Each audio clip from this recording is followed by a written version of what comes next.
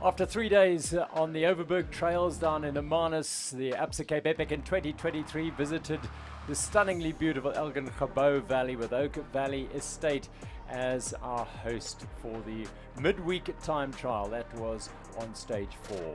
Welcome to stage 5, Oak Valley Estate to Lourensford Wine Estate. A transition day as we head over the Hottentots Holland Mountains and into the Helderberg Basin on a day that you can see looks foreboding for all riders. Today it is going to be a very, very tough day because we have heavy overnight rain has fallen in the region across the Western Cape. And the weather, well, it won't be terribly cold, but the numbers will be below 20 degrees, which combined with the rain that has fallen and is falling will make for an extraordinarily tough day today. It is the Queen stage today, so it just gets tougher and tougher, as one would expect in the Absa Cape Epic.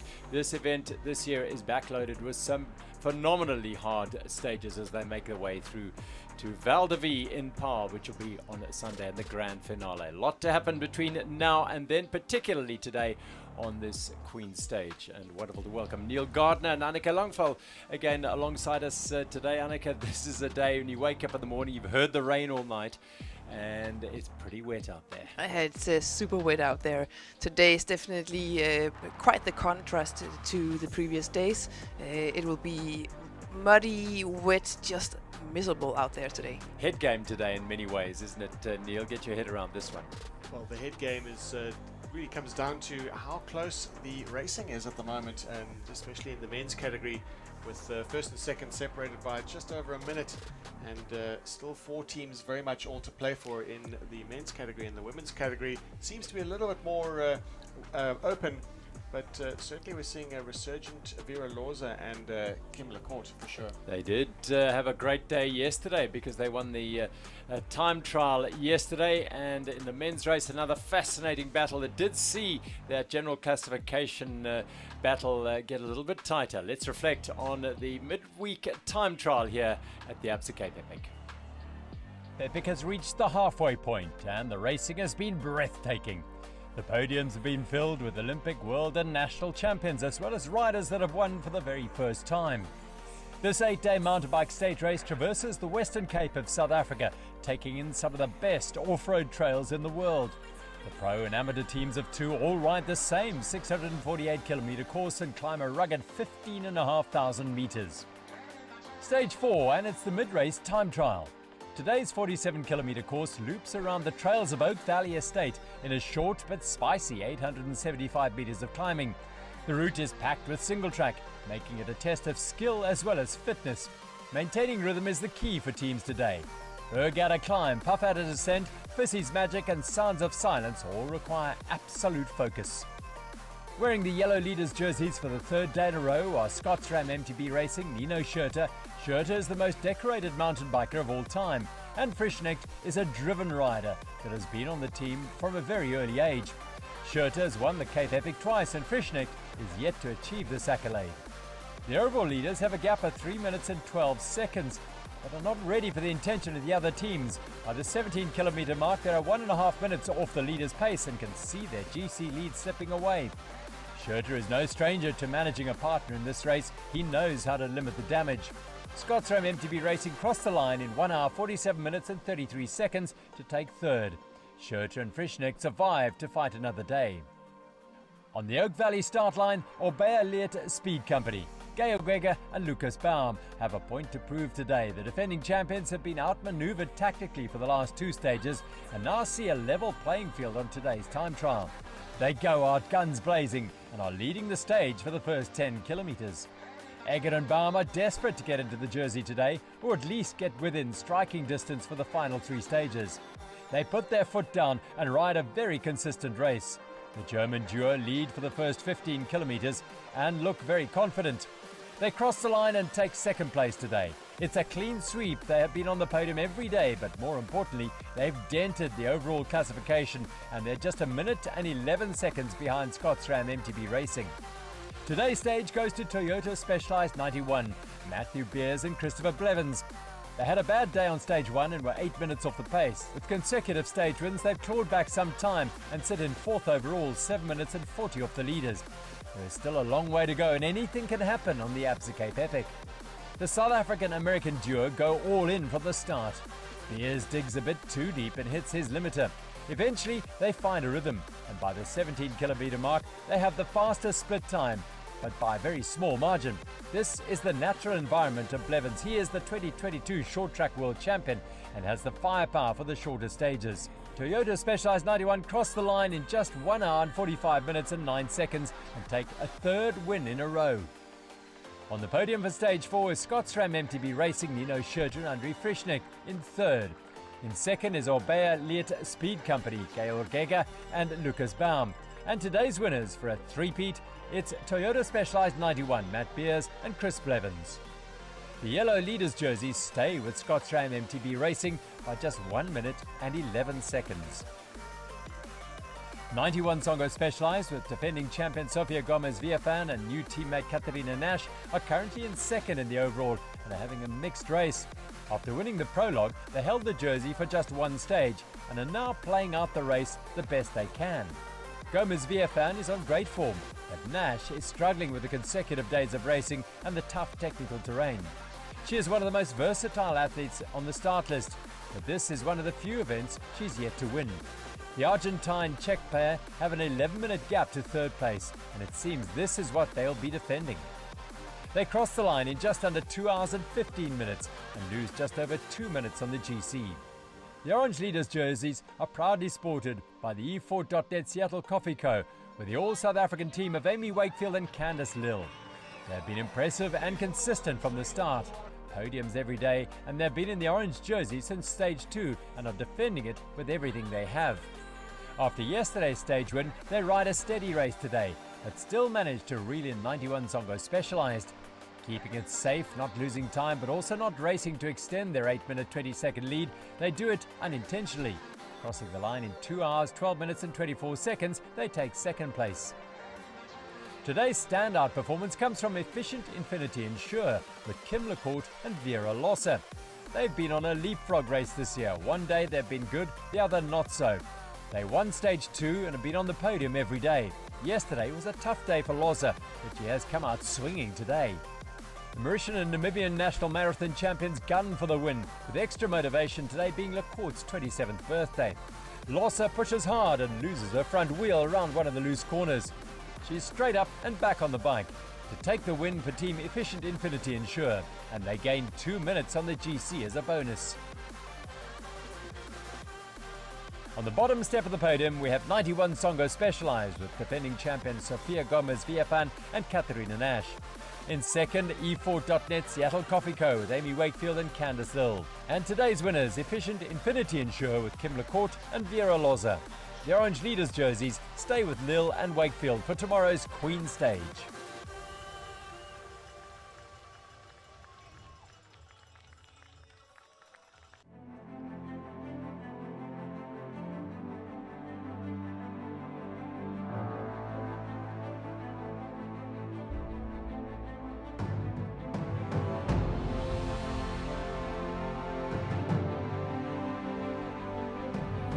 We're at the halfway point now, but I think the second half is harder than the first.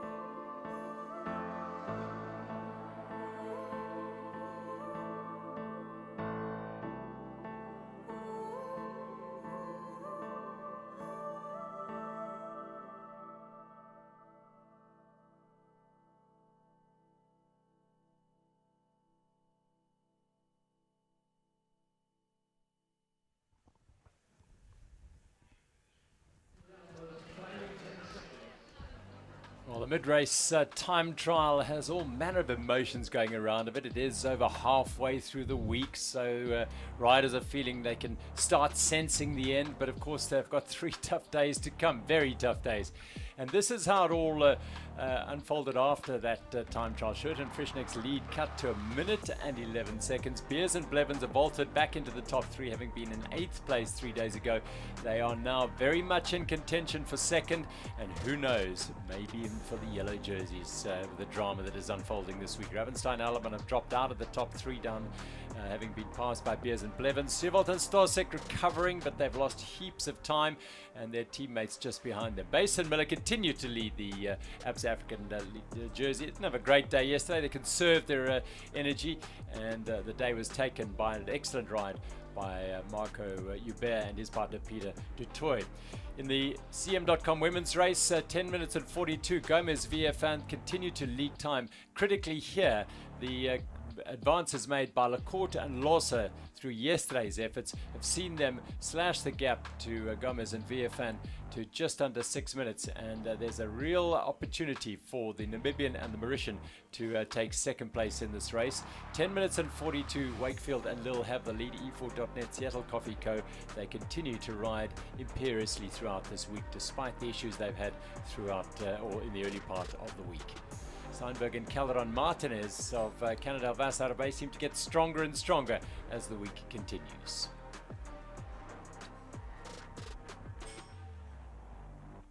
Now the other categories has been pretty competitive in all of these. In the mixed, the general classification is as close as this. Yvonne Zagasti and Alice Pirard are just 5 minutes and 44 seconds behind Weideman and Sanders of Toyota Gazoo Racing. Sam Sanders formerly racing in the women's race in the past, but now in the mixed and going very well and leading in that Chivita green mixed category jersey.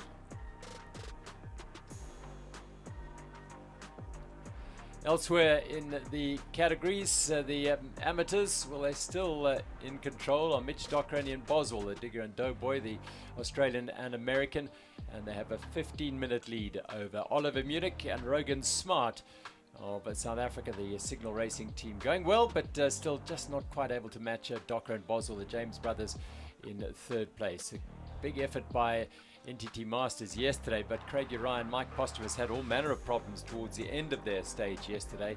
Posthumus' free up ball froze, I believe, and they really had to dig deep. Uriah pushing him to the finish, and that must have been a sight because there's a fairly big size differential between the two. Platt and Missa Velisaka are closing in 12 minutes and 59. The previous holders of the journey, Gonda and Fissner, now over an hour and 2 minutes back in the NTT Masters. Amateurs, of course, a new category here, as are the great Grandmasters. The Grandmasters, well, the ever-present Bart Brenchens. He's got 8 titles across all different categories here, and he and Abra Azevedo continue to dominate the Grandmasters. Robin Imfeld and Barty Bucher, another man with legendary status at the Absa Cape Epic, in 2nd place.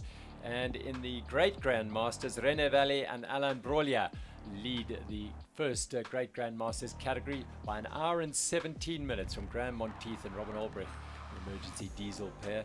The Van Splinter pair are just under 2 hours back in the Great Grandmasters. Wonderful to have the 60-plus men racing here. It's a big competitive category as ever. These are men who would have raced in the other categories through the years. Mokhorosi and Matong, Refilwe Mokhorosi and Mpili Matong, doing a fantastic job, the Exaro Academy ladies, and they lead the amateur women by an hour and 6 minutes from Ngubesi and Brookstone. And in the NTT Masters, familiar names, former winners of the overall in the women's category. Jenny Stenhach and Esther Suz lead the NTT Masters by a comfortable margin over Tessa Kiers and Nicola Walker by over 2.5 hours. Much closer for 2nd and 3rd. Moore and Hartley back very close to Kiers and Walker. Competitive racing all the way through this, the most competitive mountain bike stage race in the world across all the categories, never mind the UCI women and men. And the Absa African jersey standings, 8 minutes and 31. Hubert and Dutoy are fighting hard to defend their jersey. They won last year, Basin Miller holding on to it. Conservative day through the time trial, but we're getting onto home territory for these teams, particularly Hubert and Du Toit and Bontekoning, so they'll know these trails well. Not that Basin Miller don't. So it's going to be another hard 3 days of racing in the Absa African jersey space. Of course, a 4-time winner of that jersey.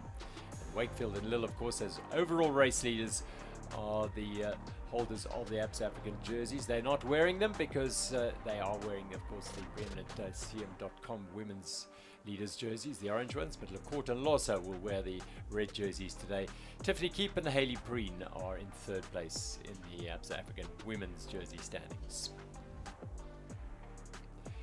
So the Xaro category is always competitive. Zola Ngakesi and Kladangwasa are going well. They lead by 1 hour and 4 minutes over the Xaro R&B team. William Majapolo and Obvious Korombi are in 2nd place. Then Gidi and Tiapa of Fairtree Imperial. We're heading to their home territory in Stellenbosch very shortly as well.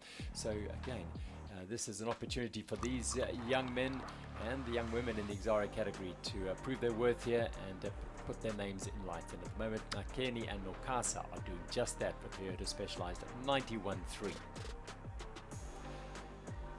So today's stage, the Queen's stage, is a really a worthy one of that moniker. 102 kilometers. They're going over the Groenlandberg mountain, back again into the Absa Cape Epic from the alternate side, if you like, Neil, this year.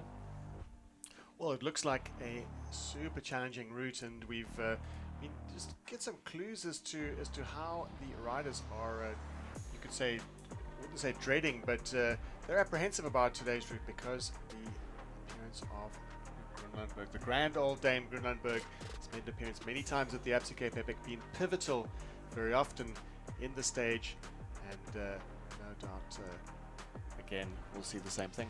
You have memories of that mountain, Annika? Indeed, I do.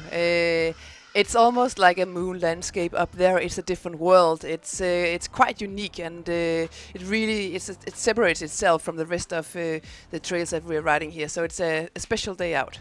Gantouw Pass is a compulsory portage. They have to go run and carry their bikes down there. No one can ride down there. It's a heritage site, the site of wagons heading over that mountain for 150 years as South Africa expanded north. So that is another tricky section. The Toyota Tough section is the Groenlandberg climb today. It really is a brutally hard stage, as one would expect from the Queen stage. Now let's hear from the riders at the start of today's stage at Oak Valley, where the rain had fallen. I don't think it was falling before the start, but we'll find out now. Alex, a couple of drops of rain overnight there. How do you prepare for the mud out there? Yeah, I think the rain will make it definitely make it interesting today. A lot of like deep tracks between the vineyards and that and middling. So I think positioning will be once again very important.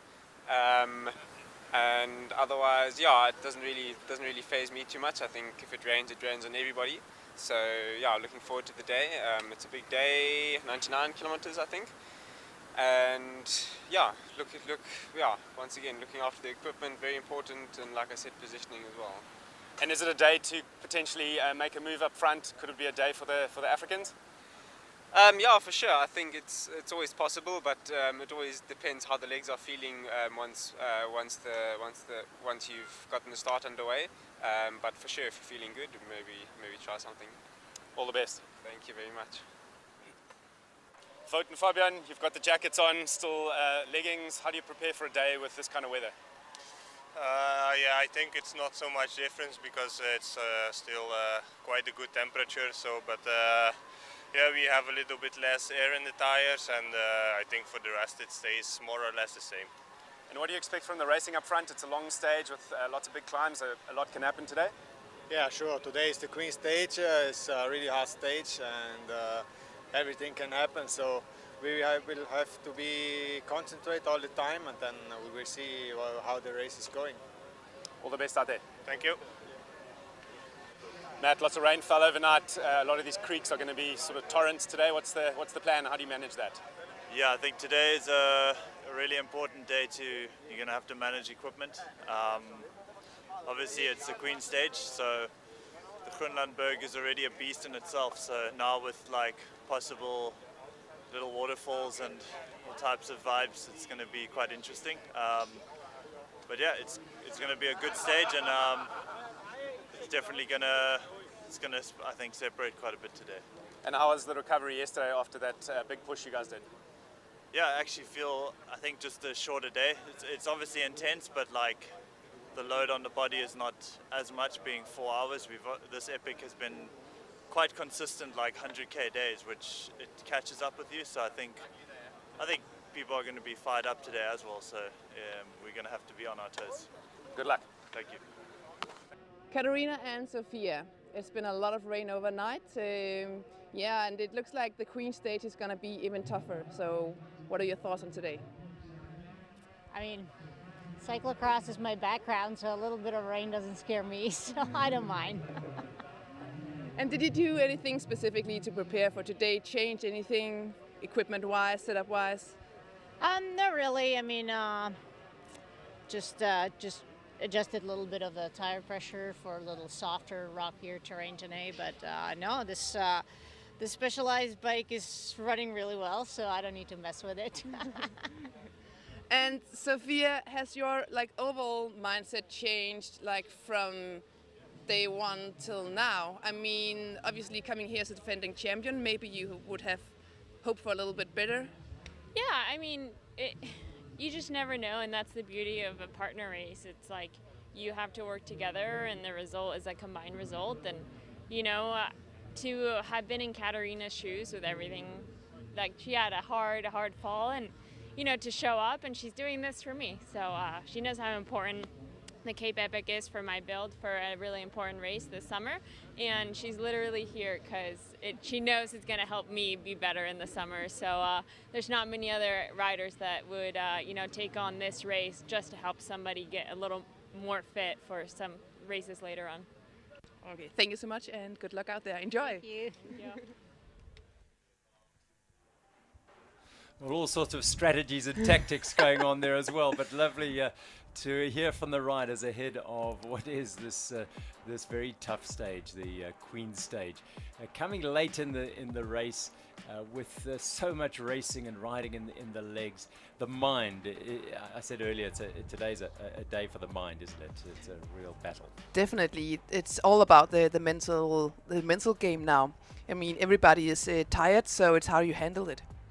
Well, this was the start here at Oak Valley, charging away from the start. This massive group of UCI elite men charging away, and that racing up there. Well, 5 minutes covering the first three teams, and the yellow jerseys of Nino Schurter and Andre Frischneck perhaps feeling less secure than they were 24 hours earlier after a brilliant time trial by Beers and Blevins, and of course by Obeer Leert Speed Company, who Eikenhof Dam just present in the front end of this race already.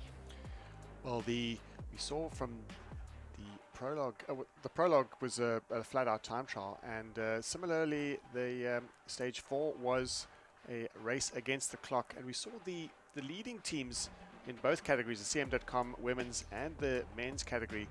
The leaders took the stage, they stayed fairly conservatively, which is interesting, and in direct contrast to the likes of the Obeer Leert Speed Company team and Toyota Specialized 91, who were super aggressive on the prologue, as were Lecourt and Lorza, with Beers, Blevins, and Lecourt and Lorza winning the time trial. So the conservative efforts of the leading teams, perhaps there was a bit of defense going on, but it leaves them with a little bit left in the tank for the last three stages. And this in particular is a particularly hard day.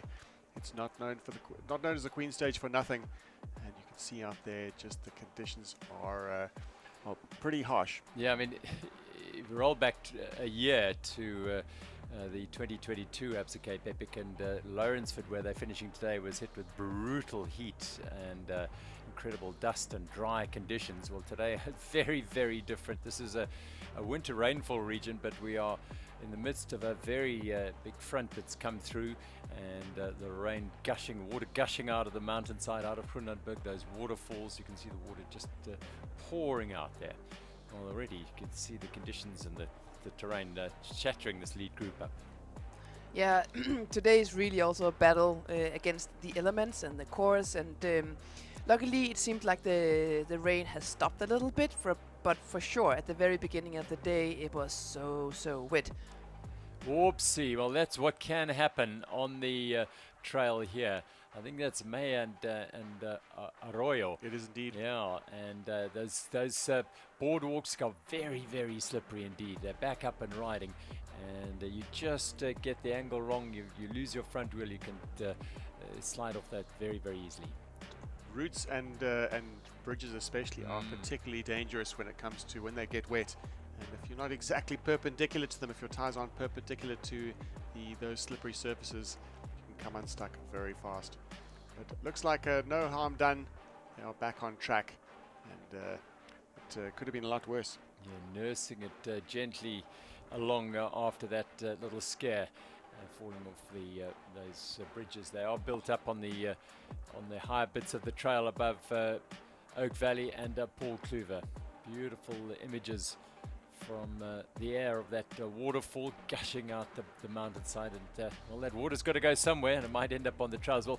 This is higher up on the trail, and seemingly, well, the highest point, the water's drained off a bit, so it's not quite sitting as heavily. This, we think, is on the top of Groenlandberg. It's so different out here. You can see from the scenery down below the conditions, and up here it is still dry.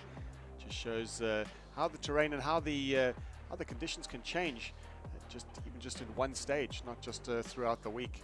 And the riders need to be prepared for all of it, and they'll be looking. We heard earlier that they're going to be, well, they would have adjusted their tire pressure, and especially paying attention to looking after their equipment with these conditions.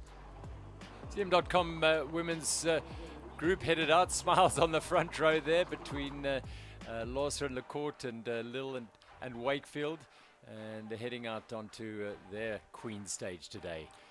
Lille and Wakefield lost almost 3 minutes to LaCourte and Lourensford yesterday, but they still seemed quite relaxed. They do have a comfortable buffer still on overall general classification, and we see LaCourte and Lourensford looking just a little bit more ambitious, heading up that leaderboard, and with their eyes definitely set on the 91 Songo Specialized team. There we go, caught a glimpse of the working class heroes, the heroines there. Nicola Freitas and Rita Mostert, two doctors who are taking on their first Absa Cape Epics together, and yeah, suffering early on, but they've thoroughly enjoyed the experience so far, and they're looking forward to another hard day. That's when you sign up and enter this event, you are signing up for 8 days of hard riding, some suffering, and that's what you get when you enter the Absa Cape Epic. So here we go. This is a full look at that lead group there. Amy Wakefield and Candice Lill. How well this pair have ridden. It doesn't look like it the way they're hurtling through that muddy section there, but they are, it's more or less quite a conservative pace, as is indicated by the fact that it is quite a large group still. We've seen in the past few days the top 3 teams emerge pretty quickly when the racing gets fierce and when the terrain and the gradient gets steeper. So we will no doubt this compact group will start to spread out when they reach the slopes of Groenlandberg.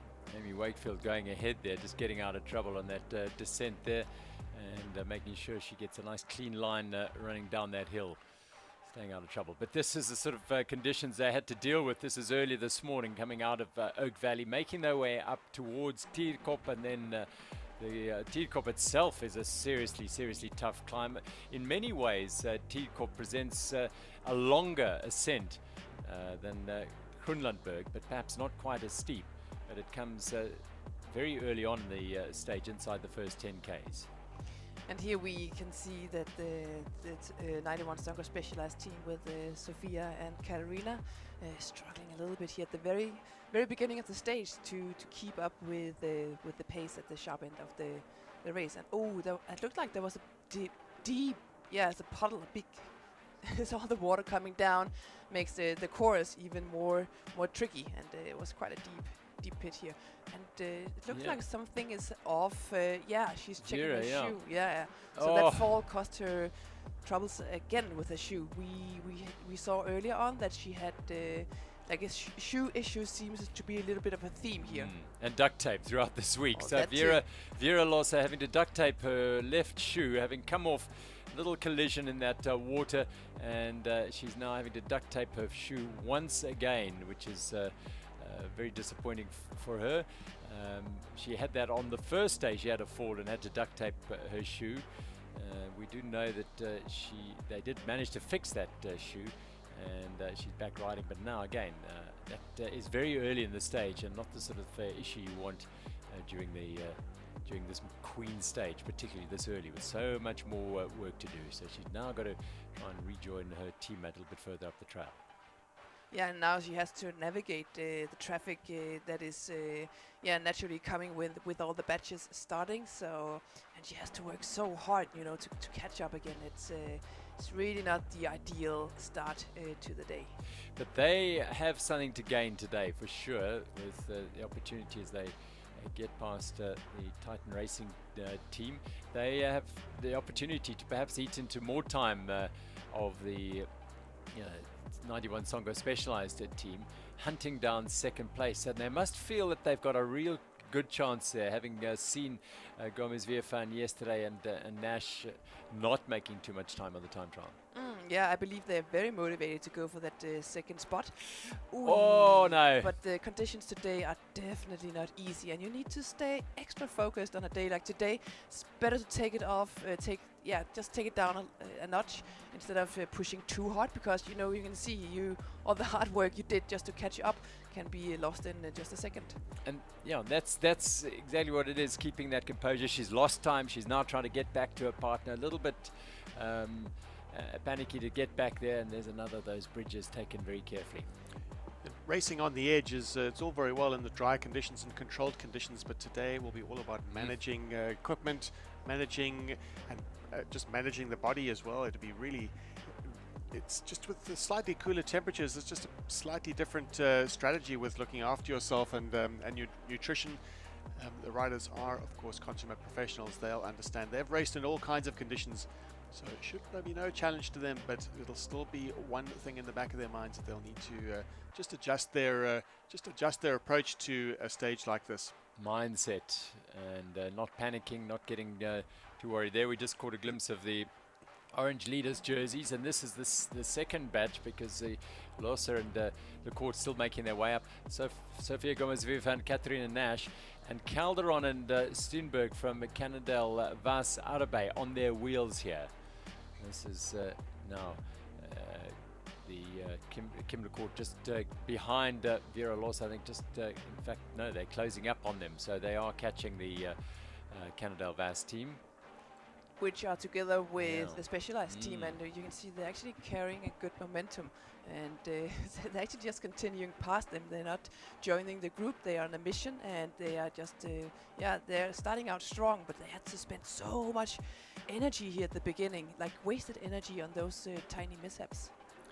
Well, Cannondale Vas have got stronger and stronger through the week. They are time-wise a long way off the top three, but they're looking for a result today, and here they go. They are surging past Gomez Viefan and Nash, and on the stage they're moving into third place very early on, but good performance so far from Steenberg and Calderon. And it's all about patience in this race. If you're not quite on the pace at the very front, it's just about playing a bit of a waiting game, and we saw the incidents that Losa had with her shoe.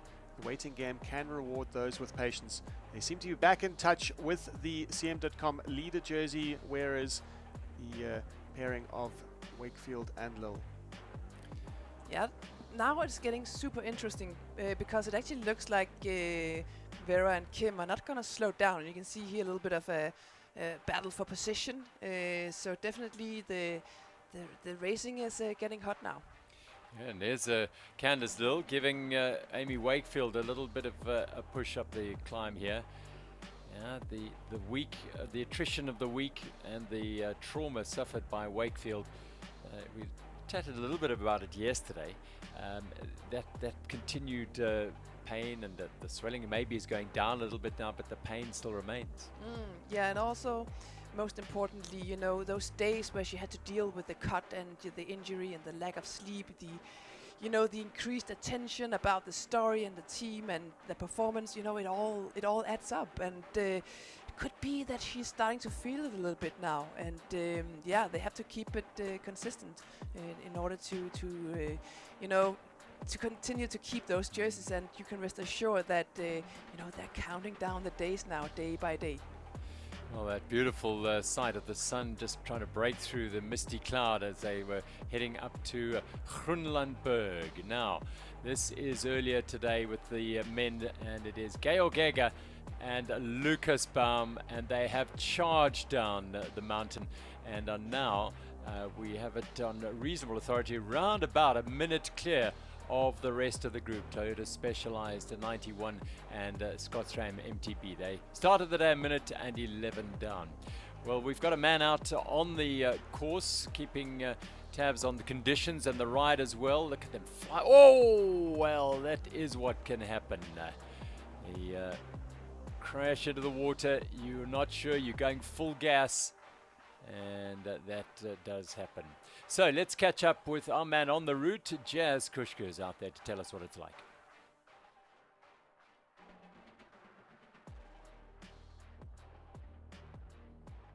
It's absolute carnage with all the overnight rain. All the what are usually little rivulets are torrents today.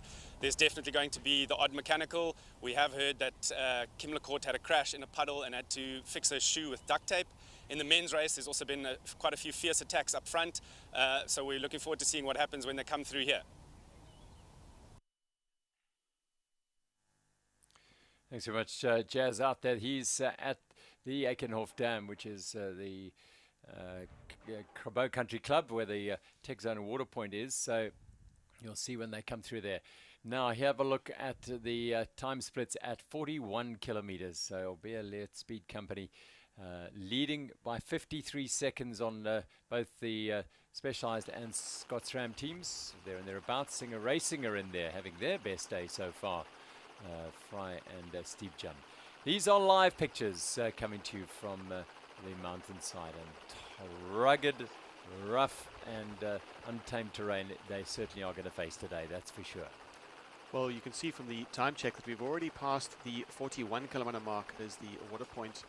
And just looking at the virtual GC leaderboard, Scotsram MTB Racing, they've only got 17 seconds on Albea Leert Speed Company. That's just the virtual leaderboard. If the race were to stop right now, of course, there's still a long way to go to the end point at 102 kilometers. But at the 41 kilometer mark, it's really swinging in the favor of Albea Leert Speed Company team as they are on the charge. They had over a minute gap at that 41 kilometer mark. But Scotsram MTB Racing are cooperating very nicely with Matt Beers and Christopher Blevins and Singer Racing, which is a surprise today, not just because of their firepower, but because they've been relatively anonymous, you could say, for the early part of the week. We haven't seen much of them at the front, but Simon Steepjohn and Martin Fry, formerly of the Bulls, now of their own, they've broken away, and they are of the Singer Racing team, and they look very motivated today. This is their terrain 100% for sure. They're experienced campaigners, not just on the world scene and in the world mountain biking, especially at the Absa Cape Epic. Steve Jun is a super experienced campaigner. He knows these trails very well. And local knowledge will certainly help a lot today when it comes to that finale leading into Lourensford. Quite interestingly, we can also see that the Willie Pirelli factory team is actually 5 minutes and 55 seconds back on Albea Leert Speed Company Racing at the 41 kilometer mark. And that means that Toyota 91 Specialized actually, you know, that third position is looking more and more solid. And the question is, will they be able to, you know, even aim for second and first place? But it looks like they are really not in any danger when it comes to securing at least the third position overall on GC. Exactly, that's podiums. But the first three spots on overall GC look more and more secure for Orbia Lead Speed Company, Toyota Specialized 91, Scotsram MTB Racing. But let's not forget, they're not racing for third spot or second spot. All those three teams are racing for first. Absolutely. Well, Singer Racing have something to prove. They had a disastrous time trial yesterday. And I think that's what's motivated them to really put their names in lights today, and they're doing that. That's Fry and Steve John in the blue there. They were 85th yesterday in the time trial. They're currently in 36th place on GC. But yeah, they wanted to try and regain some of that time, but also just show everyone that they're here to race, and they know what they're about. They've been here many, many times. So this is the Western Cape at its very best today. 4 seasons in one day. We've had torrential rain early this morning. The sun has burst out. We've had beautiful images of the clouds and the mountains. Here we are at the finish at Lourensford. It is very wet underfoot. The fields are muddy, but the skies aren't entirely clear, but it is certainly a lot better picture than we were fearing when we were making our way from Oak Valley all the way to Lourensford. So that's what awaits them. That's a long way down the trail still for these riders on the Queen stage. So let's catch up with some of the bikes. Neil's been doing some great work finding out about the bikes and what these guys are riding. Let's do a bike check with Pyga Eurosteel, Phil Bass and Alex Miller riding that wonderful Pyga Mobu. The bike industry is well and truly a global one. Bikes are made all over the world, they're designed all over the world, and we're going to see them at the trails of the Western Cape at the Absa Cape Epic. But we found a unique example. It's a bike that is made in South Africa, designed in South Africa by a South African. And we're going to go and talk to them right now.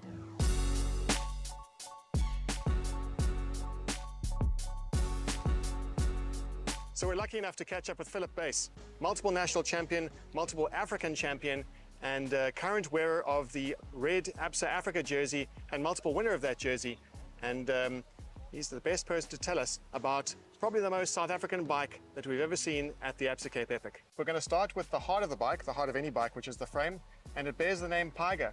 This is Patrick Morwood's brand. He founded it. He's a man from Pietermaritzburg. Tell us a little bit about this particular frame.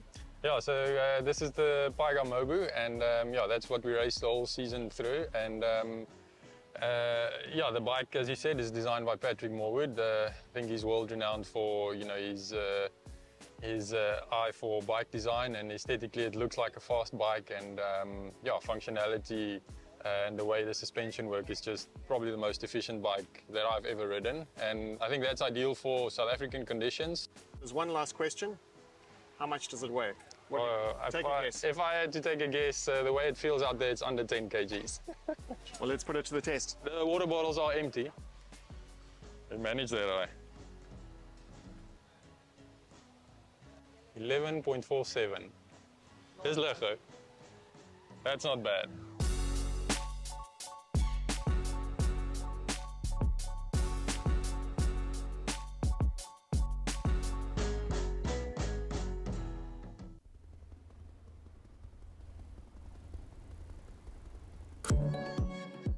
My name Vincenzo Nibali. To ride the Cape Epic is completely different to the roads because the effort is only for the legs, and for example yesterday my body is completely finished, my arm, the wrist, the hands, and the efforts different. The competitors to be strong, but with my mate have the nice pace and to survive and nothing. Push a lot. 100 kilometers.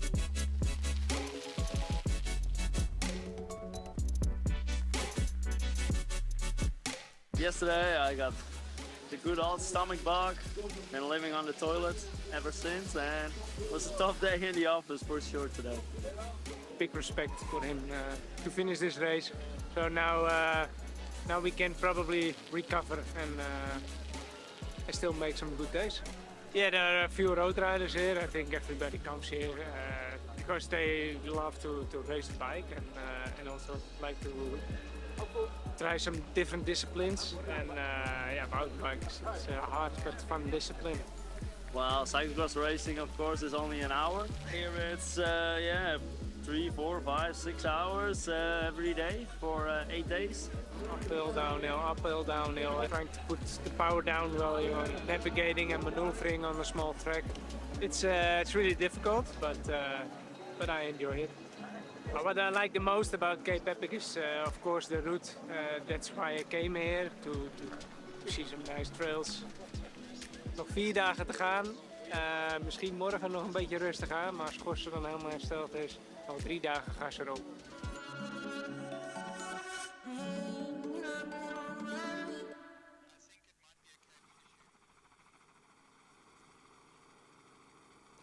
Some of the riders from the road coming to experience the Absa Cape Epic journey here. Some of the legends of the road, which is wonderful. In fact, overnight we saw a social media post on Twitter from South Africa's Daryl Impey, who's riding in Catalonia, saying it's time, he's going to ride the Absa Cape Epic next year. I think he sent that out before he saw the conditions of this morning. Yes. Yeah, today is one of the days maybe you look at and think, well, but as I said earlier, it's 4 seasons in a day today, so now you it's never perfect quite now. know what you're going to get. Couldn't be better conditions now. The soil will be a little bit firmer and a bit more grip, but they will have had to pass through some tricky sections to get to this point. And we're on familiar terrain now in the Grabo region, the Western Cape, as they head towards Lourensford. It will be a white hot pace, no doubt, set by the top riders. We've got all to play for in the men's category. Ego and Baum are the most aggressive pair we've seen at the race for a very long time, possibly ever, as they came to 2022 event as newbies.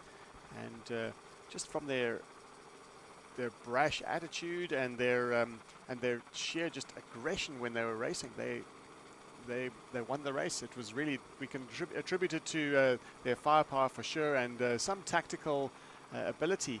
But their aggression and it was no holds barred approach to the race that garnered them the win. Yeah, and we talked a little bit about yesterday that that they were getting ever so much closer to the overall GC and to go into the yellow jerseys this year for the first time. And it would take for them, the best strategy would go on the attack early on, simply to be out of sight, which would make it a little bit more.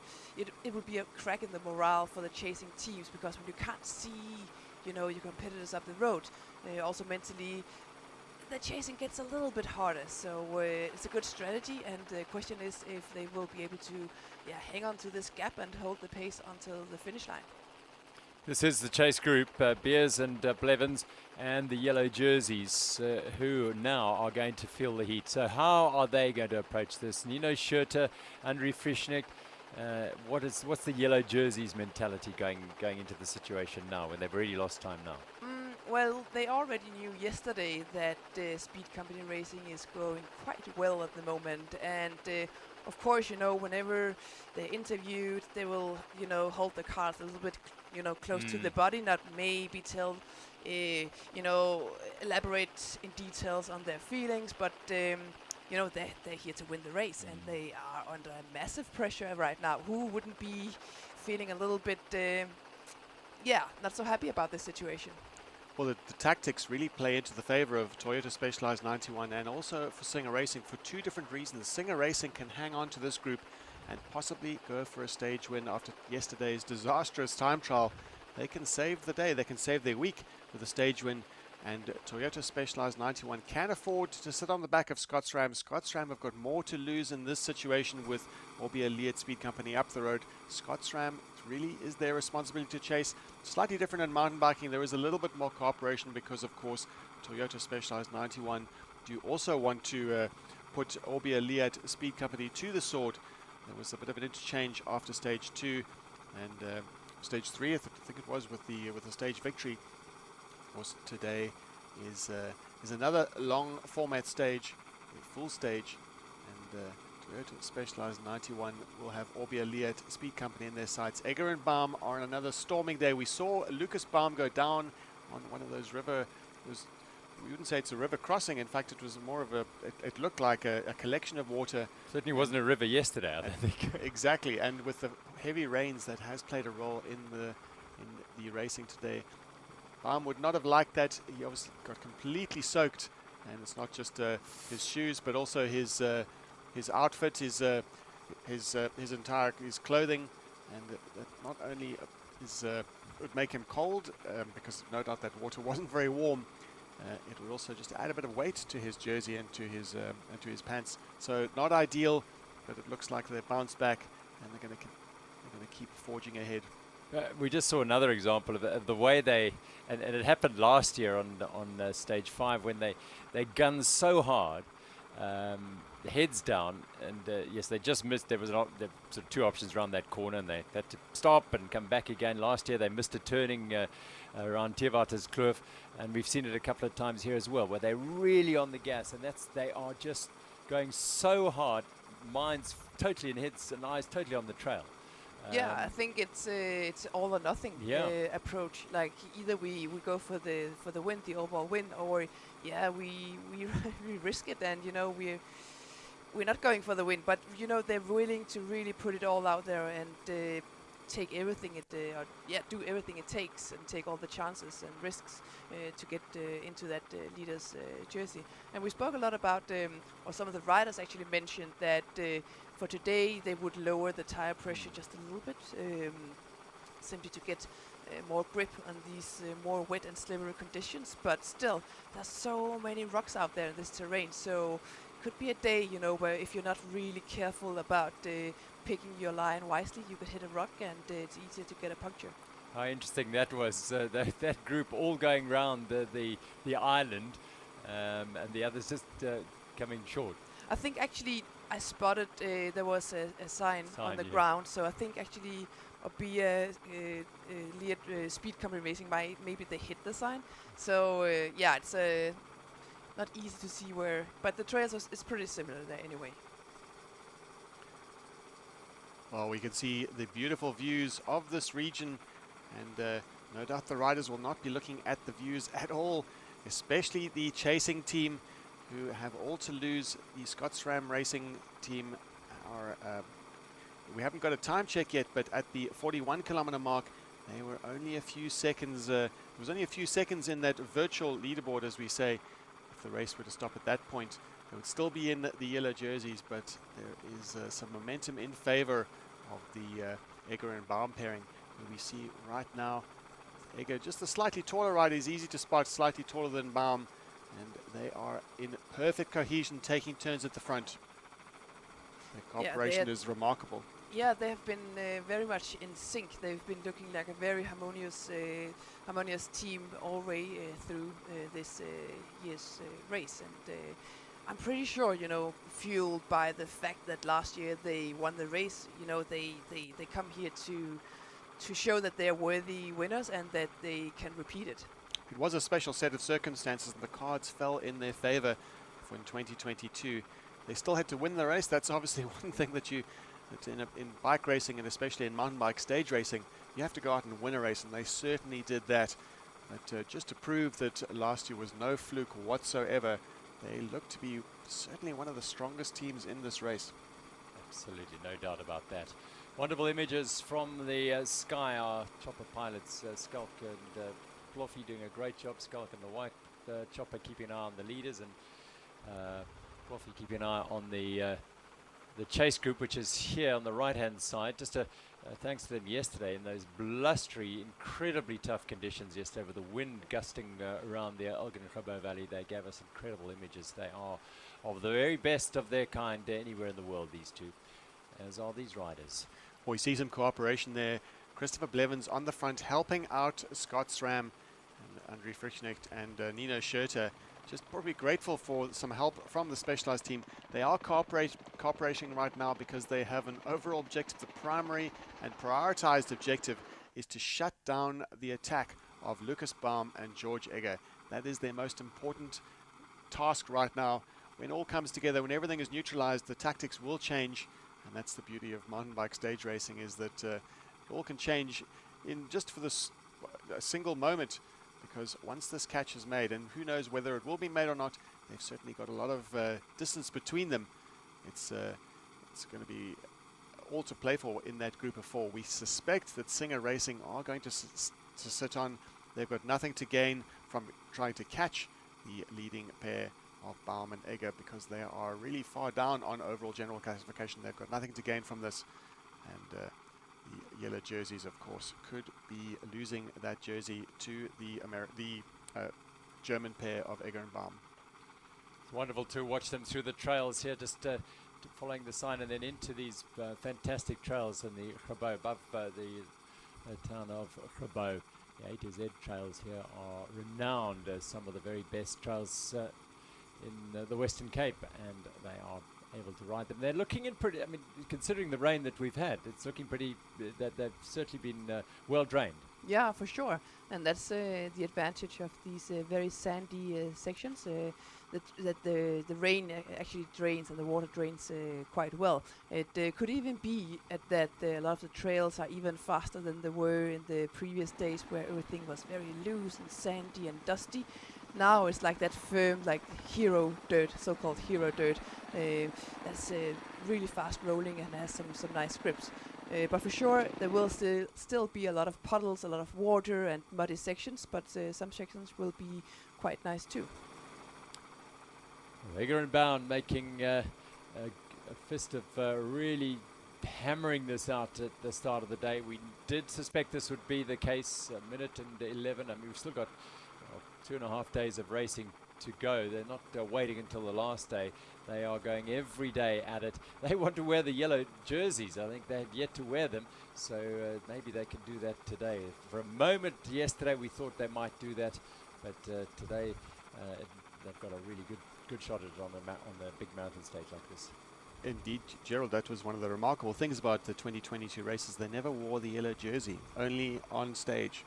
So this year they will be very keen. They started the stage. They started stage 5 after the time trial, the midweek time trial. 1 minute and 11 seconds down on Scott SRAM, and Toyota Specialized 91 moving ominously closer, ominously quicker up that leaderboard.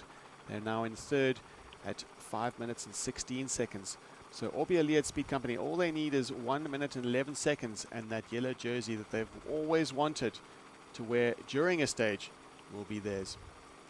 Well, there is their desire, the yellow jerseys being worn by Scott SRAM, MTB, Chris Blevins and Matt Beers. Well, they had a storming day. They've had the last 3 days, but Blevins said particularly yesterday he just felt absolutely super yesterday. And you could see it. Beers went out initially and perhaps went a little too hard by his own reckoning, and then Blevins just took over and was a superpower yesterday. Yeah, and that's the interesting thing about stage racing. You can have the worst day ever, and then the next day you're fine again.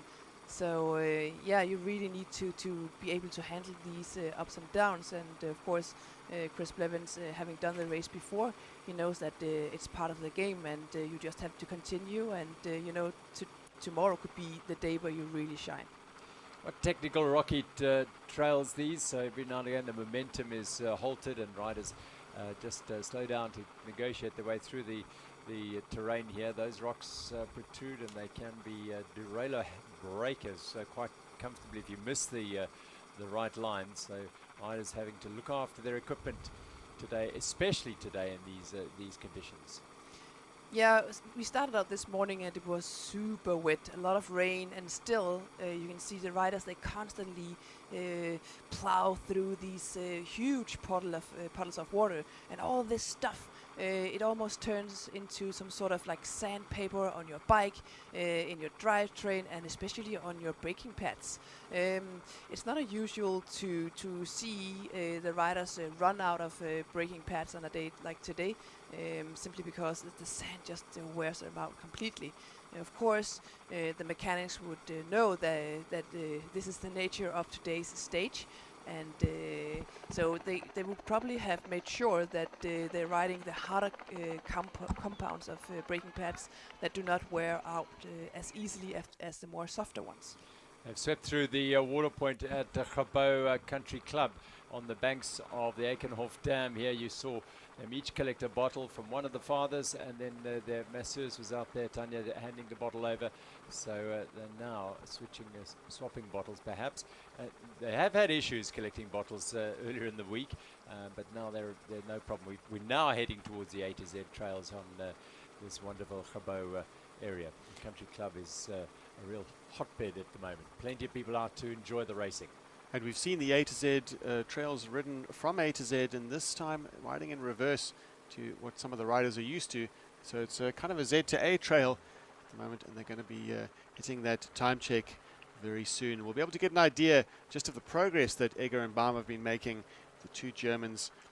And well, this is the chase group closing in on that water point and getting their ducks in a row to pick up their nutrition timelessly and cleanly. Nino Schurter just taking the right hand line around the puddle. Clever man, just avoiding any potential of another rider getting into trouble on the left-hand side. They swing in now, and it's always a bit of a flurry. We saw Schurter getting into trouble yesterday, but this won't be a problem, I don't think, for them. So JB hands over the bottle to Chris Blevins. Away they go. Feeding, drinking, eating. Critical today on the Queen stage. And really wonderful that Justin and Alfred have allowed the water point to come through here. The ride to come through the country club. It'll be busy all the way through the day today with the amateurs heading off from Oak Valley at 10-minute intervals in their batches. So the riders streaming through here. Those remaining in this Absa Cape Epic. It is a really, really incredibly tough journey, and some riders, I'm afraid, have had to withdraw for various reasons, and that's just the nature of this event. When you push into and decide to ride it, it comes with the potential that you might not get to the end, and that's what makes getting to the end and receiving that medal such a prestigious achievement. So the chase group, we will try and bring you a time split as Egger and Baum head up the Z to A trails as hard as they possibly can. Unfortunately, we are not able to bring you that time split. The weather and the conditions out there playing havoc with a lot of things. What they aren't doing is we can see beautiful images from above here, courtesy of our cameraman Mark Leroux and in the other chopper Barrett de Kock, and they're bringing you these fantastic images. And we also see two riders here, Georg and Lucas, just really on a mission. You can see they're just looking to the body language of these two riders. They're so in sync, and you can see they are clearly on a mission today. I'm sure that they have their eyes set on hopefully going into yellow today, so they actually can wear those jerseys throughout the race, because last year they won the race, they got to wear the yellow jerseys, but only on stage after the race had happened. So this year they are even more ambitious. They want to wear the jerseys throughout the stages. And this is the golden opportunity, you feel, for them. We have heard from our man down on the field, Jazz Kutcher, who has informed us this is very much an informal time check, but he's estimating the time gap between the pairing of Lucas Baum and George Egger back to that chasing group at around about 1 minute and 10 seconds. So just looking at that overall GC, just to recap on that, Scott SRAM, MTB Racing, Showdown, Frischnecht have a 1 minute and 11 advantage on overall general classification, but we are going to be receiving some official time checks in just a few moments, and we'll be able to see just how well Toyota Specialized 91 are doing, and of course collaborating in that group with Scott SRAM and Singer Racing hanging on the back, and looks like just our estimations are almost correct. 1 minute and 30 seconds. So virtual leaders of the day on general classification are George Egger and Lucas Baum. An exciting day. They have been extending that gap, not by much though. There is still a long way to go. Also, they have to cover still the Gantouw Pass section. They have to go through Idiom and the trails of Vergeleken. So a long way to go to the 102 kilometer mark where they will cross the line in Lourensford. The two big climbs done, Tierkop and Groenlandberg, came inside the first 35 Ks. Once they've gone down Gantouw Pass, it's not terribly demanding in terms of the climbs. So that's the virtual leaderboard, 20 seconds. Sauerbeerleert Speed Company. Stop the race now, they'll wear the yellow jerseys, as they know, and we all know it's not going to stop now. So they've got to keep this going. Have they got it in them to keep it going? We've seen them have a little bit of a fall earlier in the big puddles. That's perhaps as a result of their just unrelenting passion to drive that incredibly hard pace. But they are still making ground on that yellow jersey. And this is reminiscent of their attack that they made on the final stage in the grand finale into Val de Vie. Just charged ahead, and even though there was teams behind collaborating, trying desperately to get it back on terms with them, they were just losing time. And it's just once the pairing of Egger and Baum seemed to pin their ears back, there's just no stopping these guys. Phenomenal, yeah. The first prologue was run by Beers and Blevins, of course, and then Alleman and Rabenstein won stage one, that loop around the Himmeln Ader Valley. And then it's been the Toyota Specialized 91 show in terms of the stage wins, because on that day they lost 8 minutes, and since then Beers and Blevins have won 3 stages in a row and have been absolutely dominant. It's been fantastic to see, and what would have happened if they had not had that issue, who knows, but that's the nature of this race. You have to deal with what it presents there, and they've certainly capitalized after Blevins recovered. Yeah, and that is really the nature of this race. You can be sure that something unexpected will happen, either to you or your competitors, and it's all about how you handle it. These trails, this A to Z uphill single track section is now, as we said, in Z to A. It's in reverse, 11 kilometers long roundabout, and the surface, as you can probably see from the air, it's not that clear, but the natural barren single track is the description. And it's established, the well-established trails, yet there will be some sandy corners, perhaps less sandy now with the just a little bit of dampness after the falling rains. It's no real sign of torrential rains we've seen earlier in the stage, and more or less an average 4% gradient, and not too technical. But of course, if you're racing at full gas and you're maybe a little bit fatigued after a long week, it can get tricky. It's a long section of single track, and that's demands big focus, and you've got to be really on your game, and you're close to the riders ahead of you. You've got to keep hydrating, so it does take it out of you on these trails. Definitely, it's always better to be positioned closer to the front than at the very back, because if riders in front of you make mistakes, well, yeah, it can force you to come to a standstill. But just from what we can see here and kind of pick up here, after the rain, I really do think that these trails are even faster than what they have been in the whole week, because they've been loose and dusty and sandy, and today actually it looks like it's a nice firm and really fast surface, and not too many rocks at this very point, so it's fast going, relatively fast going. Yeah, of course the race in March, we're in March right now, and it falls after a long summer in the Western Cape, so yes, those dusty trails get even dustier. It was a bit of rain, very welcomed by the riders. Just with they call it when the rain falls and the soil is a bit firmer, they call it hero soil. Just gives you a bit more grip, and tacky, yeah. Makes you, when you're riding your bike, just gets that satisfying feeling when you can just rail a corner, and especially at speed. Not too many. They're going up this trail, as Neil was saying, the A to Z trail. Those people who've ridden the Wines to Wales in the past will know, coming from Lourensford down to the Eikenhof Dam, it's just an absolute thrill on these trails. But you go the other way, it's not quite as thrilling. You've got a bit of work to do. The climbing, it's not particularly steep climbing, but it's just a gentle average gradient heading uphill.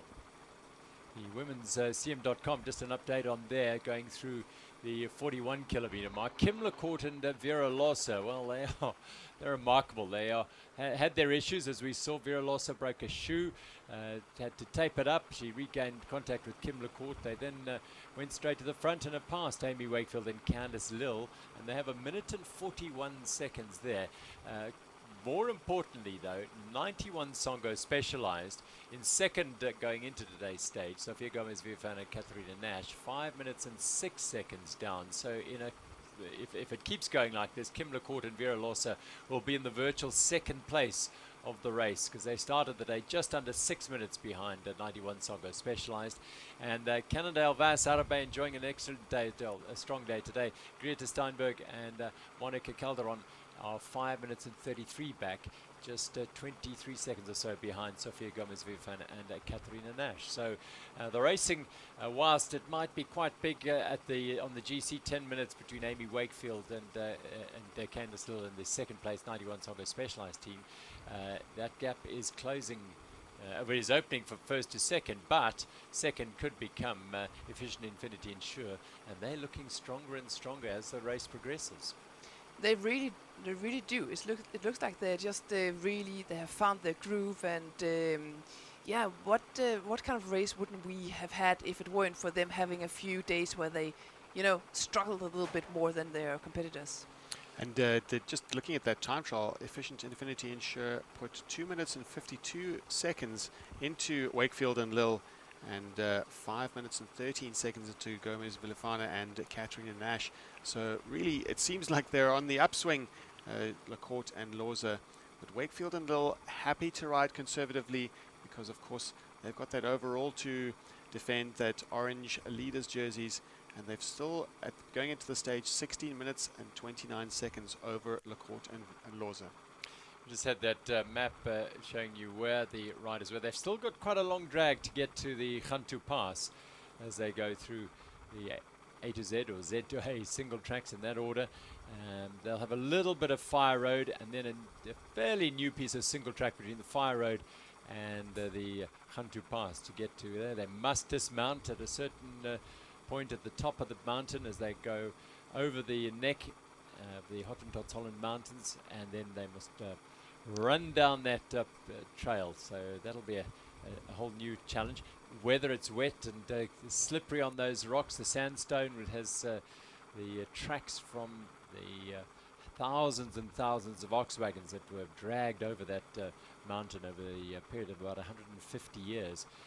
They are embedded into the sandstone rocks there. But I suggest it will be fairly dry. Looking at the weather now, it's looking excellent.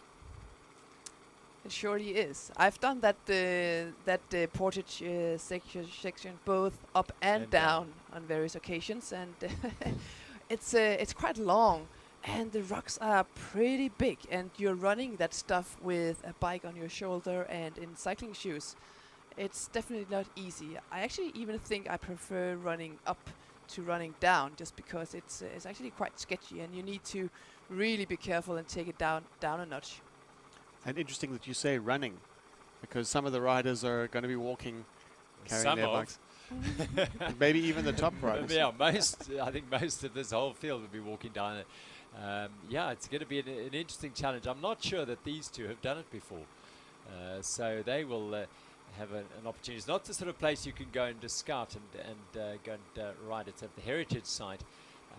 Special permission granted for the race to go through it. So yeah, it's one of those challenges that they face for the first time.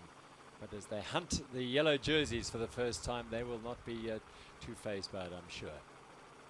Goal is what they want, and that goal is the yellow jerseys here on the shoulders of Schurter and Frischnecht at the moment. On the front, Blevins is the man doing the work for 91 for Toyota Specialized 91, just for a moment, because Matt Beers now goes to the front. And the Singer Racing pair just sitting quietly at the back of that group, biding their time. Well, you could say that they tactically they're entitled to do that. They can do whatever they want. It's not outside of the rules at all. Maybe they might get a bit of a sideways glance from the other teams to come on, to contribute, help us a little bit with this, because it helps you, help us help you.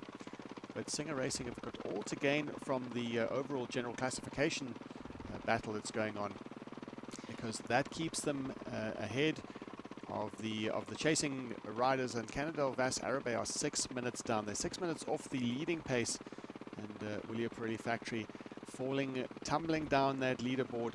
We saw them move from 3rd to 4th place yesterday after yesterday's stage. Ravenstein and Alleman almost 9 minutes back on the stage today. EF Easy Post, SCB SRAM, Keegan Swenson, Lachlan Morton on a very good day out. They hit that time check at 7th spot, just 11.5 minutes down. And Scott Calabandina, we expected to see Scott Calabandina in the latter half of the race. They're also in the mix, 13 minutes down. And Pago Eurosteel, the all-African pair of Bass and Miller, 14 minutes and 13 seconds off the pace set by Orbia Liet Speed Company. We just saw Georg Egger and Lucas Baum here having a glance over their shoulders. In terrain like this, with a lot of trees, it's super difficult to see your competitors and how big the gap actually is.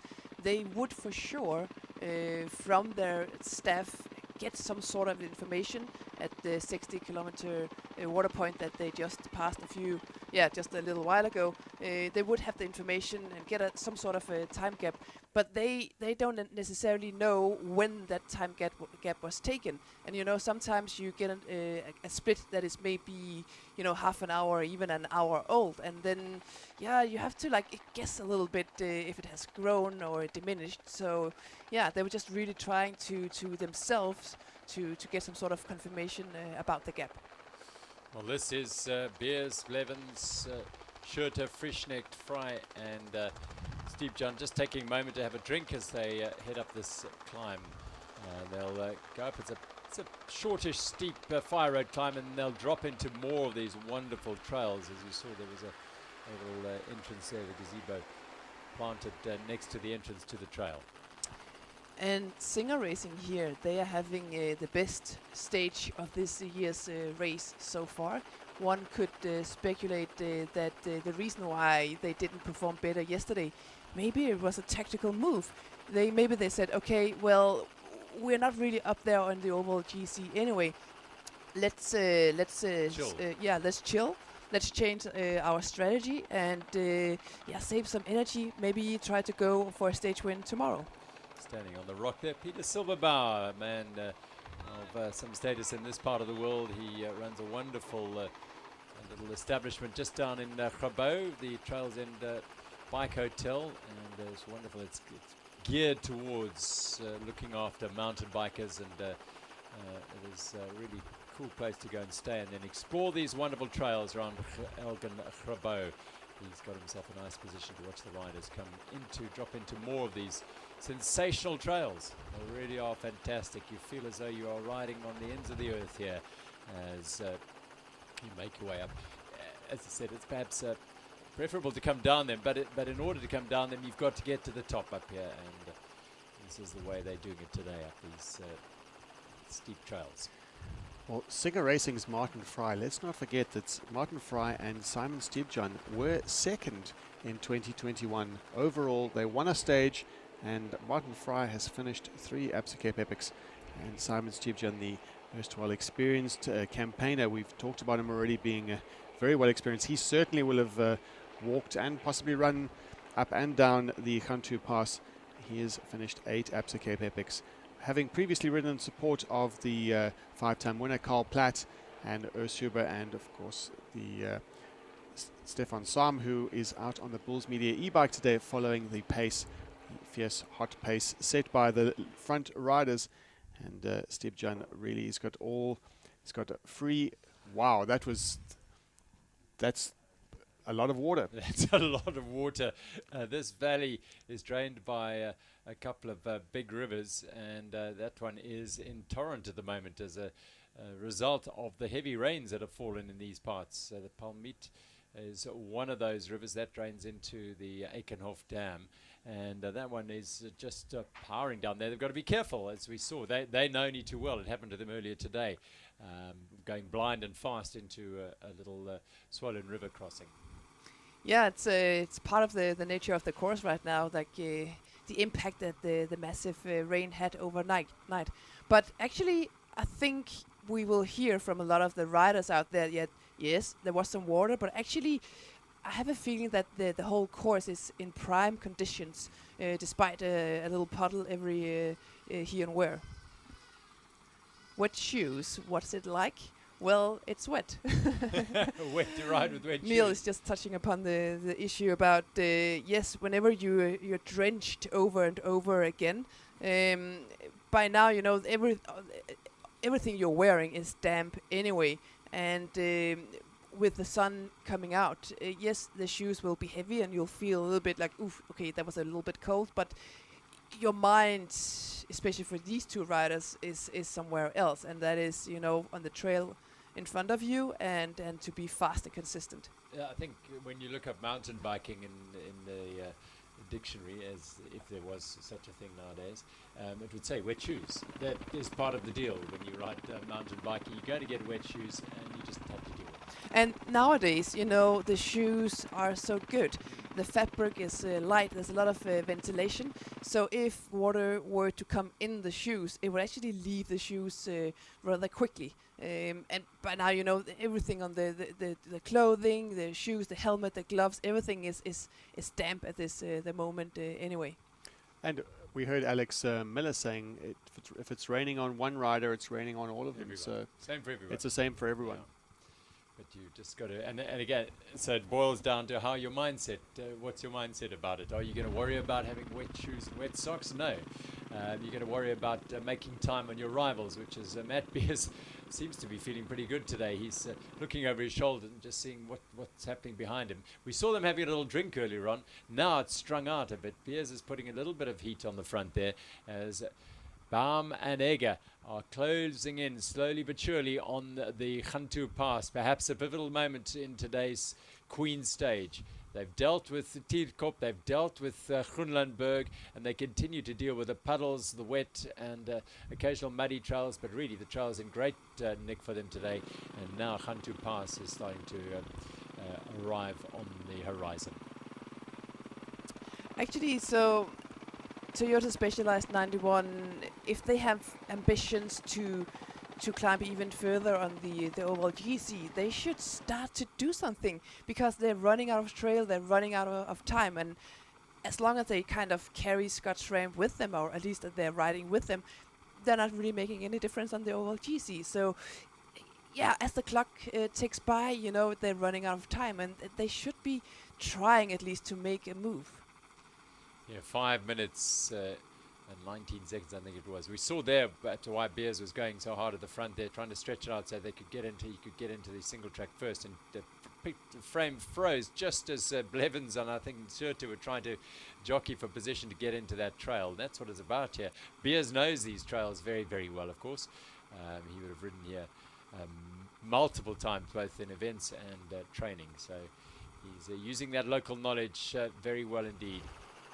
Here's Matt Beers, a former winner of the Absa Cape Epic, of course, having won it with Jordan Saru in the October Epic, end of winter. Different terrain and different type of event, but still just as challenging. And then last year, he and Blevins didn't go quite according to plan for them. He was the one who had a really rough day last year, early in the week, and then they were fighting back from then on. Yeah, if it just were just that one day, I'm sure every moment of this stage race in 2023, they're ruining that, because they look to be pretty dominant, certainly with the firepower they have. But taking nothing away for Egger and Baum. They are taking the race to everyone, to all of the teams here at the Absa Cape Epic. And with the overall GC all to play for, just in this small select group, Martin Fry and Simon Stjepjan have all to gain, because their goal here is clearly a stage win. Martin Fry, winner of the Four Islands MTB Croatia, also a winner of the Andorra MTB Classic, now known as the Andorra Epic. And Simon Stjepjan, also a winner of the Four Islands MTB Croatia. So well-known campaigners together. They've been riding together for years. They know each other very well. And when it does come down to a sprint finish, even if it is for second or third, There are 4 riders in contention at the moment at the front, 3 spots on the podium. They won't be happy with a podium spot. They'll be looking for the win. But if it does come down to a sprint between those 3 teams, they'll know exactly what to do. And we did talk about the fact that Toyota Specialized 91 and Scott Schramm would be or feel a little bit annoyed with them being there and not really contributing to the work at the front of the chase group. But I'm not actually sure about that, because they have this battle going on the overall GC, and that's especially at this point of the week, that is really their main goal and the main focus. And single racing is not really a threat on the overall, so they're not going to be too worried or feel too annoyed with having them on their wheels throughout today. Well, at this point in the race, there is one priority and one priority only, and that's the general classification. So I'd agree with you. Yeah, and especially because Toyota Specialized 91 and Scott Schramm MTB Racing, they know that this is kind of the dynamic of the race, and especially at this point in the week. They know that as soon as the overall GC is really starting to shape up, well, that will, give opportunities for other teams to try and go for stage wins. So it is part of the racing, and it's part of the game, the part of the nature of especially this race, and they all know that this is what teams, the lower place teams, are aiming for at this point. So they're back onto more of these trails. They're probably getting up to EDCBNA very soon, as they head up the Z to A trails. These trails, of course, accessible to riders, mountain bike riders here in the Western Cape. And visitors, oops, a little bit of a log jam there as Blevins just lost his momentum briefly, but no problem at all. But they can all come and ride here. The Winelands Trail Pass, in fact, is a new initiative that you can buy a regional pass that gives you access to these trails around Grabo, the Paarl trails, the Banhoek Conservancy, which is around the Boschendal area, Wellington, Franschhoek, as well as Botdore Hills, and MTO and Stellenbosch trails all the way out to Wellington. So one pass would gain you access to all of them, which is a really cool initiative that so many riders are taking advantage of. Brief glimpse there of Egger and Baum charging as ever as hard. Beers doing the work on the front here, and Blevins just managing it behind him. They are, when last, well, we checked, it was a long time ago at that water point, 1 minute and 31 seconds was the gap. We will only be able to bring you another time check probably, well, maybe at the top of the Gantouw Pass. That timing map will be there. The difficulty is we missed one earlier on because the access to these areas in these sort of conditions, getting vehicles up there with mud and flooded rivers is quite tricky. But I think we should have one up there. Well, we'll certainly be getting a time check at the 76 kilometer mark, and all eyes on that time check. That is at the Idiom Wines water stop, and Idiom Wines, family-owned winery. Bodegas will no doubt be watching the race go by. Popping out again of another of these wonderful single tracks, and you can just get a glimpse of it. Quite a rocky trail, but a lot of the trail has been cleared and making a fairly good line for the riders. The Cape Trails team doing a great job in ensuring these trails are in this pristine condition, and the rain and that has certainly helped to make them even more enjoyable today. Splash through the puddle as they exit that trail. Gantouw Pass will be looming on the right-hand side. And the heat goes out of the ride just as they come out of the trail onto the dirt road. Just an opportunity to eat and drink, because there's not much opportunity. We've had a lot of single tracks since that last water point. That's true, yeah. And it seems like every time the trail narrows down and they go from these wider gravel roads into the single track, that's where the battle for position is really on. And by this time of the race, the riders are really starting to feel it. So if you can sit up just for a little bit and relax a little bit on the wide open roads, yeah, sometimes you just gotta grab that opportunity. Splashing through more of the water that's come tumbling down the mountainside after the heavy overnight rains. We talked about nutrition management, and also important to the progress of any team throughout this race is partner management. And we've seen some excellent cohesion on the front. Egger and Baum just seem really in sync. They are great friends. They've raced successfully together. They've got a great bond. And Blevins and Beers also seem to have some good cohesion.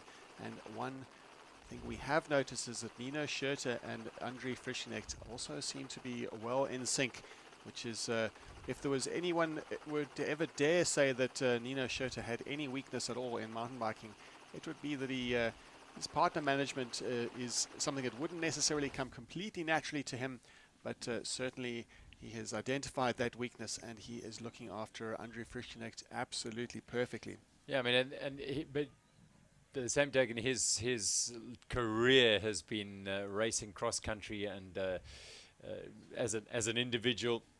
So that's essentially, yeah, you look after yourself and you try and win and beat all your teammates even there. But mountain bike stage racing is a very different discipline in terms of that aspect of it, the team element of it. He's part of a team, a factory team, Scott Stram factory team, but when they go to all the World Cups, it's each for their own to a large degree when they're out on the trails. So this does test that part of a person's personality and the relationship they have built with their partners. Lovely sight here at Lourensford, sun shining and looks in pristine condition here. Yeah, occasionally we do lose connectivity. They are on the far side of the Hottentots Holland Mountains as they make their way towards the Gantouw Pass and the compulsory portage at the Absa Cape Epic. Everyone will have to pick up their bikes and run or walk them down that trail. And this is likely to be the first team to get there. Georg Egger and Lucas Baum of Aubert Liet Speed Company Racing.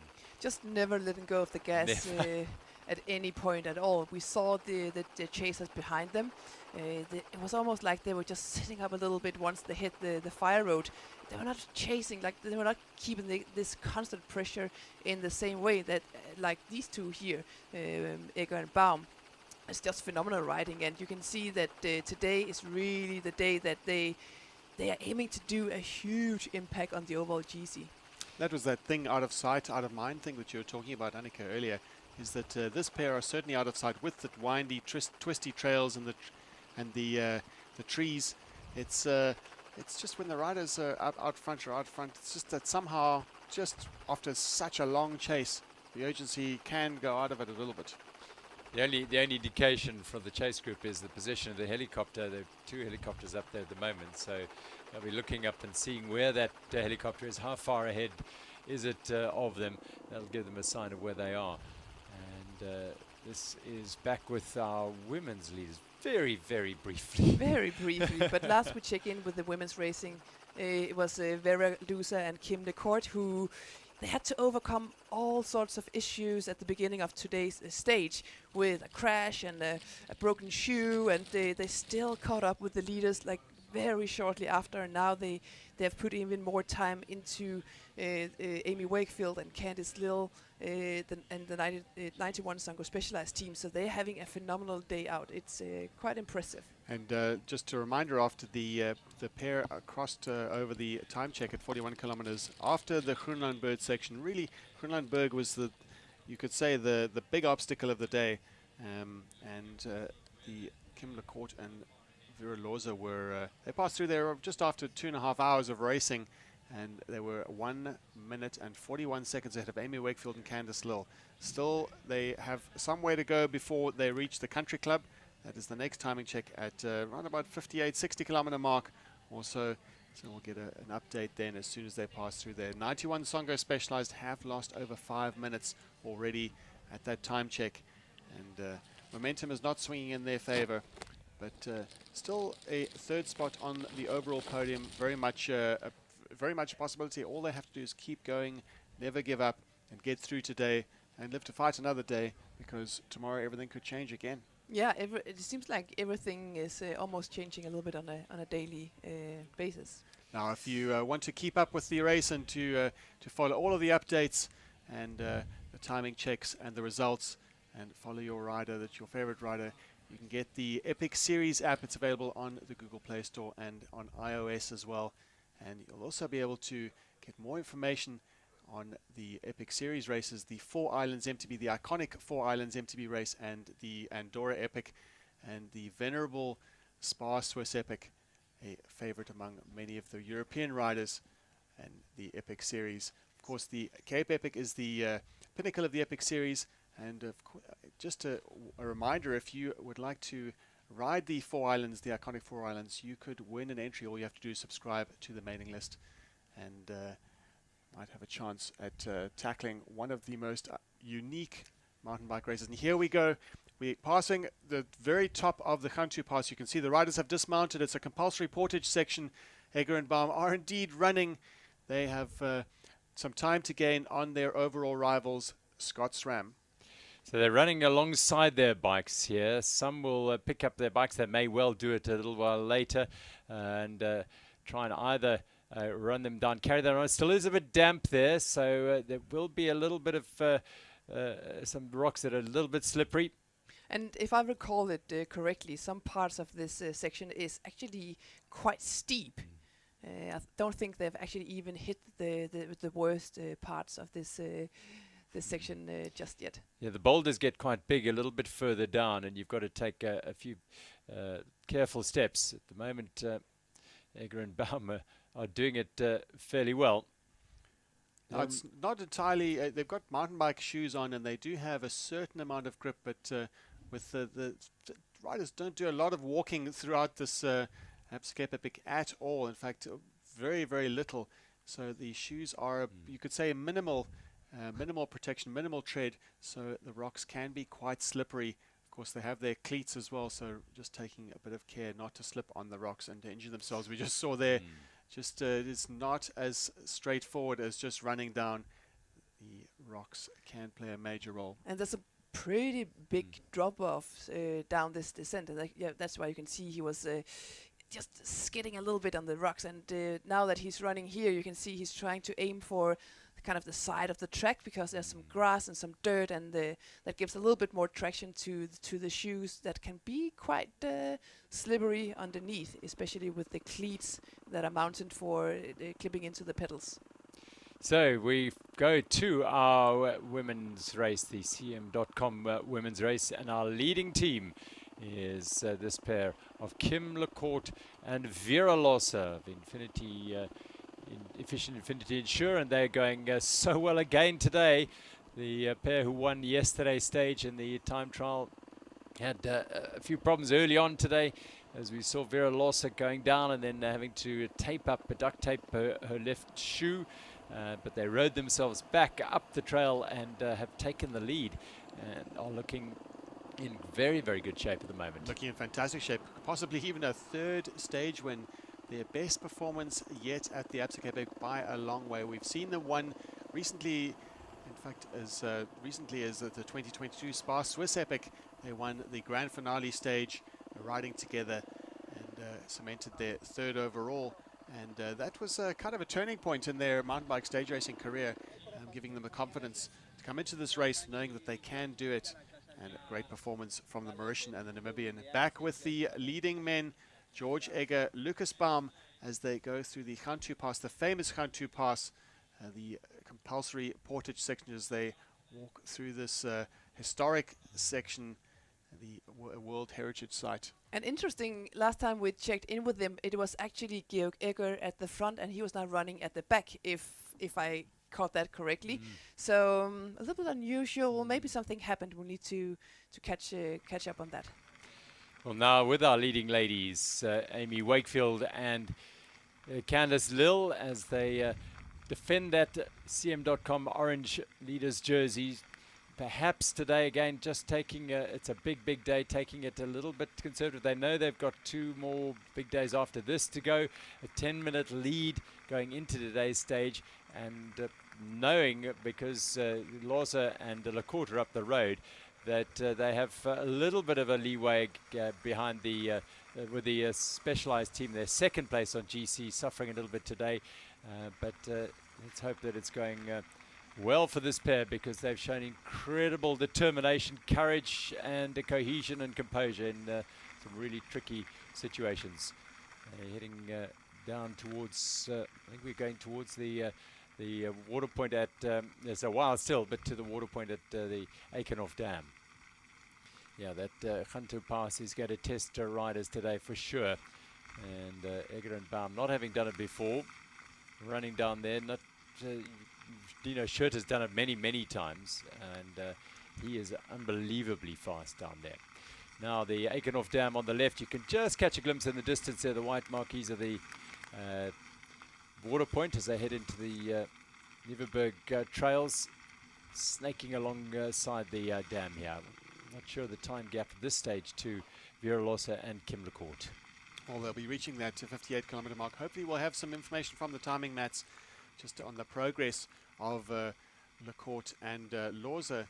And just spare a thought for Amy Wakefield here. She is, they were, you could say, the dominant team on stage 1, stage 2, but with the mishaps they've had and having to go through the trauma of some surgery on the arm, it's still some question marks as to whether she's really recovered from that completely and whether or not it's affecting her arm. This is a technical section. Yesterday was a technical day and today too. And Gantouw Pass is perhaps going to be a challenge for her. It's a slightly different position. She's going to have to hold the bike. That'll be a test. But look, Amy Wakefield has shown us to be a woman of incredible courage and determination and focus on what she's got to do here, and so there's very, very little that's going to stop this pair if everything goes according to plan from fighting for as long as they possibly can to hold that orange leader's jersey. Yeah, and Sunday is coming closer and closer, stage by stage, and if they can get through today and kind of managing, keeping the overall somewhat secure, it's looking even better and better. And when you're wearing this jersey, you have this extra level of motivation, and it can make you fly. So they have everything in control, and they're really good at calculating risk and strategy to perfection. Relating to what cards they have at hand, like the strength and the weaknesses, and they're doing a phenomenal job.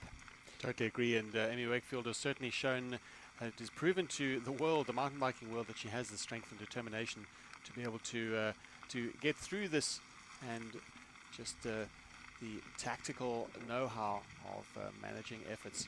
And just as you said, Annika, it's the race is over on Sunday. They just have to get to Sunday. Definitely. We've been speaking a lot about Amy Wakefield and her grit and determination, but I really think we need to also address her partner, Candice Lill. Imagine being, she's like the partner of Wakefield, and she has to be the best possible partner. Just the fact, that they didn't quit on the stage where she had that massive injury and cut into her arm is to me absolutely mind-blowing.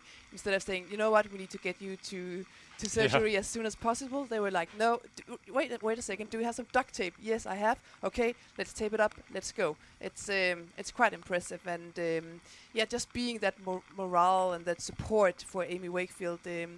Yes, she's doing a fantastic job as a partner, and for sure she is at this moment the stronger one, the one rider with the most energy, because she doesn't have to deal with that big injury to her body, and she's doing the job as a good partner amazingly.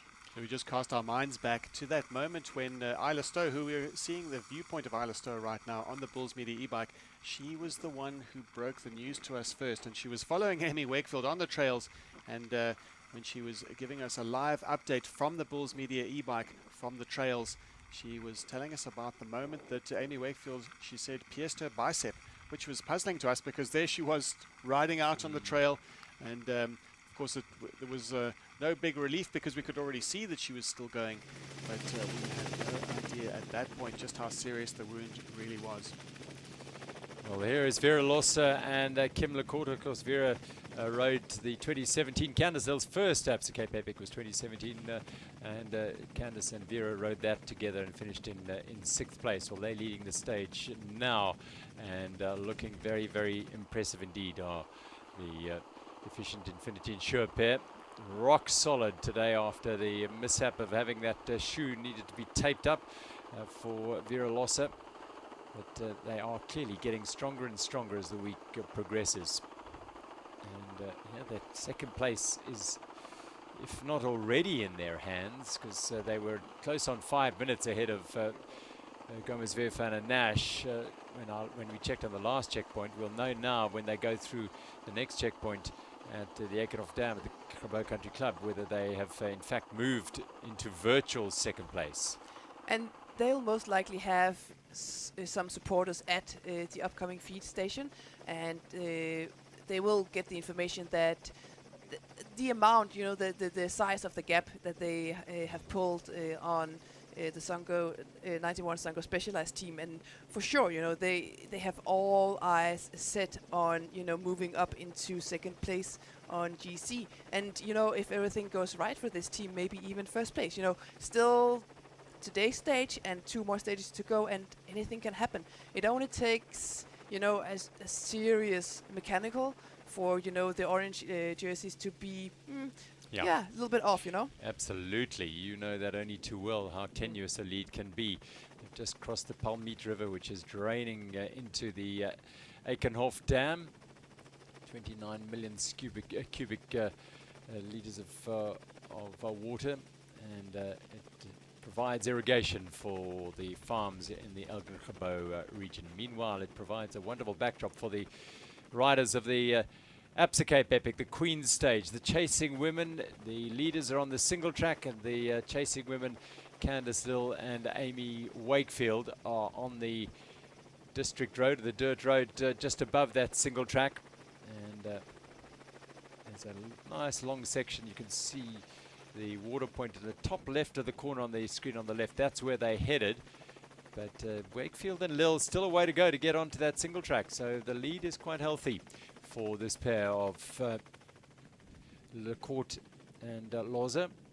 Yeah, you really get the feeling that the gap is only growing. Yeah, they are going to use every opportunity to, you know, today they obviously focusing, and they'll move into 2nd place perhaps. 2 days to go, 2 tough days to go. Do they get take time out, depending on how much time they take out of the orange jerseys today? There's no question they are going to be starting to hunt that the race leaders.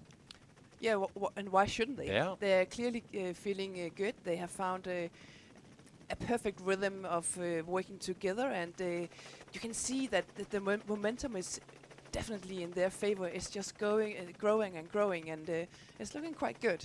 And I only, you know, speculate and wonder what the scenario would look like if it weren't for the mishaps they had on some of the stages where they lost a huge amount of time. We saw Vera yesterday had a little washout and went to ground during the time trial. Literally lost a couple of seconds, really, maybe a bit more as she got the momentum going again. But little things like that, and she had a crash on stage 1. Broke her shoe, had to tape that up. So, yeah, all those little things that add up. But then again, as Annika was alluding to earlier, it happens to every team at some stage or another over the 8 days of the Absa Cape Epic. The race is going to bite you some way or another. And it's how you cope with that and how you bounce back and react to it. Beautiful trails as they run towards the water point at Gantouw Country Club. Vera Lossa and Kim Lecourt, stage leaders at the moment, having dealt with Tierkop and Groenlandberg. Now in the sunshine, the conditions have really brightened up beautifully, and the trails are heading towards being probably the best trails that I've ridden all week. Definitely, but we just caught a brief glimpse of the trails from a chopper here, and because of the massive amounts of rains, it has you know, created these dangerous like ditches, or what is the name, like the, you know, ruts. like the ruts, and they can easily catch you out, and they would have come, you know, overnight and being, you know, a surprise to some teams maybe. So today you really have to stay alert and watch out and that you're not caught in one of these ruts, because they can really send you over the handlebar. Sweeping up these trails. And this is the start, and we've watched the men go right the way up to Gantouw Pass, and literally from the dam all the way to the top is pretty much one continuous section of single track. So hydration and feeding at the water point now critical. Get the right mix, the right bottle, and over the well-constructed bridge they go. And the spectators out there getting a great vantage point. That's an indication, yeah. So all the way around the dam, that's a single trail, and that icon that's moving, inching along the one bank of the dam is where our leaders are. Anna Stowe's media e-bike, the Bulls media e-bike, keeping a watching brief. She'll be loving the trails. She's a superbly skilled rider, and she'll be absolutely loving the opportunity to ride these trails in pursuit of this pair, and in fact Amy Wakefield and Candice Lill as well. So in a few moments they'll be going through the water point and they're collecting their bottles and preparing for the long climb up to Gantouw Pass. Kim Lecourt and Vera Loza. You can see here, I think it must be Vera Loza actually getting rid of her hydration pack. So up until this point, you know, she would get a lot of her hydration through this backpack, but now it looks like it was empty, and they are now switching to bottles instead, feeded by their seniors here. Really important section this, really important part this, that the riders make sure that they get their allocated nutrition. They will have had nutrition stops are planned very carefully by the team, just getting the right amount of nutrients into the body, and their personalized bottles available to them. It's important that they collect those personal bottles, because the water points are extremely well stocked, but they will be, because they're racing really on the knife edge of performance, they will want to get something that's prepared exactly and precisely for them. Yeah, the UCI leaders, as we see the leaders going through Idiom now, we should be getting a checkpoint here. What a beautiful sight it is as they fly in front of this wonderful wine estate.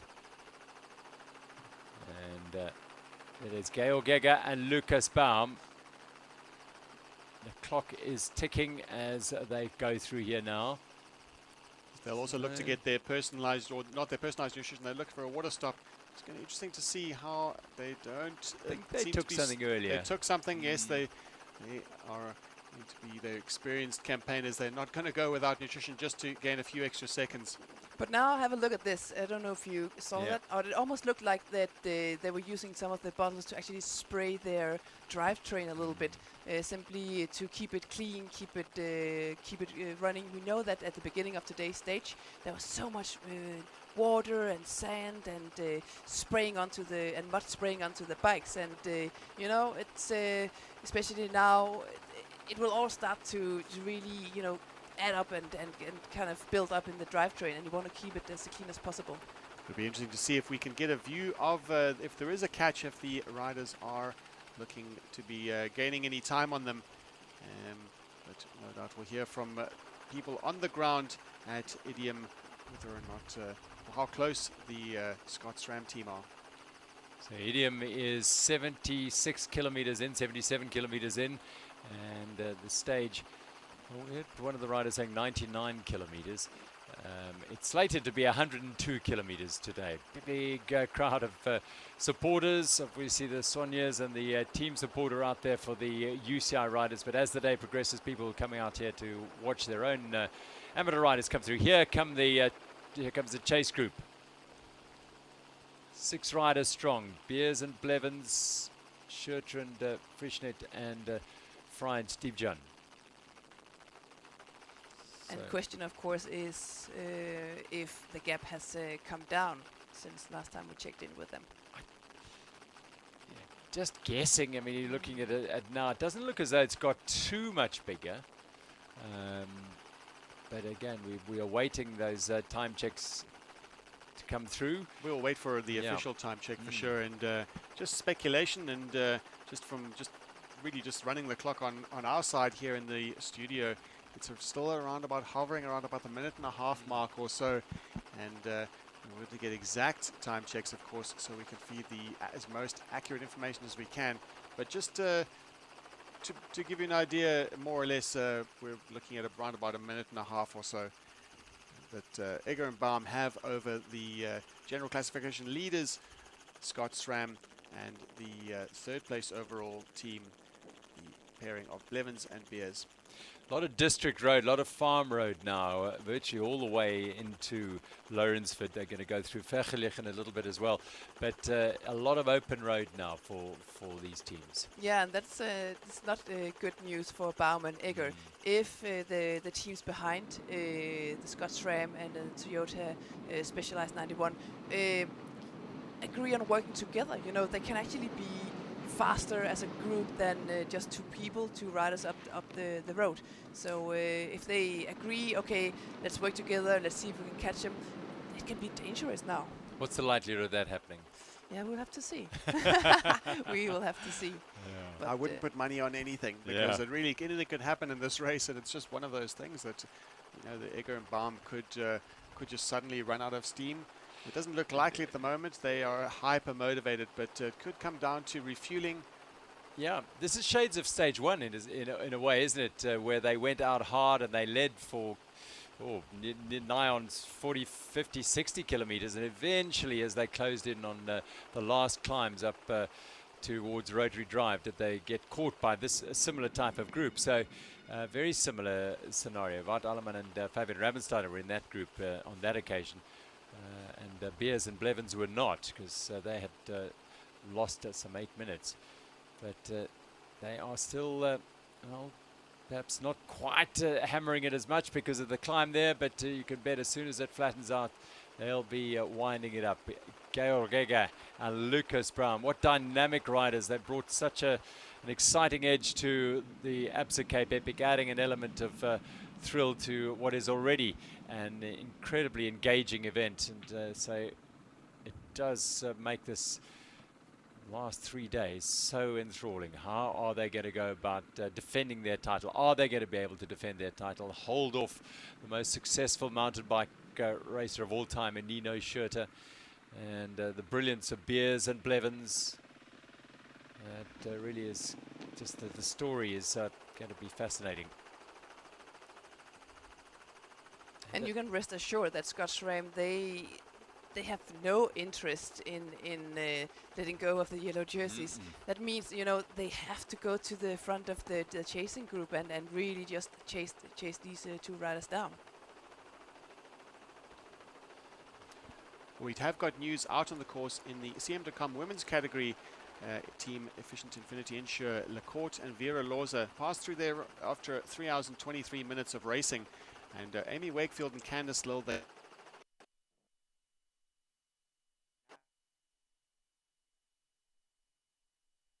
stable. So Candice Lill clearly riding a solid performance from them again today, keeping that gap to a minimum, minimizing their losses today. And just another box ticked, 1 step closer to the Valdevie estate on Sunday. Yes, but much can happen between Lourensford and Valdevie. Like we said, we're not going to put any money on anything, but just we would love to see the pairing of Amy Wakefield and Candice Lill. Such a great story, but also another great story is Lecourt and Loza, just absolute all-out attacking, just like this pair here of Lucas Baum and George Egger. Lucas Baum on the back, Egger on the front. The 2 Germans, firm friends from the newly named Orbia Liat Speed Company team, previously known as Speed Company Racing. That was last year. And there's so many great elements to that name, because speed is what they're about. They race every time they get on that bike, and they epitomize a company. They are, or a good company. They hardly leave each other's wheels here. At no stage really do we see them anything more than if half a bike length apart. Perfect cohesion, perfect teamwork, and talking about their name again, the Orbea. Obviously, many know that Orbea is a bike brand. They're riding the new 2023 versions. In fact, if you want to see a in-depth feature on that, just check out the Epic Series YouTube channel. There's a feature on that. We had a look at it at the very beginning of the race, in fact, before the race started. And Liet, the famous company that started out making neck braces and now make a range of apparel, helmets, which will be adorning the heads of Lucas Baum and George Egger as they further that gap. The gap is more or less stabilized, you could say. We are going to just get a more official time check at the Idiom Wine Farm, and we'll have a firmer idea of exactly how that race is panning out. But looking back at the women's race, we've seen Canadel Vas Arabe have passed through in third spot at the Idiom, sorry, not at the Idiom, at the Country Club. That's the 58-kilometer mark at 8 minutes and 30 seconds back. No sign yet of the 91 Songo Specialized pair. It is not good for the 91 Songo Specialized team, especially with Kim LeCourt and Vera Lusa going so strong on today's stage. They will definitely, if everything looks to be going as it is right now, ride themselves into second place on GC. Yeah, right now they are in virtual second place. Canada Vas Arabe in fourth place. They're an hour and 37 minutes down on GC. So an hour and 20 minutes behind Efficient Infinity Insure or 91 Songo Specialized now on GC. So they're not going to threaten the GC at any stage. But Sofia Gomez, Viafan and Katarina Nash come through that water point 9.5 minutes down. So Kim LeCourt and Vera Losa are firmly, as it would right now, in second place on general classification. Now this is the chase group, and up a little incline, and there's a little bit of injection of pace there from the yellow jerseys who've gone to the front of this group now.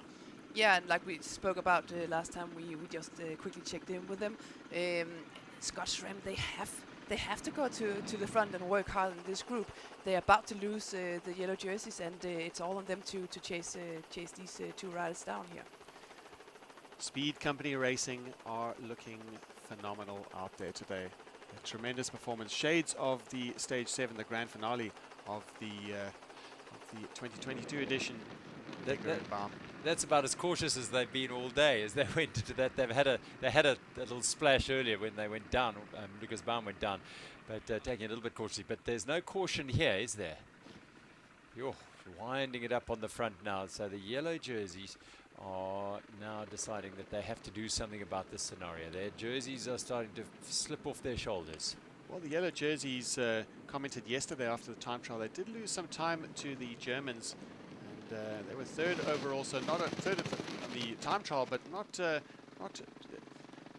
terrible performance from them. They were more or less satisfied about it because they said they took it very conservatively. In fact, even in the beginning, they say they perhaps underpaced themselves, knowing that there are 3 days to go, and one of those 3 days is today. And they're going to be getting a little bit of help on just defending that leader's jersey. They're going to get a bit of help from Matt Beers, who also has a vested interest in the overall general classification. They are third overall, and the leader's jersey wearer Nina Schurter, and behind him Andre Frischgelect. Yeah, and it looks like the pace has just picked up a little bit here in the Chasers group. It looks like the Singer racing team here is I don't know, he's drifting. I think it's Steve Jan here is drifting off the back just a little bit, and ideally, well, you want to be, more in the draft of the riders in front of you. Could be that he's just leaving a little bit of a gap to the riders in front of him in order to see the ground, like we spoke about before. With the massive amounts of rain coming down, you can see the streams. They have really caused these ruts, like these tricky ruts, to be created on the course. And we go back to Amy Wakefield and Candice Lill, the overall leaders in the race in the CM.com jerseys. And they're on now, those A to Z trails, the lowest sections of A to Z trails. Just takes them, will lead them eventually to the Gantouw Pass. Amy gave a short interview to one of our colleagues, Sean Barnes of Tread magazine, and was speaking about the stitches, which is something that interests one of our commentators in this in the commentary box here. This might interest you, in fact, that those stitches put in by the plastic surgeon were done on are continuous and under the skin, and she used a special type of barbed suture to keep it closed in layers, and then a high-tech new technology glue dressing over the wound to keep it closed with wound care that is able to withstand water.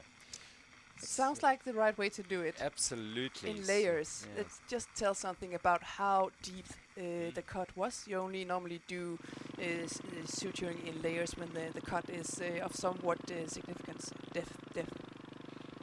Yeah, so the surgeon, Toneta J, did a fantastic job, but clearly it's serving her patient well, because Amy Wakefield's going well. Just getting an idea that Singer are losing a rider here, and Beers is laying down the pace at the front for this chase group, and perhaps a little collaboration with Scott Stram. Keeps looking over his shoulder. They're not worried about the Singer team. There'll be collateral damage. This is about the general classification. Yeah, it surely is, and it looks like actually so that the Scott Stram MTB team and Toyota Specialized 91 are actually working together, taking turns at the front.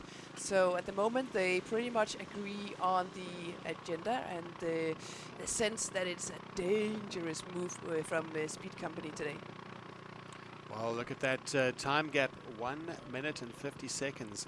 The pairing on their own, Lucas Baum and George Ecker, are still gaining an advantage on that chasing group. A tremendous effort from the Germans, as we see the collaboration between Nino Schurter, Andre Frischknecht, Matt Beers, Christopher Blevins, the Singer Racing team, content just to sit on the back and enjoy the ride. Their day will come when, or their moment will come when they aim for that sprint finish at the end, the inevitable sprint finish, if the riders, of course, are together.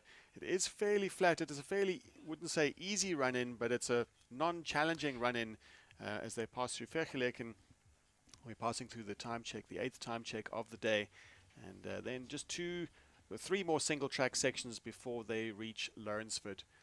Lourensford is a history of Lourensford steeped in Absa Cape Epic history, with the having visited several times the race.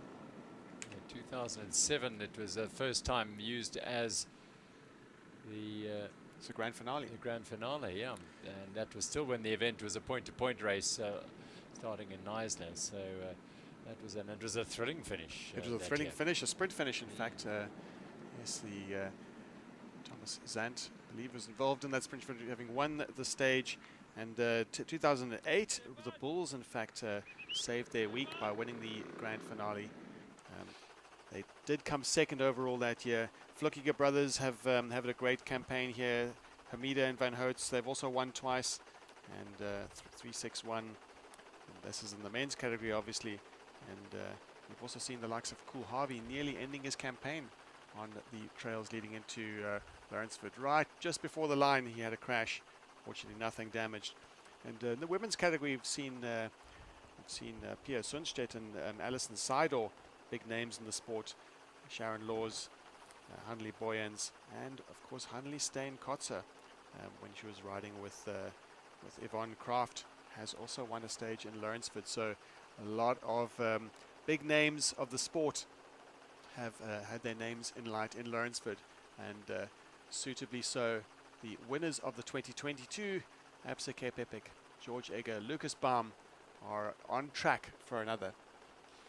They're looking in various form at the moment, flying down this open gravel road towards Vergeleken. It's a beautiful sight, the Helderberg Mountains in the background there, and it's at the foot of those mountains at the finish here at Lourensford. They've still got a way to go, though. They'll wind their way around the basin, the Helderberg Basin here, and it's just stunning riding and a stunning way to finish this Queen stage. It started with a little bit of doom and gloom in terms of the rain and the weather early this morning, but it has panned out to a magnificent day.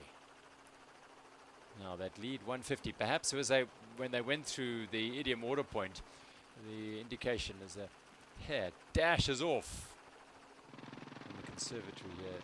The Conservancy, beg your pardon.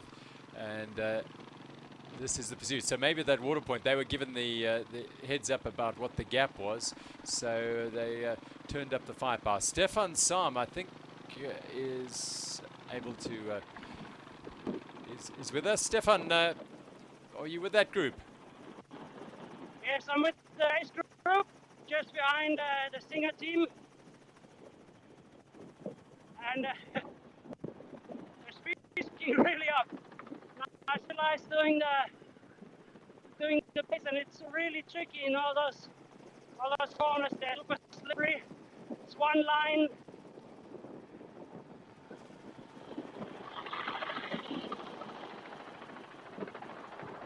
They upped the tempo after that water point. Stefan, did they get a time check there? This group, they've decided to hunt down the leaders.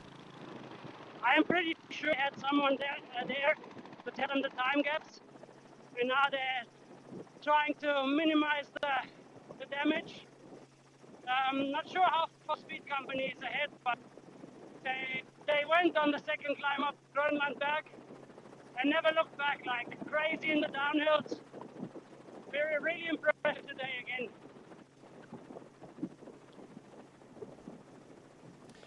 You clearly enjoying the ride. I am. Someone has to enjoy it because this morning it was really ugly. We were like riding through rivers. It was unbelievable. I've never seen something like that in South Africa. Crazy conditions for everybody. Just to elaborate on that from a racing perspective and how the leaders dealt with that. I mean, what can you do? You must race. There's not much dealing with it. It's for everybody the same. Probably try to not to go hard on your brakes, so you still have brake pads in the end, because then everything wears off quite quick. And in the end, you just have to go. It's cold and miserable, but for everyone. Thanks, Stefan Sam, keeping us up to date on that chase group as we now go to the leaders. 10 kilometers to go as they make their way through the Vergelegen Conservancy. I'll get there. And they are, well, trying to consolidate or keep that lead, which we estimated to be just under 2 minutes at that last checkpoint, the water point at Idiom. And the chase is red hot behind them. Can this pair keep it there? If they are able to keep it more than 1 minute and 11 seconds, they will, for the first time in the Absa Cape Epic, as the defending champions, don the yellow jerseys and wear them tomorrow. But there's 10 kilometers still to race and a highly motivated chase group behind them. It includes the yellow jerseys of Nino Schurter and Henri Frischneck. Well, Nino Schurter seems to be they seem to be collaborating quite well with the specialized team, and it's of course the Singer team just happy to take a ride. We've talked about them before. They have another agenda. They want a stage win, but unless they start contributing right now, it's unlikely they're going to win a stage, especially with this pair up out front. They just seem to have just an extra bit of motivation today. They've just got that little bit extra that allowed them to escape earlier on, and they've held that gap since, in fact, the Toyota Tough section. Before that, the Groenlandberg section, they have been on their own for several kilometers now. And in fact, over 60 kilometers they've been on their own. They're going to be hopefully they'll be able to manage to conserve their efforts and consolidate their efforts right now, and cover the next 10 kilometers without incident. It's a fairly unchallenging section in terms of gradient. They don't have any major steep climbs to go, no major kickers. So it's just going to be about keeping the momentum going, keeping rolling, staying cooperative. And I don't think there any danger of that. This pair have been cooperating beautifully throughout the entire stage race, in fact. Certainly today we've barely seen any daylight. They're taking almost equal turns at the front. George Egger, Lucas Baum in perfect sync. And Nino Schurter on the front, driving the pace, keeping things, trying to minimize the damage done to their overall campaign by George Egger and Lucas Baum. Yeah, they are really hammering it here. Frischnet and Schurter together with Beers and Blevins, and yeah, the blue jersey still hanging in there. But yeah, their hopes of that, they're sort of hanging on and thinking, well, if they catch the leaders, we might be able to capitalize. But if they've got the two other teams might not be too happy with them sitting on and then just jumping around them. So they might have to come to the party at some stage, as Neil's saying. Yeah, just looking, I think I took a time split when they passed that tall tree on the left-hand side, and I think the gap is actually around 2 minutes and 15 seconds right now. So it looks like, you know, those yellow jerseys are just on for loan right now. Yeah, they'll be great honor for Egger and Baum to wear them. They haven't worn them. We've said it already. It's worth saying again. Wearing a yellow jersey gives you a little bit of extra power, a little bit of extra motivation, and of course puts your name in the spotlight. We actually made an error earlier. I made an error. I thought it was Nino Schurter on the front driving the pace, but in fact it was Andre Frischknecht who was keeping the pace high and just making sure that every rider of those four who are in contention for the overall general classification are just keeping the pace rolling through, keeping the momentum and minimizing the damage to the Germans. So catching a drink as he went over there, Lucas Baum, and that's so important even towards the tail end here. They need to keep the energy levels high, keep eating and drinking, because this is the deep end of the stage. This is when you can be most vulnerable to perhaps running out of steam and the lights going out. But by now they are so close, they can basically smell the finish line, and I think they have calculated their effort and the power quite well today. You can see they're constantly, it looks like they're on the chase the whole time. They're just not letting go just for a second. It's they want to do everything they can to really get into those yellow jerseys today. You just see Lucas Baum going to the front there. He was the 2013 European Junior cross-country champion and the 2016 Under-23 German XCO champion. So it's still, you could say, an XCO rider, cross-country rider, turned their hands to marathon racing. Also the winner of the 2022 Andorra MTB Classic. Andorra Epic is a race that is held in the Pyrenees, so he's very used to climbing. No climbing from now until the finish, or no major climbing. And George Egger, his erstwhile partner and great friend, is the two-time German Under-23 cross-country champion. Also paired with Lucas Baum, the 2022 Andorra MTB Classic winner. And the chasing men on the right-hand side. We can see in the split screen the fierce efforts of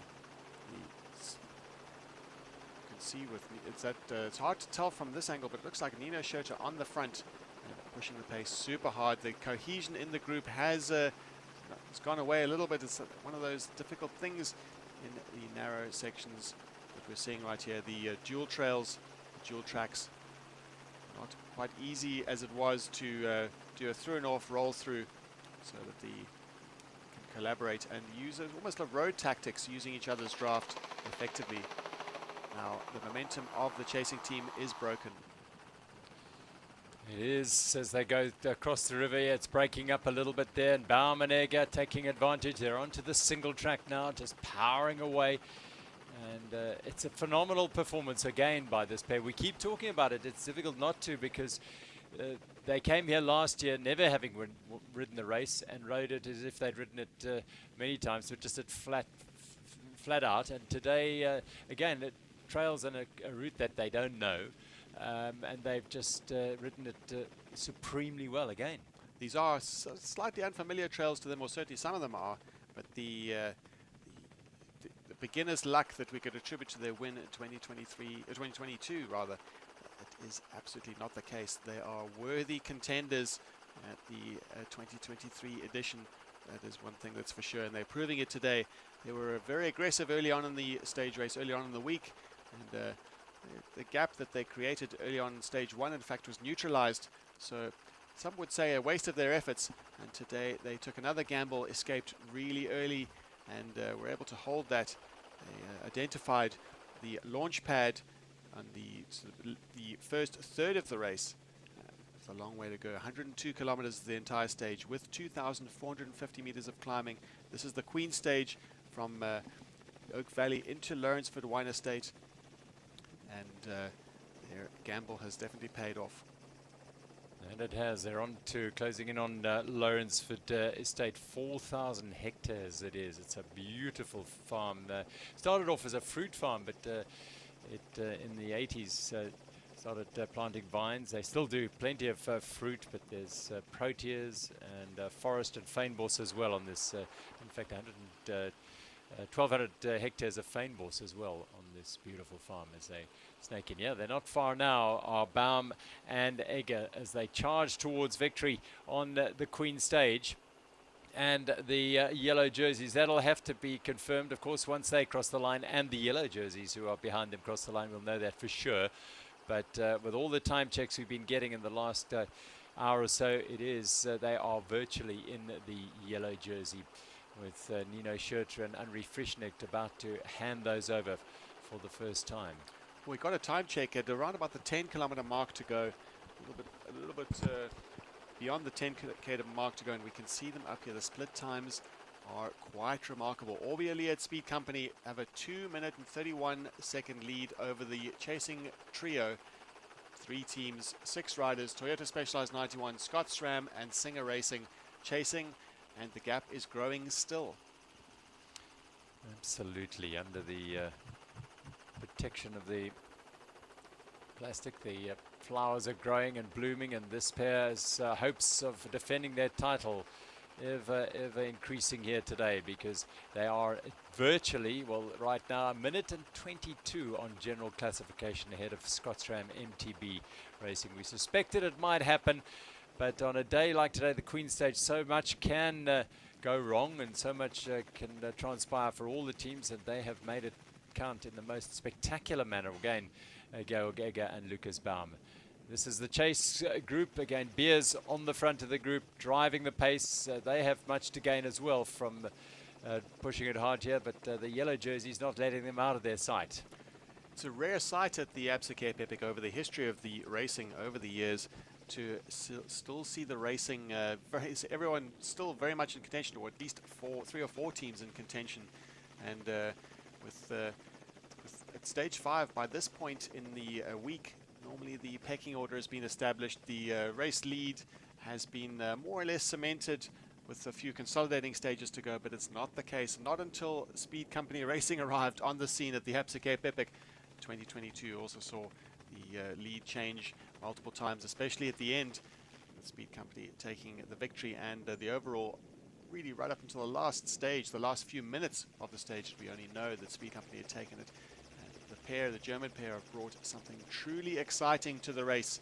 Never sitting back, always attacking, always on the pace, and putting the other riders to the sword, never letting them get away with any kind of, we could say, inertia, and because Schurter and Henri Frischnecht can hardly be called inertia riders. They weren't really defending. They were very conservative yesterday in anticipation of today's hard stage, and they were right. Today was going to be hard. They were going to be under attack, and they were going to be under attack by this team here, Lucas Baum and George Egger.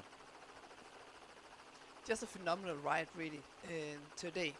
And of course, the question is if they have been working so hard today that we will see a little bit of a dip, into their performance in the coming days, just because, you know, we haven't seen them sit up or take a break at any point throughout today's stage. It's clear they've been working basically time trial mode from the very start, and it's a huge impact on your body, but on the other hand, it seems like they come here well prepared and ready for the job ahead. Absolutely. That's the focus for them was to come here and win it. They have. They've done the homework. They've put themselves in the best possible shape to win it. And with the mindsets they have, that aggressive I want to say go to blow, but they haven't yet blown. So at any stage, that they just have this incredible drive and desire and strength to lay down the power from the first sort of serious climb, the first major obstacle they use as the launch pad. I want to ask a question to the both of you. Could we see a dynamic change when Egger and Baum are in the yellow jersey? Because we've never seen them in the yellow jersey yet. If they're in the yellow jersey, will they lose that attacking impetus? Is there any need to? Because they could effectively, with a minute or a minute and a half advantage, which is the way it seems to be going now, would they sit back and relax? Would they sit back and defend? Because that would leave it up to the likes of Beers, Blevins to attack. It would certainly mean that Nino Schurter and André Frischneck should attack. Do you think that they would change their tactics? I don't think so. Oh, yeah. I think they want to make a statement every single day, over and over again. And if they can go on the attack tomorrow and create a gap, why shouldn't they? Yeah, I'm not even sure that they're gonna, ride more conservatively or take less chances. It's just their riding style. And that's exactly it. Yeah, I think as we've identified and spoken about, that it's in their character. It seems to be. It's in their DNA. We are attacking riders. That's how we do it. But as you've said, this is the first time they're going to wear the yellow jersey, so it's an unfamiliar situation for them. Do they bring that sort of? Do they reach in and find a conservative bone somewhere in their bodies and say, no, we get it right defensively here? No, I think this is the way they ride. I think that this is what they thrive on. This is how they ride best. Well, fans would certainly be disappointed if that were the case, if they were to adopt a more defensive approach to the race. If let's not talk too soon, but if they manage to get into the yellow jerseys, they adopted a more conservative approach. Would take something away from the race, we think. Well, not necessarily, because it'll put Nino Schurter and André Frischneck, they'll have to come up with something. And I really don't believe they'd want to ride conservatively with a man like Nino Schurter, as close as he would be at the end of the stage. So yeah, it's just fascinating. The Lourens River on the left, and a lovely trail this is that snakes in and out of the trees alongside the river, and will take them to the bottom of the property, and then alongside the river, and then they'll hook right and head up to the finish on the big lawns here at Lourensford. Wonderful sights. And of course the question is here in this chasing group, we've seen Singer Racing sitting on to the others, sitting in the slipstream the entire day. Are they gonna win the sprint for second? It's one of those things. Beers, Blevins, and Schurter and Frischneck don't really need to sprint for second, but as a matter of principle and pride, they may say, no, you've sat on all day, you can be fourth, because you've done no work here. And but it would take a bit of if they are going to sprint, it'll take a bit of effort from the other four to hold them out. Over the trees, and we look at Georg Egger and Lucas Baum riding as one, as Orbea Liet Speed Company, and riding themselves potentially, virtually, lightly into the yellow jerseys here for the very first time at the Absa Cape Epic during the race. Quite phenomenal performance by this pair of Germans. We wondered how they might return and how they will approach the defense of their title. Well, they've approached it the way they won the title a year ago, with this attacking intent, with a drive, a desire to be the sharpest, the fastest throughout the stages. No defensive riding for them at any stage. It has just been all-out attack. So good to see. And they are. Go back, and that you mentioned 2013. Lucas Baum won the World Championships in Peter Maritzburg as a junior in 2013. Georg Egger was 7th in that very same race. And South Africa's Alan Hatherley was 15th. That was South Africa's best performer there.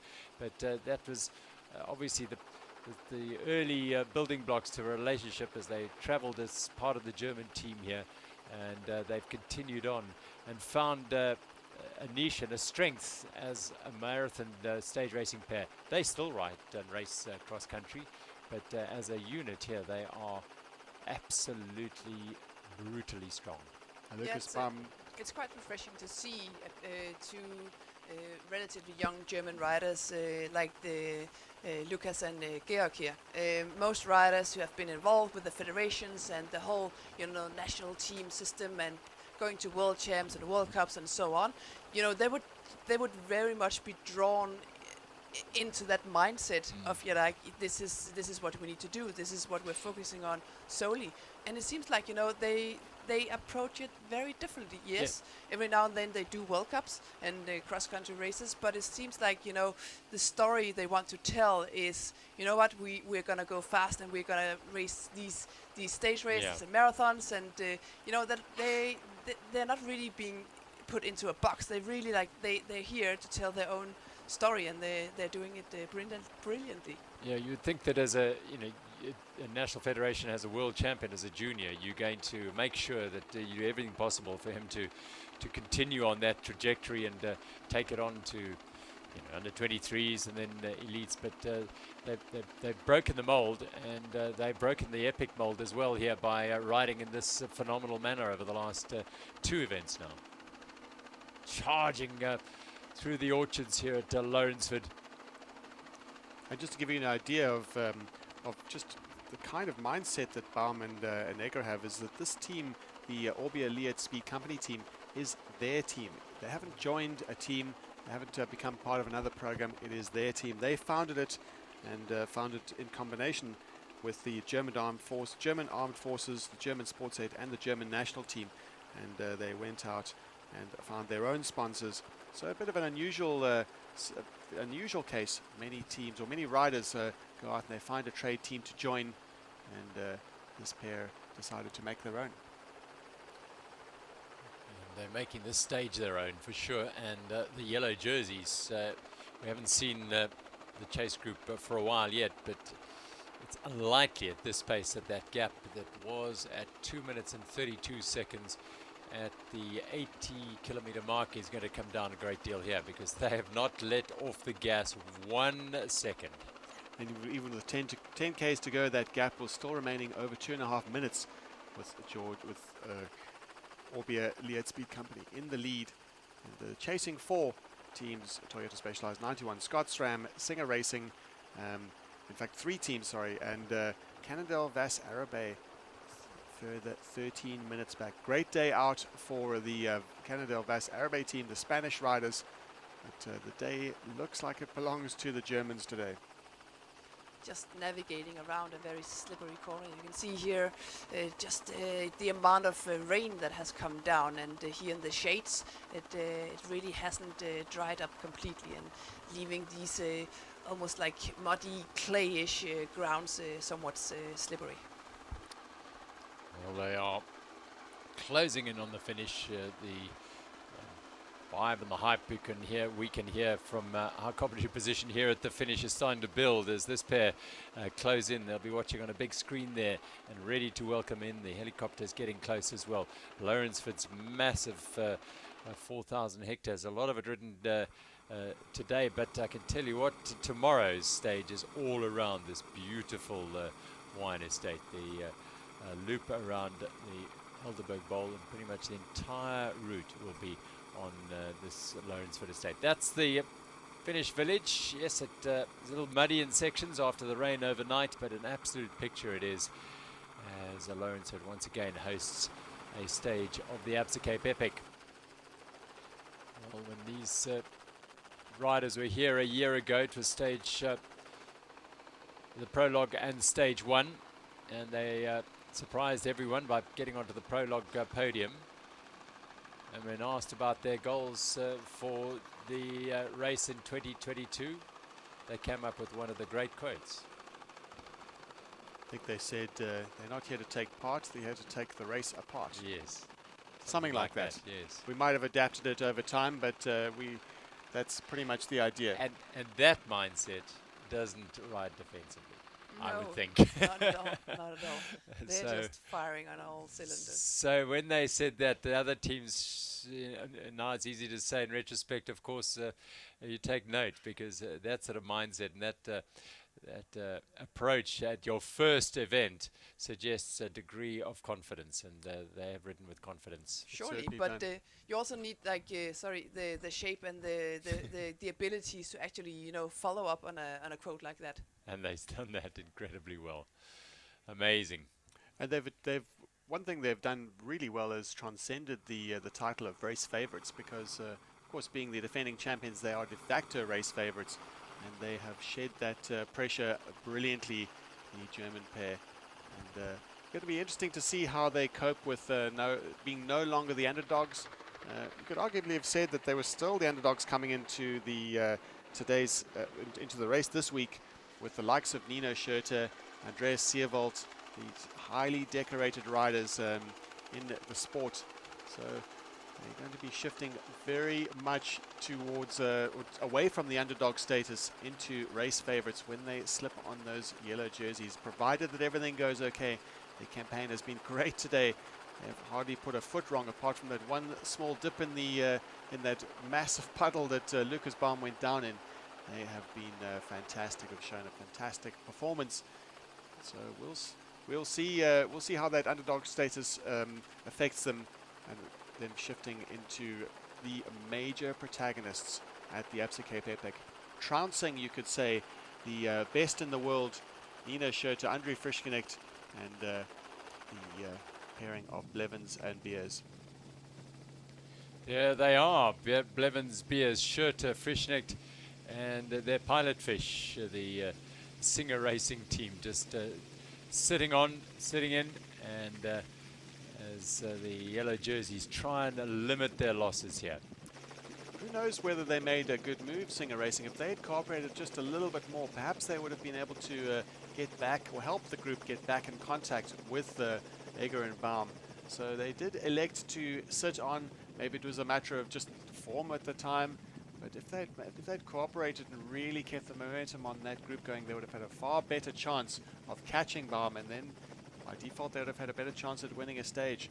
They seem content with just hanging on, just having a slightly better day. Maybe they've got their eyes on some of the next stages for a stage win. We still have 2 stages to go after this one, stage 6 and stage 7. Stage 7 is a hard day. The grand finale into Val de Vie Estate is a particularly difficult day, an unusually hard day. If you look back to Absa Cape Epic history, we see a humdinger battle with still the overall GC. We predict the overall GC will still be close at that point. A flick of the head to indicate we're turning right here, and inside the last couple of kilometers for Garagega and Lucas Baum.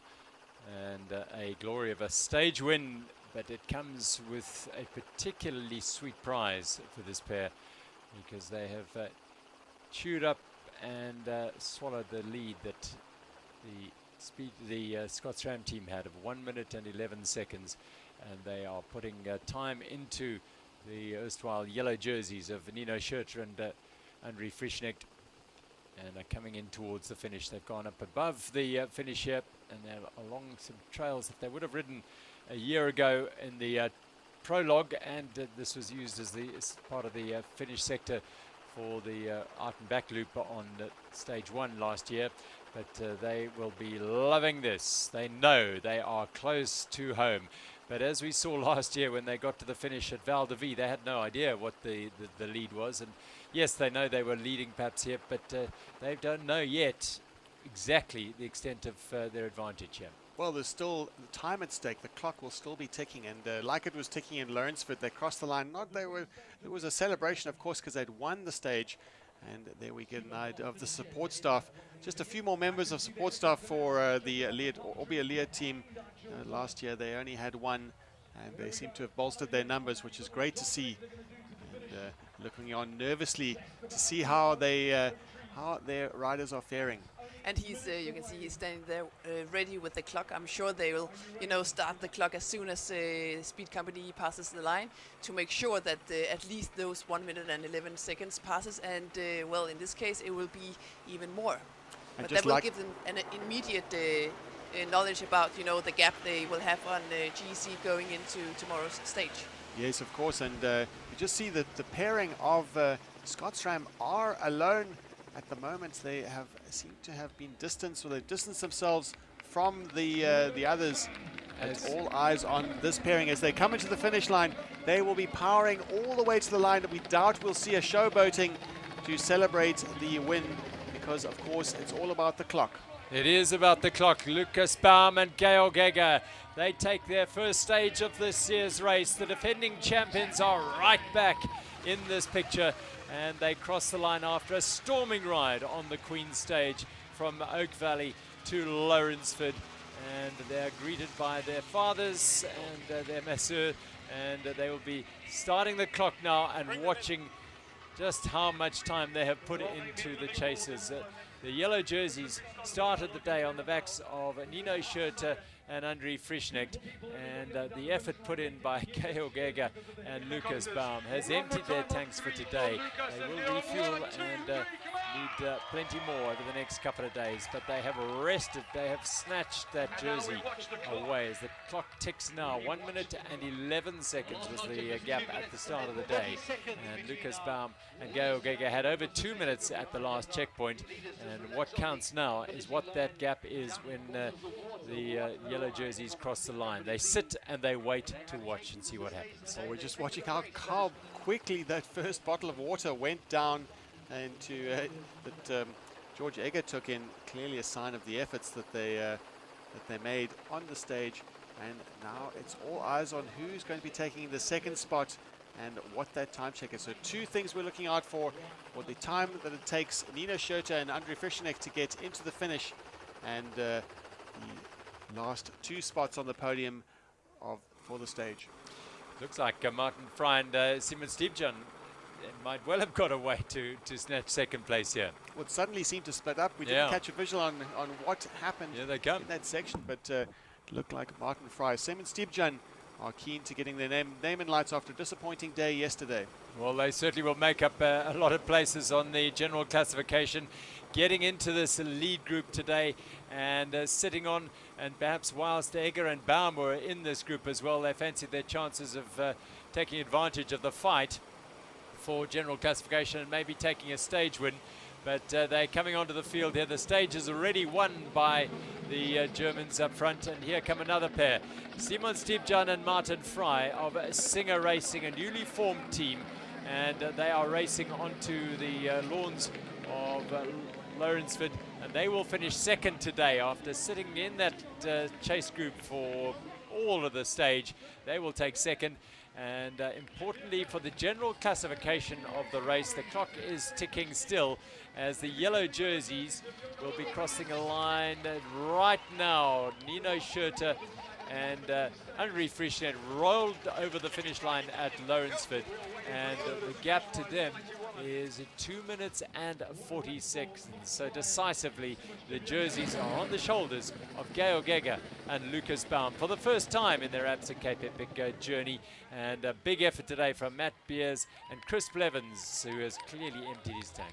Fully, completely. You can see it has been a tough battle all the way to the finish line, and today is really one of the big turning points in this year's race in the men's category. And how to stamp your authority on this race. Georg Egger, Lucas Baum have put 2.5 minutes into their next rivals, and that was Stiebjan and Martin Fry, but of course all eyes on Schurter and Frischknecht. Let's go to the finish in here for them. Absolute storm override. That break came pretty early on. Tell us a little bit about that. We felt pretty good from the beginning, and I thought I want to control the pace on the first two climbs in the Tierkop, and then towards the highest point we created a gap, and from then on it was just a fight home. I think it was one of the most brutal days I had on a bike, with up and downs. In between I was suffering pretty hard, and I even dove a bit in a big water pool. You went for a little unexpected swim there. Tell us a bit about that. Yeah, I hope the helicopter has it on camera, because for a second I didn't know if I'm in the ocean and caught by a wave, or I don't know what happened, but I completely went underwater. But yeah, the ground was so loose today. We rode uphill towards little creeks or rivers even. It was a fight physically and also for the material. I'm just happy to have it done now, all right, but over now. And last year you rode into yellow on the last day. Tomorrow you get to wear yellow. How does that feel? Yeah, I mean, it's great to wear the jersey also in the race. But I think we have to stay calm and stay controlled, because it's still 2 more hard stages to go. And yeah, but it's super nice to be in the yellow. And we even got leader bibs with us. Now we can grab them and take them on. So yeah, that's super nice. We'll let you go get clean up. Thanks, man. Just a quick. Well, they're characters, aren't they? Lucas Baum and Georg Egger, the stage winners and the new leaders at the 2023 Absa Cape Epic. Really fantastic ride today. Attacking, they had a little swim, and they managed to make it stick. Brilliant work. Great to hear about that crash. We didn't really see it from the rider's point of view, and just that description, how he found himself underwater. It's not often that you race a stage race for the win and halfway through or at some point in the race you're underwater. True. Just looking at the stage results again, just to recap on the effort, the story was big. Egger and Baum, Orbia Lead Speed Company, winning the race, winning the stage. Today stage 5, Steve-Jan and Fry coming in second, 2 minutes 32 back. Schurter and Frischknecht losing 2 minutes and 40 seconds to the German pairing, and also losing their Yili's jerseys. We can see now highlighted number 1, the first on today's stage, and the leaders on overall general classification, Egger and Baum. Beers and Blevins consolidated. They still lost 25 seconds to Schurter and Frischknecht, and 3 minutes and 4 seconds to Egger and Baum. It's clear who the stronger riders were today. No question about that. They've been aggressive throughout the week, attacking, but didn't pay off. Hasn't paid off just yet, but now it has in the most sensational manner on the Queen's stage. Talk about stamping your authority on the races. The defending champions using the platform of the Queen's stage to take the yellow jerseys is a really big statement by Georg Egger and Lucas Baum. Huge statement, and defending their title, and the best form of defense is attack. Let's go down and hear from the former yellow jersey wearers, Nino Schurter and Frischknecht. And yeah, for us, but also for the bikes, it was quite a tough one, yeah. And a long chase there. You're working pretty well with Toyota Specialized up front there. You guys sharing the work up front in that chase bunch? Yeah, we are like, I couldn't hold on to the speed company on the climb. I had a bit of an issue on the bike, and also myself, I didn't feel so well. So we got this gap, and then I realized, oh, now it's going to be hard. But yeah, luckily with Specialized together, we were able to work a bit together. But yeah, speed company was just too strong for us today. And for them to ride into yellow, is that like a bit of a disappointment? Yeah, for sure, yeah. But it's still 2 days to go. A lot of things can still happen, so we stay positive. We are still in second, not too far back. So let's hope we can recover and have some 2 good days. Thanks a lot, appreciate it. We'll let you go and recover. Thank you. Back to you, Gerald. Thoughts of Nino Schurter. So a few things came out of that. Not feeling entirely 100% today, and he's alluded to a few issues with his bike. So yeah, perhaps not their best day today. The yellow jerseys, or former yellow jerseys. Well, let's go back to Jazz. Martin Frey, Simon Stiban. Great day out for you. Finish on the podium on the stage. You must be super happy after the tough week you've had. Yeah, for sure. It's my 9th epic, and mentally wise maybe the hardest one, because I knew we have the potential to race for GC podium. Martin and me, we did a great job over the winter, prepared and trained really good. And yeah, then unfortunately he picked up a stomach bug already last week. But I knew if the energy is coming back with Martin, we are in the mix for a podium on a day, and yeah, today was the day, so I'm really happy. And you were in the chase bunch for most of the day. Were there some tactics in that chase bunch? Did you kind of keep a little bit in the tank for the finish? Now our tactic was yeah, completely not to interfere with the battle for GC. I think it's it's good if the guys in the front fight it out by themselves and we don't want to create gaps or something in between. So we just tried to stay with the group. Was hard enough. Luckily we were strong enough to keep up and try to play our cards in the final. And now the confidence is up. What's happening tomorrow? Now you try for a stage win.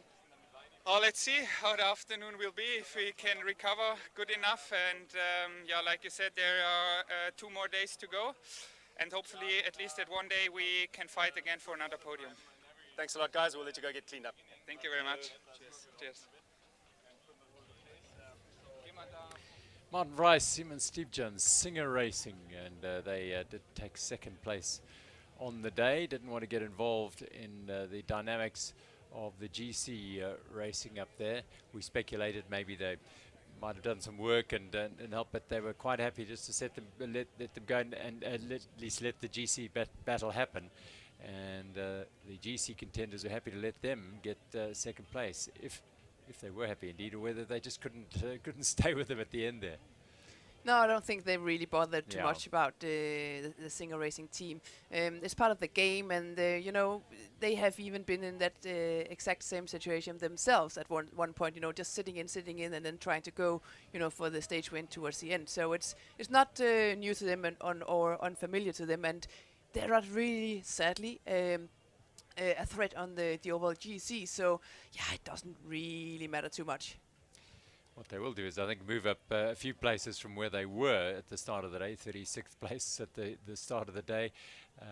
They will certainly be moving up, because look at the gap to the next teams here at the finish. So we've got our new leaders in this year's Absa Cape Epic, Georg Gaga and Lucas Baum. The defending champions, well, they've set up a weekend to savor for the general classification in the UCI men's category. Albert Lead Speed Company are the day's winners and the overall leaders here at Lourensford.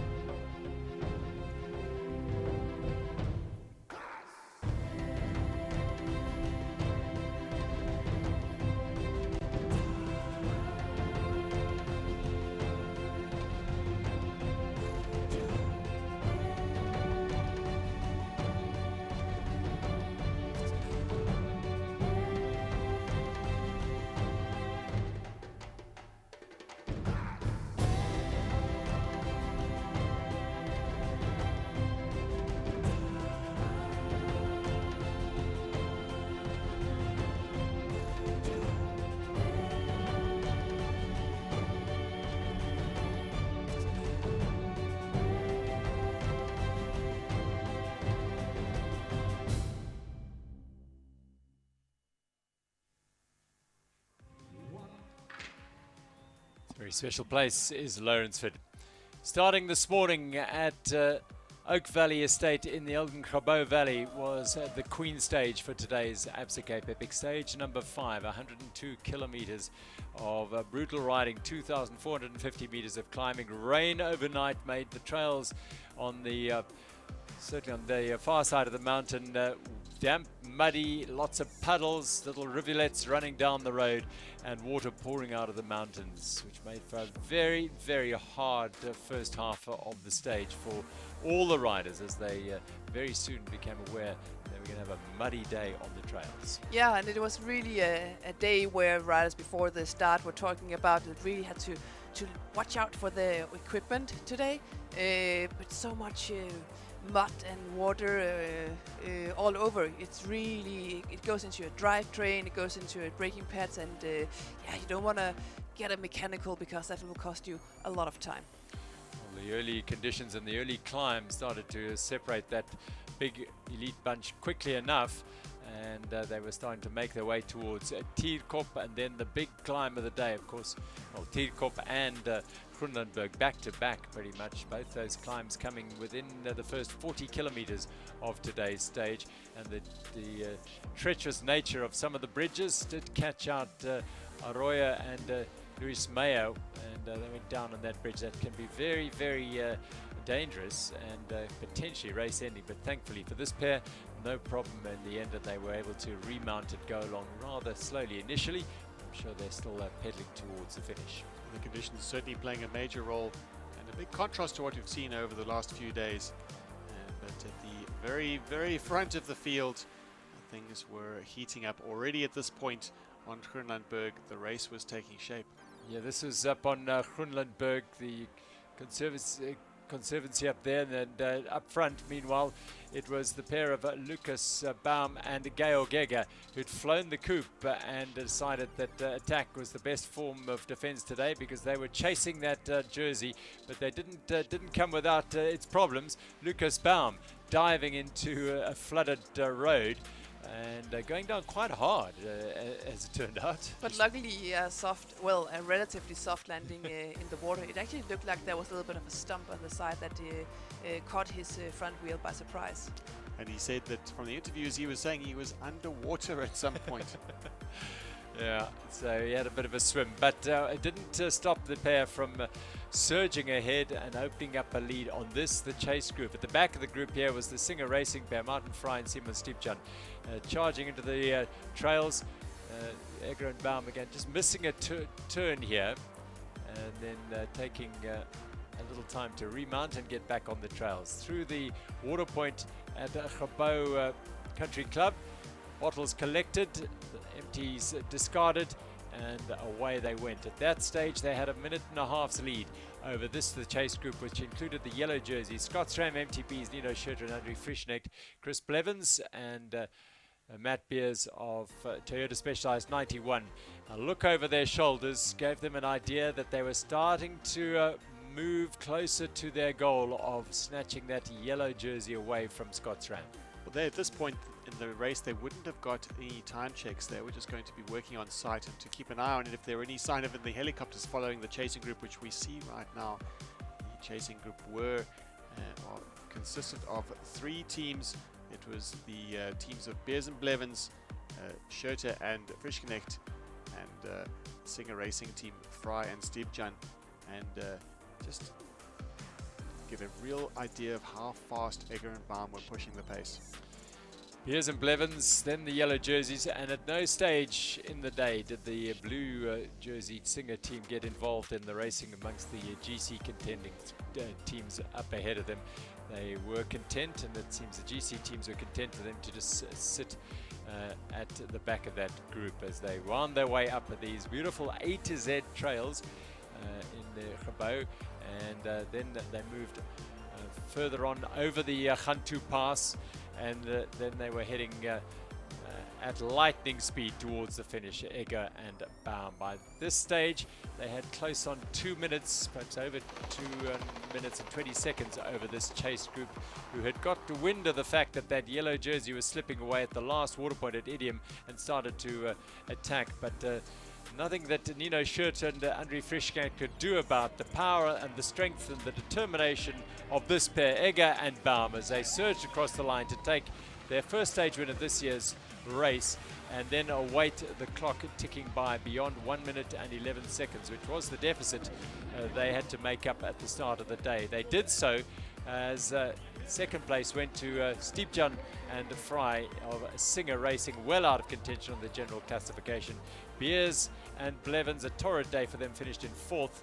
Schurter and Frischnecht in 3rd place today, but with that 3rd place they had leaked 2 minutes and 30 odd seconds, and they will take off those yellow jerseys and be back in their Scotsram trade jerseys tomorrow. The yellow jerseys for the first time in this year's race, and in fact the first time in their careers here, even as defending champions, will be on the backs of Georg Egger and Lucas Baum. Dynamic racing by them again. Completely, and they must be absolutely thrilled with the effort they put in today. Well, and tomorrow we'll see them in yellow for the first time in this race, in the history of this race. We will see the Speed Company Racing team actually riding and racing in the yellow jerseys. We knew they were capable of doing it, and they were on a different level today. Lachlan Morton and Keegan Swenson, I think, yep. Crossing the line now, Easy Post SRAM team, and they've had probably their best day of the week so far. Svensson, who rode last year with Maxime Marot, he's back here with Lachlan Morton, finishing in 7th place today. So just to fill in some of the other teams, Canada Vas Arabe coming in 5th. They are resurgent in the second half of the week. The Willie Pirelli factory obviously had a better second half of the stage today. They were 6th place, 17 minutes down. Svensson and Morton 19 minutes down in 3rd place. So a much better day for Svensson and Morton here at the Absa Cape Epic. And this is one of Sergio Manticon Gutierrez, yes. He's had the best day of his week as well, together with Jose Menez Sanchez Ruiz. So they are 8th today. So we commented yesterday about how the time trial was like, yes, the midweek time trial, but it was almost like the end of the first half of the week of a race, and now the second, almost a new race. And we're seeing different teams in the top 10 here. We're seeing a whole dynamic in the GC change. So it is a bit like that. Sirvalt and Stosek, the Canyon North Wave team, well, making their way into the finish today. They are way off the podium now. Well, this pairing came into the race as arguably one of the favorites, and certainly one of the top 3 teams. We were all watching, all keen to see how they would fare with the former world champion, the Czech champion, and just been a little bit disappointed in their performance. They have had mechanical, to be fair, and also Willie Pirelli factory losing time today. So today's challenges were multiple with the Groenlandberg and Tierkop, and also the Gantouw Pass, and this is our leading pair coming down the historic Oxwagon Trail. That is the Gantouw Pass, first traversed in 1662, but used a long time thereafter as a pathway to the north by the ox wagons of the Boers as they made their way inland from 1821. And some 4,500 ox wagons a year for 150 years made their way over here. Quite phenomenal. So Kim Lecourt and Vera Losse had taken the lead after a somewhat troubled start to the day, but it is such a tricky thing to go down. Oh, it's incredibly tricky. It's the rocks are massive. I don't think you actually understand how tricky this section is if you haven't actually been here. And today with the water and the mud, it's even more tricky. I've been doing this section both up and down, and I actually prefer going up just because going down you have these massive step downs, and doing this in cycling shoes with the cleats, and yeah, it's very tricky, this one. And also it kind of upsets your rhythm a little bit. It's like, as a biker, you really prefer being on the bike and pushing the pedals. When you have to run down this section here, you know, it's a very different and impact on your muscles, and it can take a little bit of a while for the body to get back into the rhythm again. And the camera doesn't do it justice. It is a severely steep section going down here, down the Gantouw Pass, this historic section. Girl also stopped up ahead here, and maybe she's tending to that troublesome shoe, and this is where the problem arose. Yep, she had a problem with her shoe on the first day, and they seem to have fixed it. And then early in today's piece, she had to stop. She went down in a crash and had to stop and re-duct tape her shoe.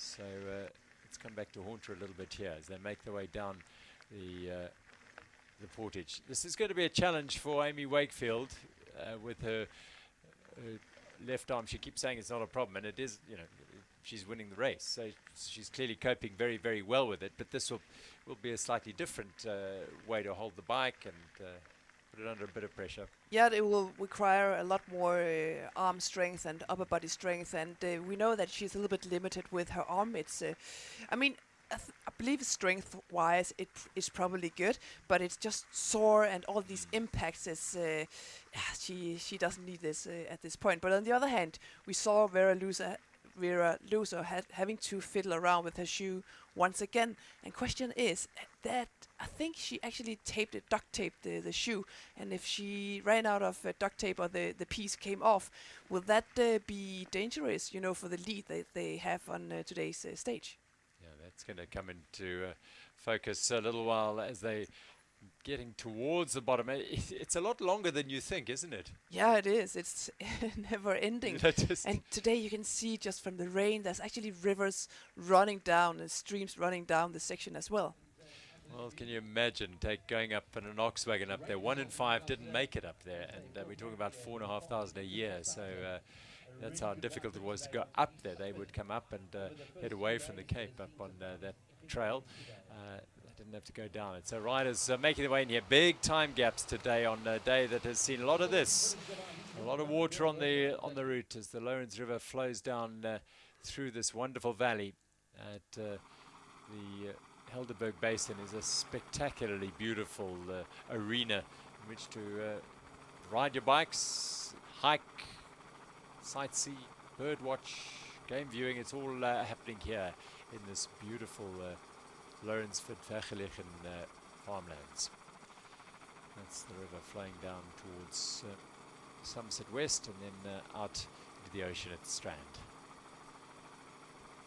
So great drama again in our men's race. It keeps delivering, and the women's race is by no means done yet. We've got Amy Wakefield and Candice Lill in the lead in the leaders' jerseys, but Kim LaCourt and Vera Larsa look to be getting stronger. And the theme of the week is the story around Amy Wakefield. Yes, we will go on about it, but you cannot ignore it because she is still the leader, but she does have a wound on her left arm that is going to be a factor or not at some stage in this race. So Larsa and LaCourt are now definitely in second place on general classification, barring a major issue between Gantouw Pass and the finish here. They should be in second, and we'll be eyeing out and thinking, well, why can't we go for the orange jersey as well? That is very true, and they should at this point because they're going so well. They carry a lot of momentum. And we did speculate a little bit about, Amy Wakefield the first couple of days after her injury, this massive cut in her arm. Sometimes, at this point, you really run on adrenaline, and we did speculate, okay, will that adrenaline, will that kind of wear off? Would she hit a little bit of a dip throughout this week? For sure, after this week, she will take some time off to really recover and just really heal her wound and get back into the rhythm. And are we starting to see, the impact of the whole thing affecting her a little bit? Yeah, you think, 4-day or 5-day stage race, that happens on day 2. You can sort of get yourself to the end and then you recover. Now there's no space for that here. She's now heading towards a real business end, the deep end of the race, so it's going to be very, very difficult. Canyon Northwave 2, Stutzman and Vakoch coming onto the grass. You see them making an effort and it's sort of trending downhill, but the grass is not the easiest thing to ride on. No, I remember these run into finish lines, and sometimes the grass is super thick and it's like riding in sand and you can't really see it. And even if you want to make a finish line, a celebration, and taking the hands off the handlebar, the grass will kind of catch your front wheel and steer you in either direction. So it's tricky. Oh, a beautiful sight it is, Lourensford. Yeah, but a bit muddy. Yeah, we've had a lot of rain over the last a couple of days, so this part of the world is soaking it up. The farmers are loving it, and tell you what, some of the riders probably enjoy it as well. That's what it is, riding your mountain bikes in this part of the world. You are going to have to deal with the elements, and they are significant. We've had intense, unbearable heat sometimes. Last year was a case in point, and this year a bit of rain. We've had cold years as well at the Absa Cape Epic. March in the Western Cape can be very changeable, and they're experiencing it this time round for sure. We had intense and buffeting winds going into Hermanus on stage 1, and that caused some difficulties for some of the teams, but in general that stage 1, I think if they were to choose between last year's stage 1 and this year's stage 1, the riders would have taken this year's comfortably. Last year's was played out in oven-like conditions. So Lourensford Wine Estate deals with fruits, flowers, fynbos and world-class wines as well since the late 90s. Since Dr. Christoph Wiese took over here, he's planted some wonderful vines, and they produce these magical wines that you can drink all over the world. You can ride your bike here as well at certain times of the week. So to the podium in the UCI men's category for today's stage. Stage number 5, the Queen stage of the Untamed African Mountain Bike Race. In third place, Schurter and Andri Frischnecht of Scotsram MTB Racing. And for the first time this year, it is Singer Racing. After having a slow day on the time trial, they put their noses to the front this year in this day's stage. Didn't go to the front of the group, but managed to take second place. An absolutely rollicking ride from Lucas Baum and Georg Egger of Led Speed Company, winning a stage for the first time at this year's Absa Cape Epic. And looks like they've got some the pants that they changed. There's something different about them. Yes, little statement made with that tinge of yellow down the bottom there. Anticipating today, perhaps. Well, they... In essence, they came into the race on Sunday as the sort of de facto yellow jerseys, having won last year. They didn't get a chance to wear them, so they've created those shorts with a little band of yellow to just remind those wanting to know that they have won this race. It's a cool thing. Now this is even cooler because it is for the first time that this German pair will be donning those yellow jerseys, except for the podium presentation a year ago. What delight for these good friends and wonderful bike riders. Georg Egger and Lucas Baum are the new leaders of the Absa Cape Epic in the Chiavita zebra stripe jerseys. And the matching shorts. Oh, a little yellow band around the bottom there will do wonders for their confidence. The yellow jerseys by a minute and 29, 7 minutes 8 seconds. Beers and Blevins, can they be discounted from the overall yet? That is the question. We saw how Nino Schurter and Frischknecht were actually capable of opening up like I think it was 25-second gap on the team towards the end. So definitely Beers and Blevins not as flying as we have seen at the 3 previous stages. I think the key will be the recovery. That's what it all will come down to, because the teams are evenly matched. Egger and Baum definitely the stronger team today. But when it comes to tonight and tomorrow night, it's all about the recovery, how well they can get fluids back in the body, they can recover and rest so that they can fight another day. You can bet they will do everything possible. Now, with our overall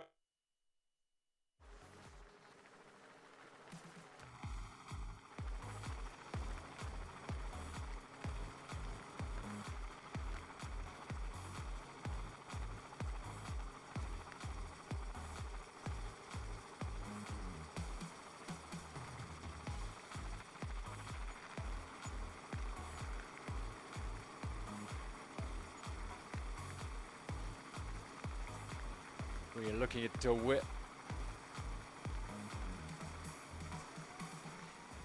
so the leading women's teams heading towards the finish. Verglichen and Lourensford Becken for our leaders here. Losser and Lecourt ahead. Lille and Wakefield are in the leaders' jerseys at the moment. And when last we checked, they were in second place as, on the stage. But we will bring you confirmation of that, no doubt, as they progress. They were 1 minute and 39 down, but that was some way back at 58 kilometers. No further updates on those, unfortunately. But Kim Lecourt and Vera Lossa, very much the stage leaders today, and putting in another remarkable ride. They won yesterday's stage, they won stage 1. They are getting stronger and stronger, the Mauritian and the Namibian. Yeah, it's quite clear that they carry good momentum here towards the end of the race, and it's almost one could have wished for, the sake of racing, that they didn't have those mishaps at the beginning of the week. I know they had some days where Vera Loza explicitly said that she was suffering so badly on the climbs. And it seems like she's really found momentum right now. So it's good racing, and it will be tight for sure. They look good for second place overall. And so, of course, the next question will be, well, can they, take it up a step even further? And there's no reason to believe they won't have a little look at that. The gap is big, but they won't keep us going hard. They will just keep riding as well as they are. If you've got the form, use it. And they clearly have some very, very decent form at the moment of Vera and Kim. Good friends, of course. Vera did the Absa Cape Epic alongside Candice Lill in 2017, and so they know each other very well. Of course, these women ride against and with each other week in and week out, both on the road and the mountain bike. So very familiar with each other. They finished 6th that year, and so Vera has found in Kim Lecourt a partner who is very, very well matched. A long day in the saddle.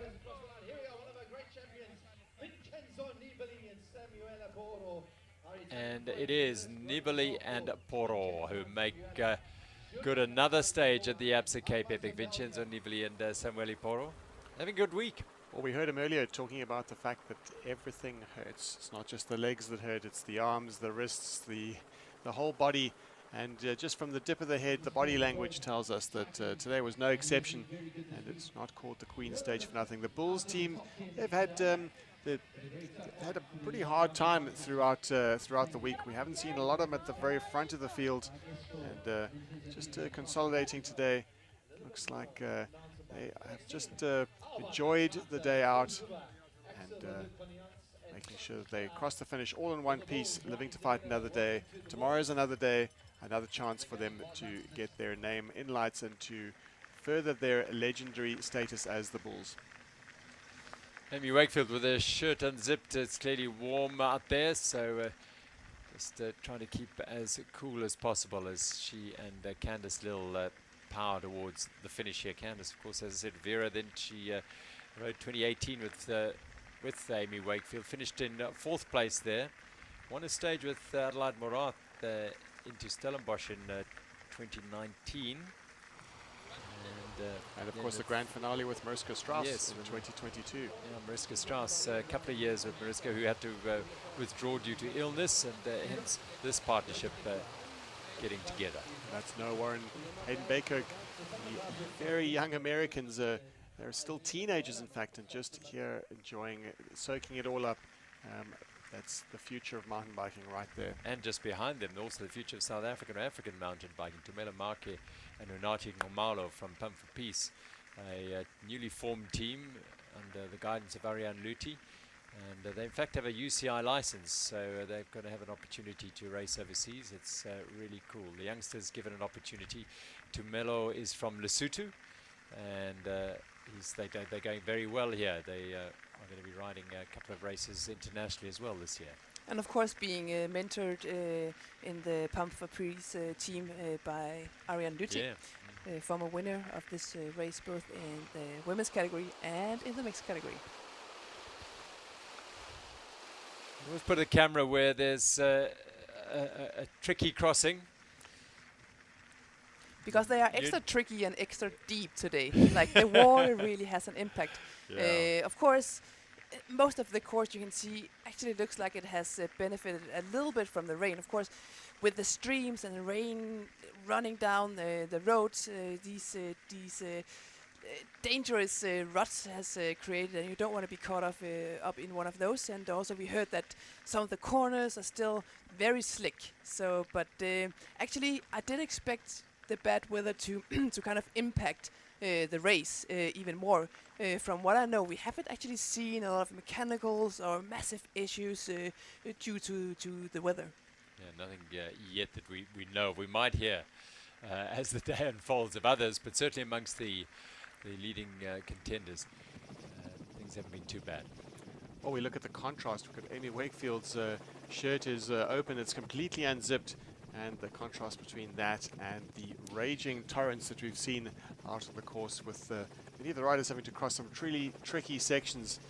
And that we can see here, Bart Brenchens, the leader, him and Azevedo, the leaders of the Grandmasters category, not interfering with the women's race, taking great care not to interfere. Great spirit of mountain biking. This is a lot at stake in this category. The leaders, jersey wearers, Lil and Wakefield, charging, hoping to minimize the damage, close that gap between them and LaCourte and Vera Lorza. Also, I think the amateur leaders are in there as well. Mitch Docker and Boswell all in that group. They have found themselves riding around the Grandmasters and Masters event for a lot of the day. Well, Amy Wakefield's head down on the wheel of Candice Lill. Her epic debut, in fact, was in the mixed category in 2017 with Grand Usher. They finished second that year to Jenny Risvets and Thomas Frischnecht, who won the mixed. Jenny, at that stage, was the reigning Olympic champion, coming out to ride her first effort here at the Absa Cape Epic. And Amy then went on to ride that 2018 with Candice.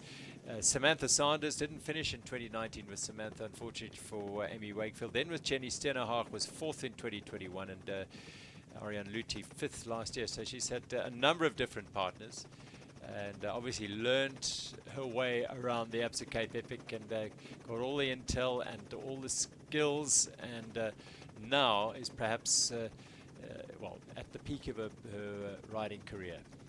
Definitely several levels up now. And just talking of Annika, you'll remember that in 20, when you were lining up for the 2020 race that didn't happen, you were here in South Africa, and your partner was in fact going to be Jenny Risvets. It could have been a fantastic race, and such a bummer that it didn't happen.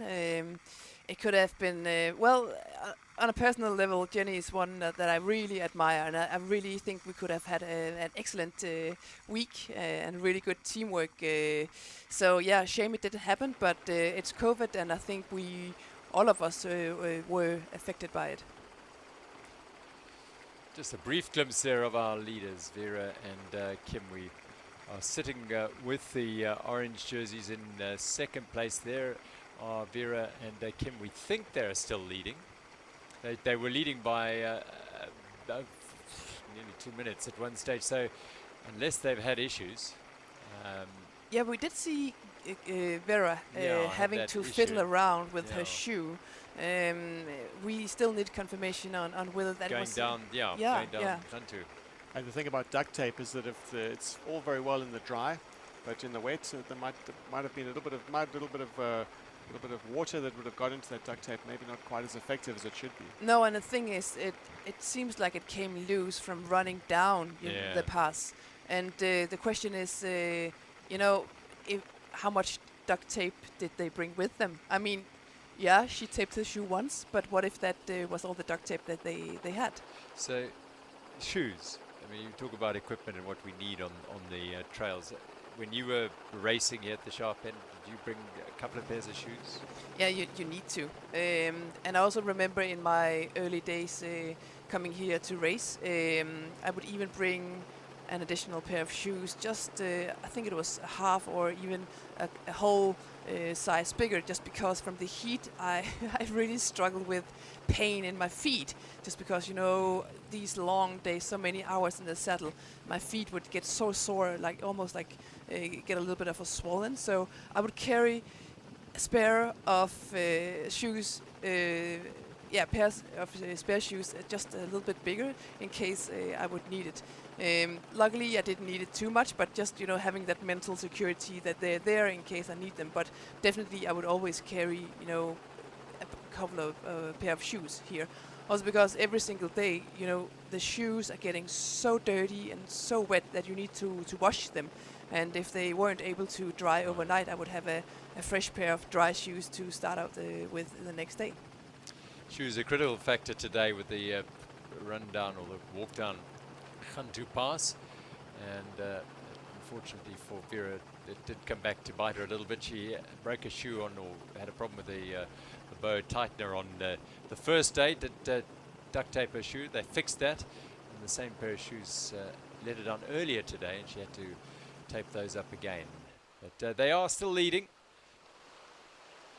Vera Loza and Kim Lecourt just in the background of this trio of riders. Here they come. They've certainly got the bit between their teeth. It just looks at the body language. We always look to see what the riders, the kind of you could almost say the attitude of how they're riding, and they're on form. They're charging, looking to they can smell blood in the water, certainly with the orange jerseys falling off the pace. They are keen for another stage win. They're aiming for their third stage win at the 2023 race. It's almost a little bit the same story with the speed as with the Speed Company. You know, coming out stronger and stronger throughout the week and taking stage wins, and you can just see in the body language they are on the charge. They want the stage win today. They definitely want to move themselves up to second position on the overall GC, and who knows? I mean, if everything goes really well for them and the other teams are really starting to hurt from the whole impact of so many days on the bike, why not go aim for the overall win? Nothing is nothing's impossible. Nothing is impossible. Exactly. Let's get another pair of shoes though. I feel like someone should give her a pair of shoes. Yeah. Yes. And here you can see Amy actually having to grab onto the back pocket of Candice Lill, her teammate, just to get a little bit of assistance. So we did speculate, Amy was going so strong on the day of her injury and the following day. Is she starting to really, really feel it now? Absolutely, and that is a critical little image there of our race leaders. Just a little moment that get the idea that Amy Wakefield might be suffering a little more than she would want to be at this stage of the race. And this pair, Kim Lecourt and Vera Loza, riding as if they've saw that happening, because they're just putting it down. They really are going as hard as they can to try and maximize the time gap to the orange jerseys. 2 big days to come. There's so much that can still happen in this race, and there's no reason to believe that this pair can't do something extraordinary. They've made up enormous time on the 91 Songo Specialized team of Gomez Vierfan and Catherine Nash. They've seen them off almost today, and now they are motivated by hunting down the orange jersey. And they don't even own these jerseys. They're on loan from Amy Wakefield and Candice Lill, so they'd like to have both of those on their shoulders legitimately. Definitely, and who says that these jerseys can't give, even though they are on loan, can't give some sort of wings either. So yeah, it's really good riding, and you can see they're just putting the heads down. They are so much on the chase right now. So in the next few minutes, we hope to see them pass through that time check around about the 89 kilometer mark, where we'll get an idea of what the time gaps are between the leading team on the day, Vera Loza, Kim Lecourt, and Wakefield and Lill, the chasing team in the orange jerseys. We have seen the team Affinity Insure go through their Lecourt and Loza, passing through the just under 5 hours, 4 hours, 58 minutes and 36 seconds of racing. It's a long day in the saddle for this pairing. More or less 10 Ks to go or so, a little bit more than 10 Ks to go. And the clock is running just to see where Wakefield and Lill are. They're so composed. They've raced around the world. They obviously have experience of racing the Spa Pacific, where they won the final stage there. That I think gave them an enormous confidence boost, the belief that they could mix it at the very highest level of mountain bike stage racing. They finished third on the overall standings, and they're confirming that belief and confidence here in emphatic style by winning stages and riding themselves closer and closer to the overall lead. Really fantastic to see. And, this is home ground for Kim Lecourt, Mauritian born of course, but lives in Somerset West now, so she knows where she is, and she knows these trails fairly well. Vera Loza splitting her time between the African continent and Switzerland, where she lives. Her husband Connie is riding. He was called up with, I think, a couple of days, like a Thursday before the race, to partner Frans Klaas after Manuel Plim took ill, Klaas's original partner. Indeed, we wonder how Connie is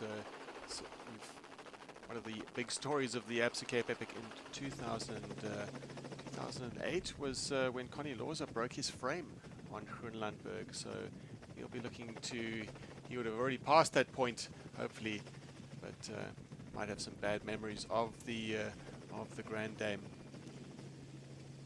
So Lil has spent a lot of time on the front of this combination, as one would expect from the perspective of Wakefield's trauma early in the week, and so Candice Lil has taken on the responsibility of guiding Amy Wakefield through the stage. Although 2 days ago, when they won the stage into Oak Valley, we saw Amy Wakefield looking good and getting onto the front occasionally and doing some of the work.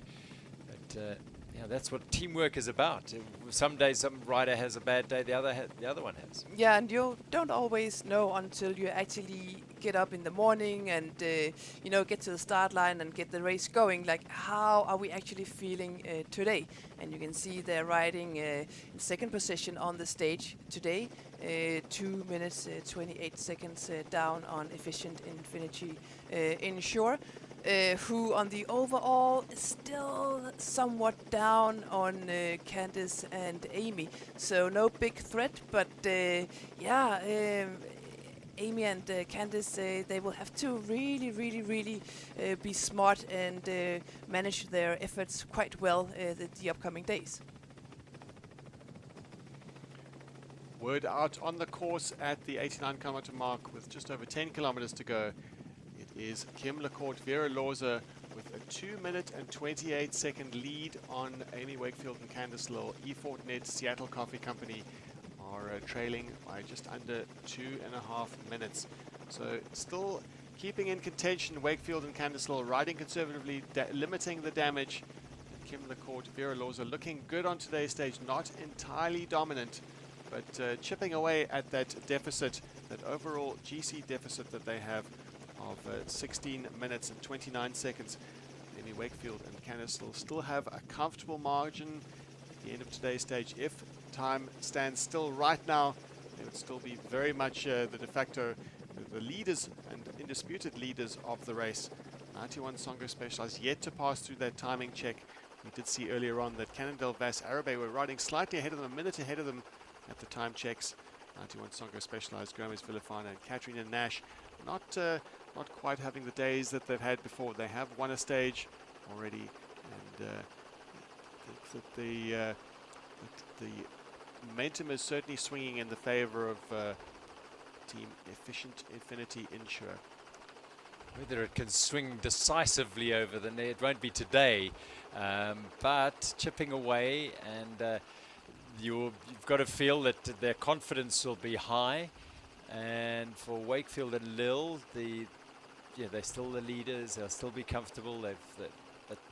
Those little issues of, we've got 2 more hard days to go. How are we going to get through this? We're going to get through it. We'll be fine.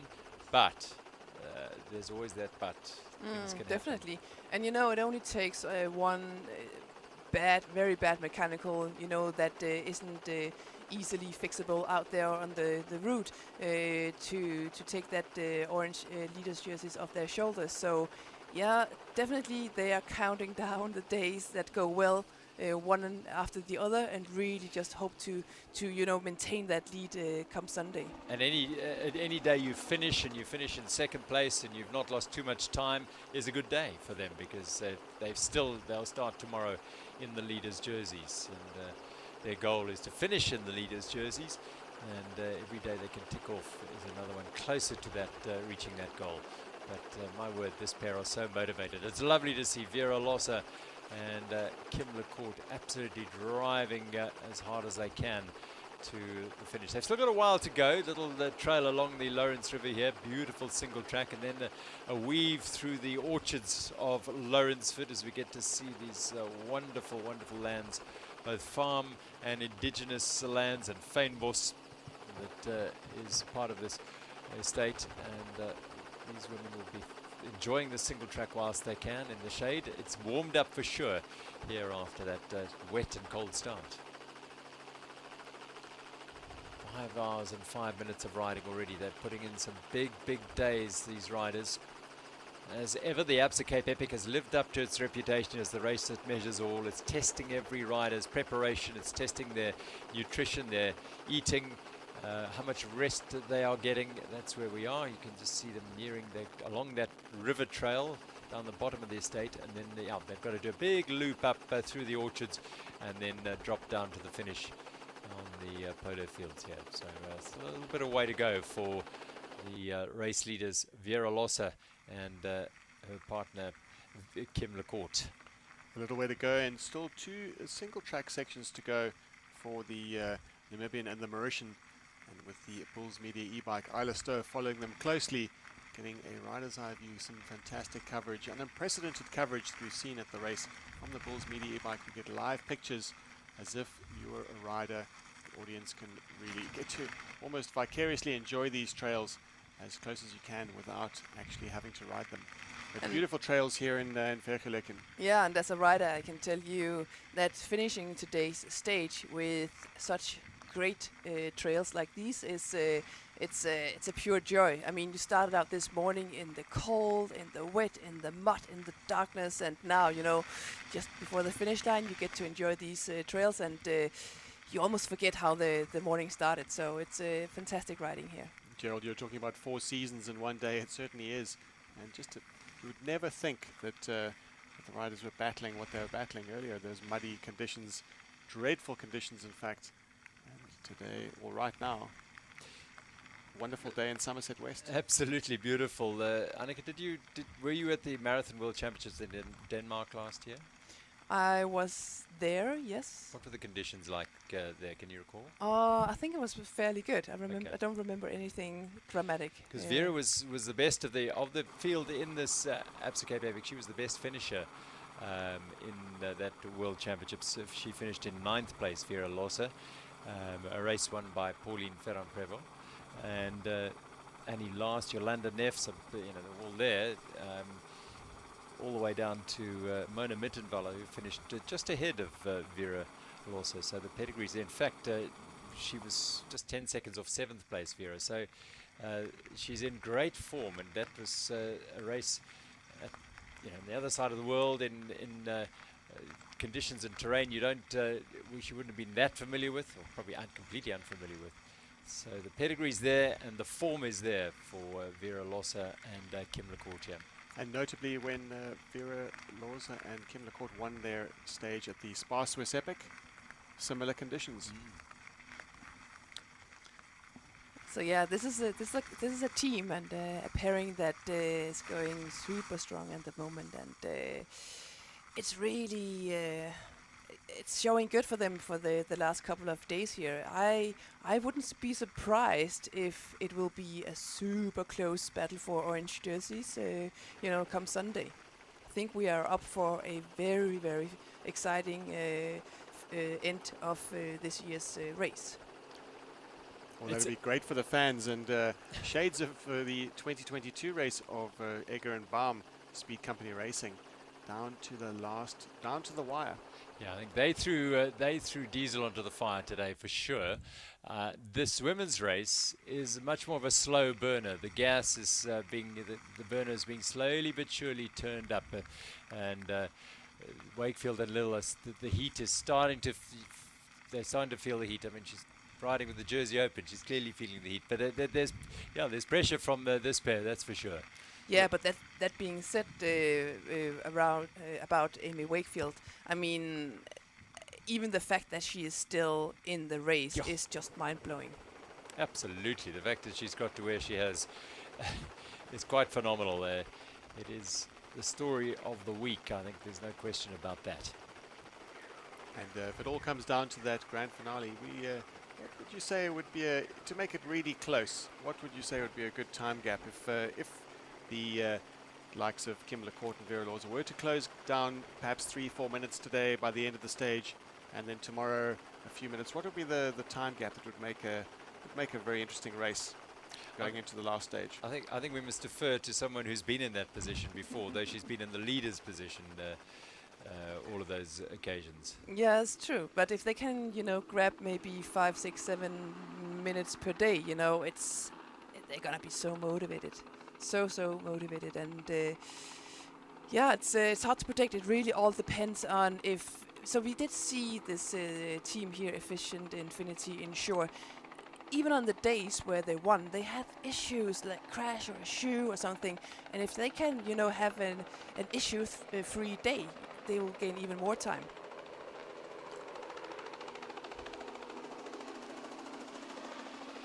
And of course, the big question mark and the big unknown is the pairing with Amy Wakefield and Candice Lill. Is Amy Wakefield, a little bit? Is she kind of, her body is going really into recovery mode now and saying like, it's all good, but I'm really starting to feel it now.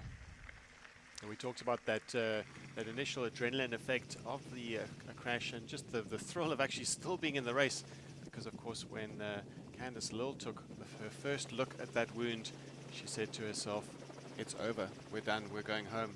And then just staying in the race and the thrill of actually being able to continue after such a terrible shock carried them through, certainly until the time trial where they consolidated, they rode conservatively. But we spoke about the aftershock of an injury like that, and just how much energy it takes to recover from something like that. Just you've got a wound that's healing as well as your legs have to recover, and your whole body has to recover. It's just an extra thing. True, but it just really shows how important this race is for all of these teams. In fact, there's so much at stake, and no matter what, it seems like we will have a completely new winning team this year. The question is just what name will be put on that title. Well, talking of the previous winners, there's one previous winner in the women's field, and Amy Wakefield, Candice Lill, and Kim LaCourt and Vera Loza are a long way ahead of that team, which contains Sophia Villafana and Katerina Nash. They still have not reached the 89-kilometer mark, and time is ticking. Almost 15 minutes have elapsed since that time check was taken. Of course, we mustn't forget the Masters, Jenny Stenach and Esther Sus. They're riding, both former winners, but they are not in this category. They decided to ride in the women's Masters category, so they're wearing the blue jerseys as the leaders of that category. There was a little discussion as to whether they might tackle this race, but they decided to take it a little easier. Not that they would be taking it easy, actually. They'd be racing hard. As it doesn't matter where they are and what jerseys they wear. Well, that's very true. I think, as a racer, having raced for so many years, it's very much in your DNA. And even though you beforehand say, like, yeah, we're just going to do it for fun, just going to have a good time and chill. Once you're out there, and a number board is pinned on your handlebar, it can be hard to hold back. Just catching a glimpse here of Amy Wakefield, Candice Lill, and we cut back to the storming pair of Kim LaCourt. Kim LaCourt on the front, leading Vera Loza. Kim LaCourt seems to have spent quite a lot of time at the front. Vera Loza, an erstwhile partner, able to match her pedal stroke for pedal stroke, and still very good cohesion between these two friends, LaCourt and Loza, the Mauritian champion marathon discipline and the Namibian champion in the marathon. They've only done 3 Absa Cape Epics between them, so this is Kim's second. She did her previous one in 2021 with Teresa Ralph, who's now in support, but Teresa has done 9, so a really experienced rider to have ridden your event with. And of course, Vera rode with Candice Lill in 2017, with Sarah Hill in 2021 when they finished 6th. So yeah, there's the energy of riding around the Absa Cape Epic. They know the event. They've had that experience of riding the Spa Swiss Epic together. Another side of Amy holding with her left arm, so that's a good sign. That's a good sign. Yeah, holding onto Candice Hill's pocket just for a moment to give it a drag through. But clearly they are suffering a little bit here. They're Certainly Amy is. Definitely suffering. It seems like they're a little bit, or at least Amy is a little bit more on the limit that we have seen the previous days. I mean, they're not like far off, like dramatically far off the leaders, but still, yeah, they have to really be careful and be smart the upcoming days. How many riders will tell you as they finish a long stage, but those last 10 Ks were so hard. And this one is particularly tricky because you know the finish is there. When they come off that river trail, the finish is probably no more than a kilometre away, but they've got to do a big loop around the orchards to get there. And if you are suffering and if you're starting to lose time as they are now, those kilometres become a bit longer. Yeah, it feels like a never-ending story. I remember that feeling so well. It's like when you reach that 10K mark, you actually start to count the last kilometers, you know, per 100 meter. And if you go like 100, 200 meters over, you know, the expected distance, you're just like, this cannot be true. This cannot be true. So yeah, it's really a mental game, those last 10Ks for sure. However, when you're in this position and the stage is there for the taking, those kilometres are being chewed up. Candice, at least Kim Lecourt and Vera Losa really hammering it here. A little bit of a drag up and then turn another turn into towards the finish. They're very, very close, yeah. So Amy again just latches onto the right pocket of her teammate Candice Lill, who's proven to be quite remarkable in terms of her composure, her strength, her supportive nature. They are both just such warm individuals off the bike and friendly individuals, and that sort of synergy and that comfort is transferred onto the bike here, and every opportunity she gets, she's offering her the pocket.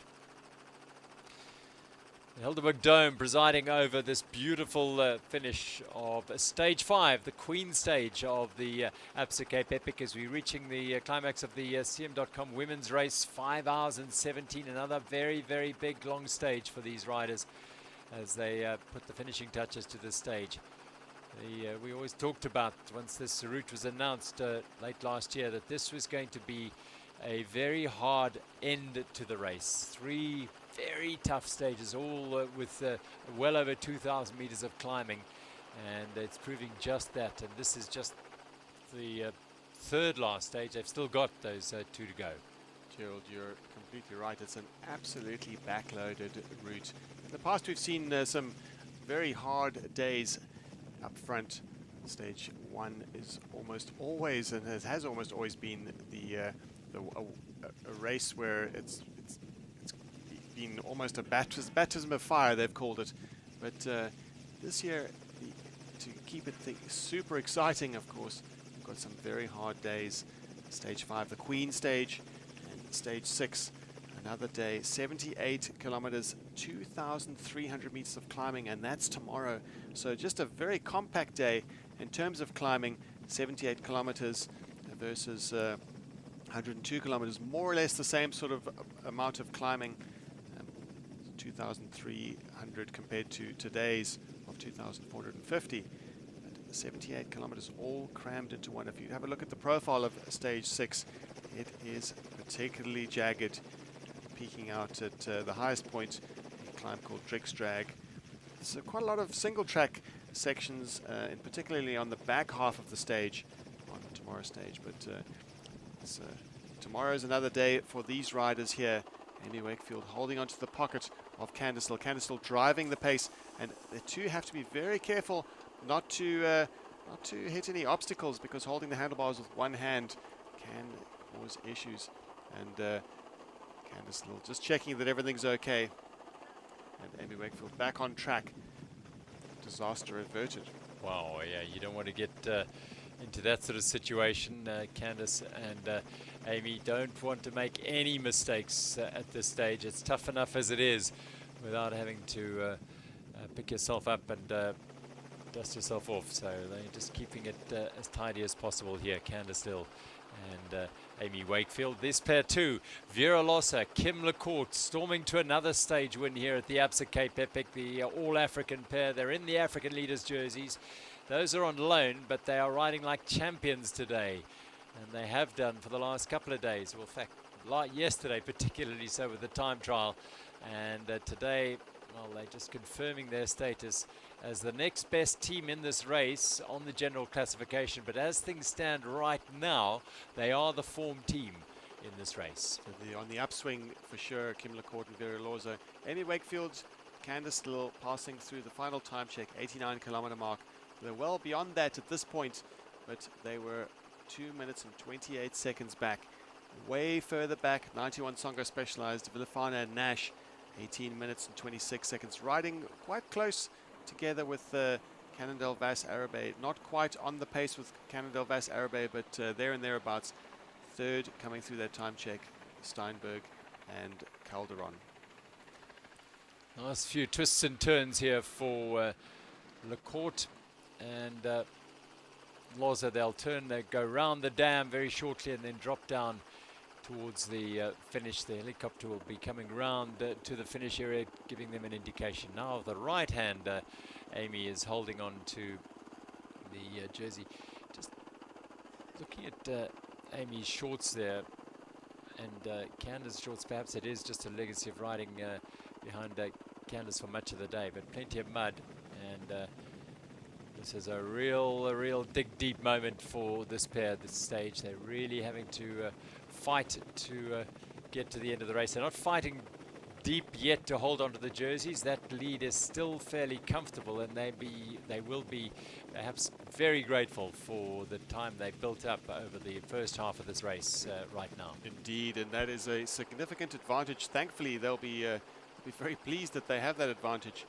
And just to recap on what they have over the team, Efficient Infinity Insure, they have 16 minutes and 29 seconds. Already they've lost 2.5 minutes.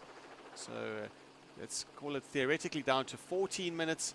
And just judging by the body language of Amy Wakefield compared to Vera Loza, who's sitting comfortably on the wheel of Kim LaCourte, Amy Wakefield is definitely not comfortable on the wheel of Candice, still having to hold onto that pocket. It's highly likely they will lose more time to the Efficient Infinity Insure team. May well be able to hear the helicopter buzzing over us here at the finish. It means that this pair are very, very close to the finish line here.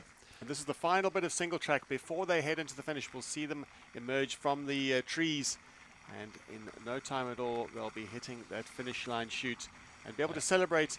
They will be driving all the way to the line because they know that there's two things at play here, two agendas.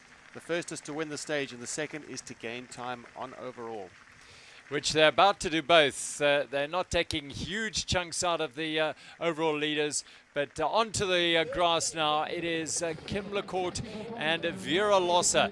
Efficient Infinity Insure, they put together another superb ride today. Had troubles early on, they put those aside, rode themselves into the lead, and here they are riding onto the lawns and towards the finish for their third stage win of this year's Absa Cape Epic. Vera Lossa, Kim LaCourte take the stage win, and they are the form team right now, and they are at the moment in second place overall.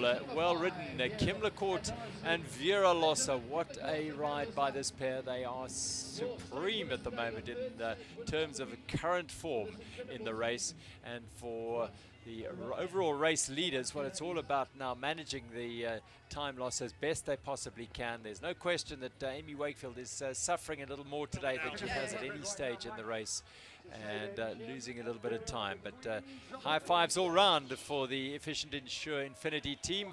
They are now stage winners for the third time at this year's Absa Cape Epic. There come Candice and Amy just about to drop into that last section of single track. So it's all about the clock now. They're not going to lose the leaders' jerseys, that's for sure, but they're losing time there. And we speculated as to what they would be comfortable with going into that final stage in terms of an overall lead. If it is around 13, 14 minutes going into the next stage, tomorrow's stage, you feel they should be able to defend that. But the attrition that goes on in this race is like nothing else in mountain biking, and you add to that the injury that they're riding with, that Amy's got on her left arm. It is going to be very, very tough. Let's go to Annika at the finish line with our stage winners. Vera and Kim, what a day. Did you plan on this to happen today? We thought the Queen stage could be the D-day, that we could maybe try something on the climbs. And yeah, Vera had a bad start. We had to cable tie her shoe again, and then we were last on the first climb. But then we took our tempo and we just did our own race, and we slowly caught everyone. And then we just rode past everyone, and we just kept our tempo till the top. And yeah, we were quite surprised to see the gap we had, and then we just rode together till the end. You seem to be very much in sync and in control of everything at the moment. How come you had like some days where you're going really strong and then some days not so good? Can you elaborate a bit on that? I think it's so difficult on the first day where Kim had a bad day with cramping, and I'm struggling with my left leg. That's not where it's supposed to be. But I think we're just having it in control, and we don't stress if something happens, and we just try to stay calm and collected, and that will probably tell in our favor towards the end. For now, you actually look pretty good for second place overall. And of course, I need to ask a question. Are you aiming for the orange jersey? Of course we're aiming for the orange jersey, otherwise we wouldn't be here. And also, I have to ask you, did you bring a pair of spare shoes? No, but I think it's just the boa that got off, so it's not broken. I just need a new boa. All right. Thank you so much, and good luck. Thank you. Our stage winners today, Vera Loza and Kim Lecourt. And as they were chatting there, so Amy Wakefield and Candice Hill rolled across the line, 2 minutes and 36 seconds behind. So they managed that gap very well over the last 10Ks. The tough last 10Ks is little doubt that Amy is suffering today, but they've managed that gap very, very well indeed. They managed their suffering impressively, and Candice, just she's the most positive woman, and she's just encouraging and congratulating, no doubt, Amy on her ride today. Really, really good ride, and they are secure in the leaders' jerseys, the eFort.net Seattle Coffee Company pair, as our Grandmaster leaders roll in as well. Abrao Azevedo and Bart Brenchens. Well, they've got to say, he doesn't want to take his hands off the bars there, does Bart. He knows this story a little bit too well. And they eventually do, just as they cross the line. The Bart Brenchens Abrao Azevedo combination, KMC MTB Racing winning the Grandmaster stage today and confirming their status as the overall leaders in that race for the purple jersey. Looked like a very hard day for Bart Brench. It's not often you see him looking quite so subdued. The former world champion and former Olympic champion and former Absa Cape Epic champion too in the men's category. He's won the men's category, the masters category, and now the Grandmasters category. Right, let's go to our interview at the finish.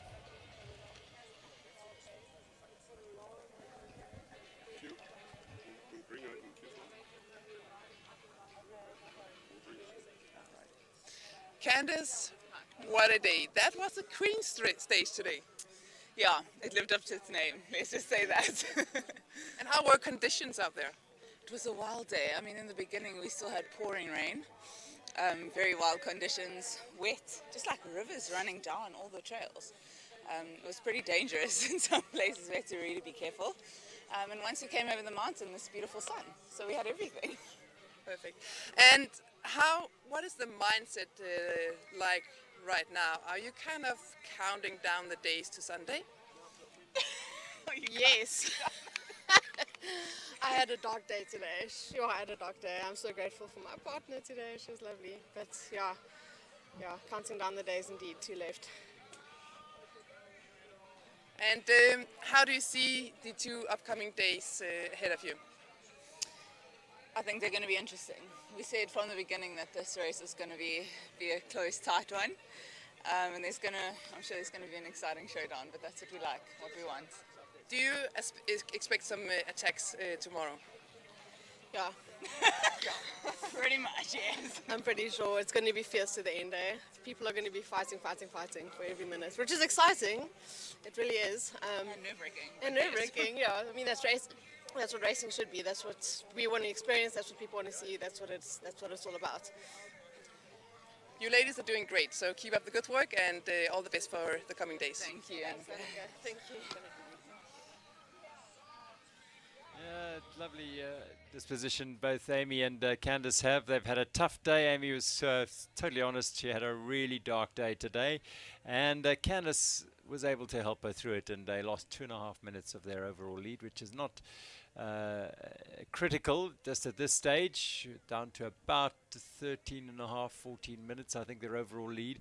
But we do know that Kim Lecourt and Vera Loza are now in second place overall, because the clock has ticked well past the gap to the Sophia Gomez-Viefan Katarina Nash combination, and when last we checked they were nearly 9 minutes down, so they are losing big time, and they were in 4th place at that stage because Greta Steenberg and Monica Calderon, in fact they were 18 minutes down, both those teams, so their hopes of a podium place, well, they probably will finish on the podium because they were over an hour back on Canada Vas. So here we go.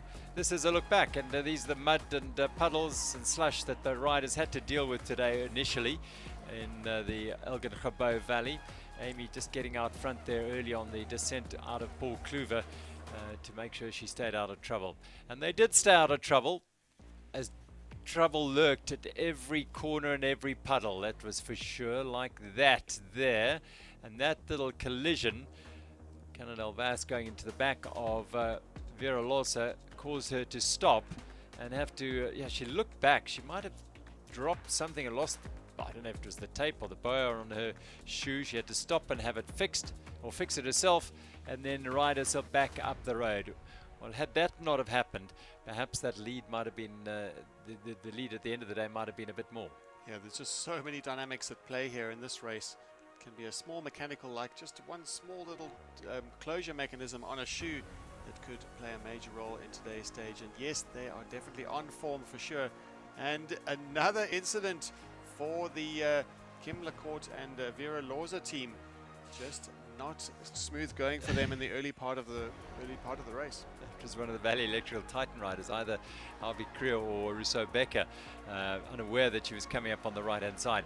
So meanwhile, on the other side of the mountain, the Groenlandberg mountain, this was happening. Canada Vas Arabe was starting to come into the picture, whilst Loza and Lecourt rode themselves back past Canada, past the 91 Songo Specialized team, and into second place at this stage, because Lil and Wakefield were further up the road. And then Canada Vas thought, well, we got to go and join the fight for the top 3 today, and disappeared up the road away from this pair, Nash and Gomez-Viefan.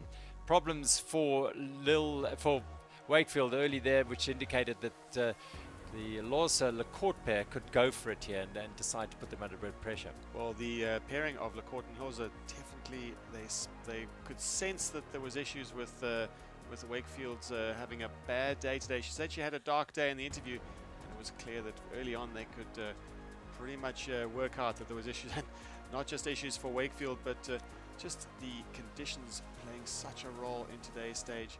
Just we saw Candice Lill, the national champion, the national marathon champion, struggling to get over that obstacle. This is where it happened, the attack up a little climb from Vera Loza and Candice Lill, at least Kim Lecourt, and they put their noses into the front, and that was it. They were in front for the rest of the day as they snaked down the Nieuweberg trails on their way to the Grabo Country Club. But this pair were always going to be chasing today, and after a while I think they didn't chase as much as they just managed the gap and made sure they didn't lose too much time to Vera and Kim. And Amy Wakefield already out of the saddle there, an indication that she's having to work a little bit harder today than previous days to stay on the pace. And can contrast to the fluidity of Lecourt and Loza, just how different the body language looks. as they head through the water point, get their personalized nutrition. Court and Lourensford already at this point having a significant gap at the 58 kilometer mark and having just a 1 minute and 40 gap over Wakefield and Candice Lowell. Discarded their hydration packs at that water point, took on the bottles. They'd served their purpose, the hydration packs, and it was now the long grind on the dirt road and the single tracks, the A to Z single tracks up to the Gantouw Pass. And already, very early on, Candice Lowell of assistance to Amy Wakefield. Candice Lowell being an incredible partner to Wakefield. Wakefield said she had a bad day, and just consolidating, and Candice Lowell being instrumental in limiting that damage. Mr. Bisum Sango sitting behind them there, riding for the Fairtree Cannondale team. So this was heading through Vergelegen, and Lil and Wakefield, yeah, starting to slow quite obviously here. The Grandmasters eventually just going ahead, and Amy Wakefield and Candice still under a little bit of pressure here, but not panically so, as Lacourt and Lawser were pinning the ears back and heading for a third stage victory. You see the direct contrast. You saw some blue skies up ahead, and in contrast to the raging torrents that we've seen the riders cross, some pretty tricky river crossings, and playing a big role. And of course the day belonged to Lawser and Lacourt. Fantastic performance, a true example of great teamwork, and another great example of consolidating and limiting those losses.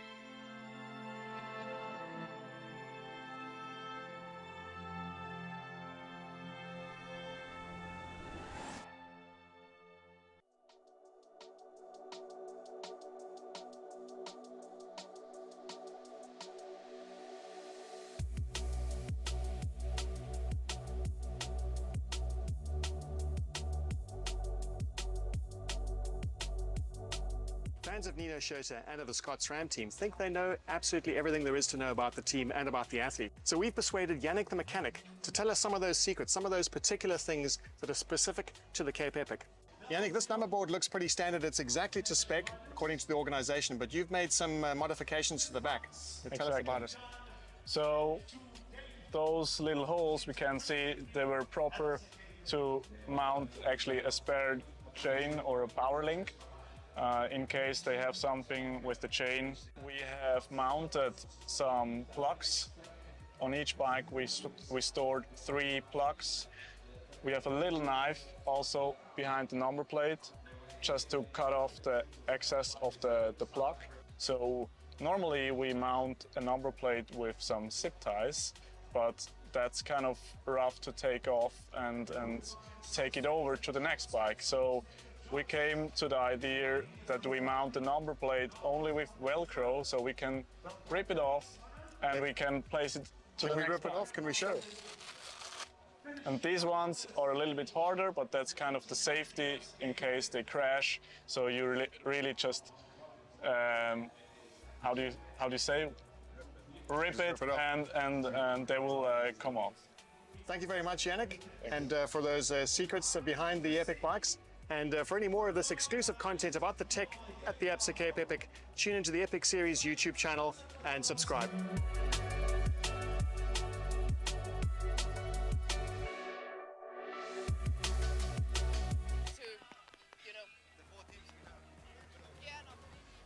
Well, wonderful to get some insight from one of the finest around, Yannick the mechanic, who looks after the Scottstram MTB team and those wonderful bikes who get up every morning, those bikes, and look like they've just come off the showroom floor, and then they get put through the ringer here at the Absa Cape Epic. And we've been joined by a man who knows a thing or two about that, because he's the man behind Pyga. Patrick Morwood joins us here, and we actually had a bike check on the Mobu a little bit earlier, Phil Base's Mobu.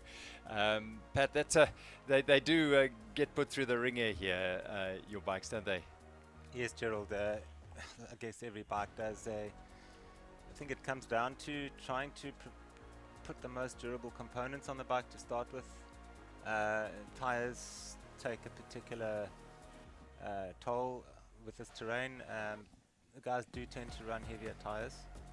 I know our team actually brought in tires from the States or Europe because they couldn't get them here, the ones they were after.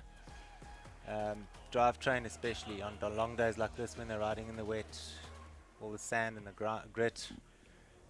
But you know, the drivetrains of today are really, really durable and surprisingly strong, especially when you see them being ridden on e-bikes. That was something that we thought might happen on this grass. Take your hands off the handlebars at your peril, celebrating the stage win, and clattered to the ground. He's very lucky he didn't suffer a worse injury. We've seen that happen before. Broken collarbone on the finish line. One of the Trek riders a few years ago in Stellenbosch. Not good for the bike either, that. No, not good for the collarbone or for the bike. Yeah. Well, we're always interested to know what kind of impact it has on the frame. You know, we've seen the impact on the riders, certainly. And as we see the Cannondale Vas Arabe team, they're the third place. This is the podium that we've just seen, the third place today for Vas Arabe. Big celebration for Steinberg and Calderon as they passed through the finish line in third spot. 19 minutes down, but that podium spot is cemented. It's their first podium at the Absa Cape Epic, a big highlight for the Estonian and the Colombian. Yeah, they've worked hard all week. They've found their feet here at the Absa Cape Epic in their first Absa Cape Epic, and they found their feet to settle in and make it count here. And a great result there for Nonkasa and Kakeni. And for Kai, in fact, this is the mixed, I think, coming in there. The mixed leaders. So, yeah, the grass here isn't clearly causing almost more problems than the trails. This is the erstwhile second place team, now in third place on GC, and in fourth place on the stage, Katharina Nash and Sofia Gomez Viafan putting the finishing touches to their stage today. The Queen stage has taken no prisoners today, really has been a tough one, and they will finish fourth today. They've lost a little bit of time to Grit Steenberg and Monica Calderon, but the GC standing was well over an hour between those two, so that won't be an issue at all. But they have lost their second place overall to Kim Lecourt and Vera Lossa. So that's how it all transpires here at the end of the podium positions in the women's race. Yeah, Pat, I mean, getting those bikes back up and running again, are they completely stripped down at the end of a day like today? Possibly today. Other days not.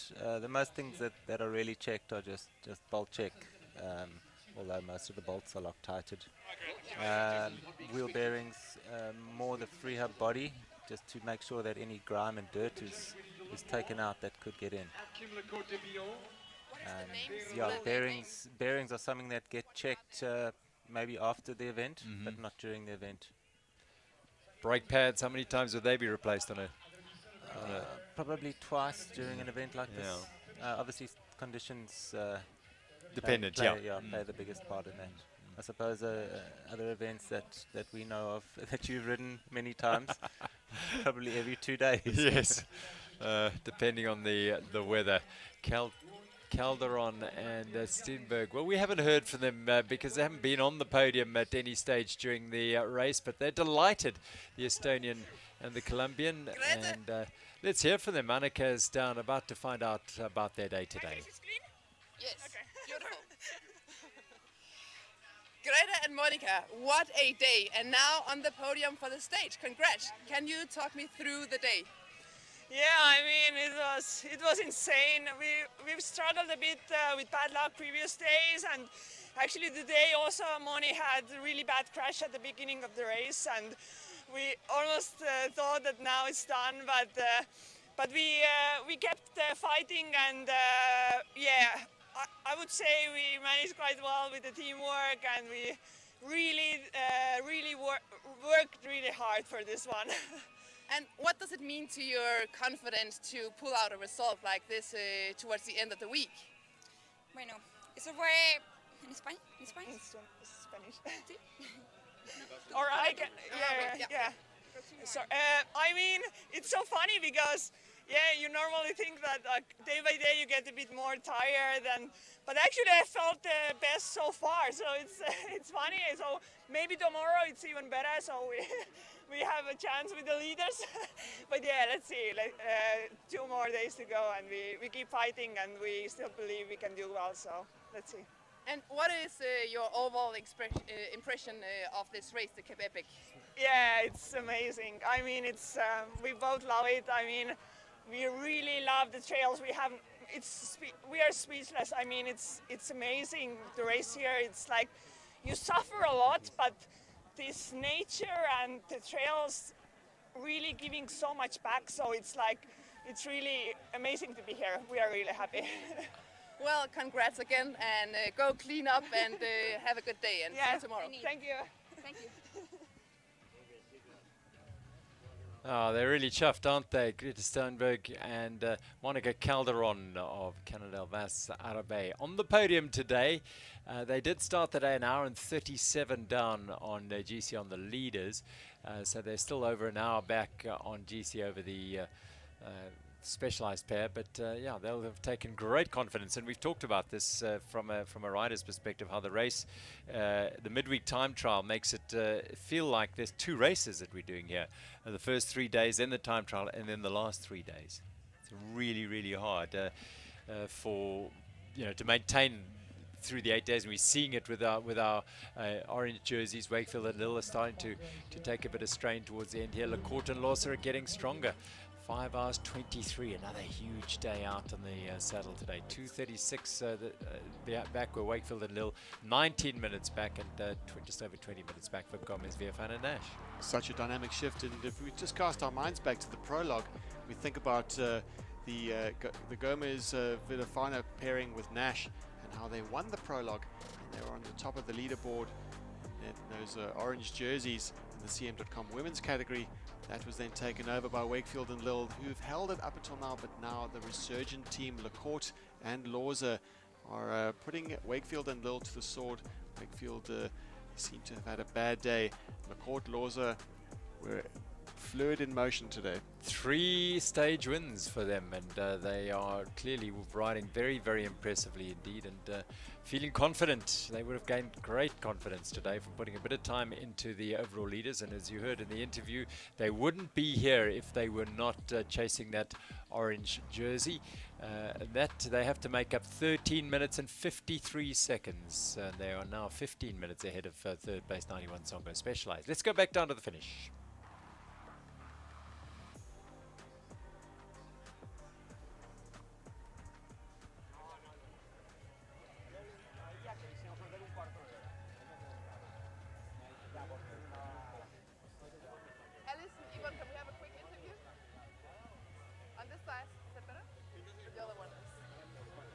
Hey, how are you doing? Nice to meet you. You too. You need Alice. Oh, okay. Ivan, what a day. Tell us a little bit about your race here. Wow, today is a very hard race. Alice come to Cape Epic slowly, and she say me, all Cape Epic start stage 5. And today we full gas, start up to mountain very hard. In the downhill we have a serious problem because I punch. We lost 5 minutes, but then remar, rowing, no? Remar, rowing. Rowing, like a vikingos. Yes, rowing, that's true. Was there so much water out there today, so it was like rowing? Rowing. Rowing. How was your day, Alice? Good. We started Cape Epic with a plan, and up until now it's going well, and I'm really enjoying every moment with Ibon. He's an incredible help in the climbs, and he takes the best lines in the downhill, so it's amazing to be here. It's actually only 2 weeks before the start that he asked me to come, and I'm so happy. Well, it's amazing to have you guys here. And what do you think about the days ahead, the coming days? I say last, we Cape Epic start today, tomorrow strongest, and last day strongest too. That's a perfect plan. We look forward to seeing you out there. Thank you. Thank you. Thank you so much. Alice Pirard and Yvonne Zugasti riding in the mixed, and they won the mixed today. They were not the overall leaders in the mixed that belonged to Weideman and his partner Sam Sanders, but they've certainly come back into it. Rian Weideman and Sam Sanders led today by 5 minutes. So 5 minutes and 44. That could change. Albia Factory Zugasti and Alice Pirard could well have made that up today by winning the stage. So that is a more exciting racing in the Absa Cape Epic.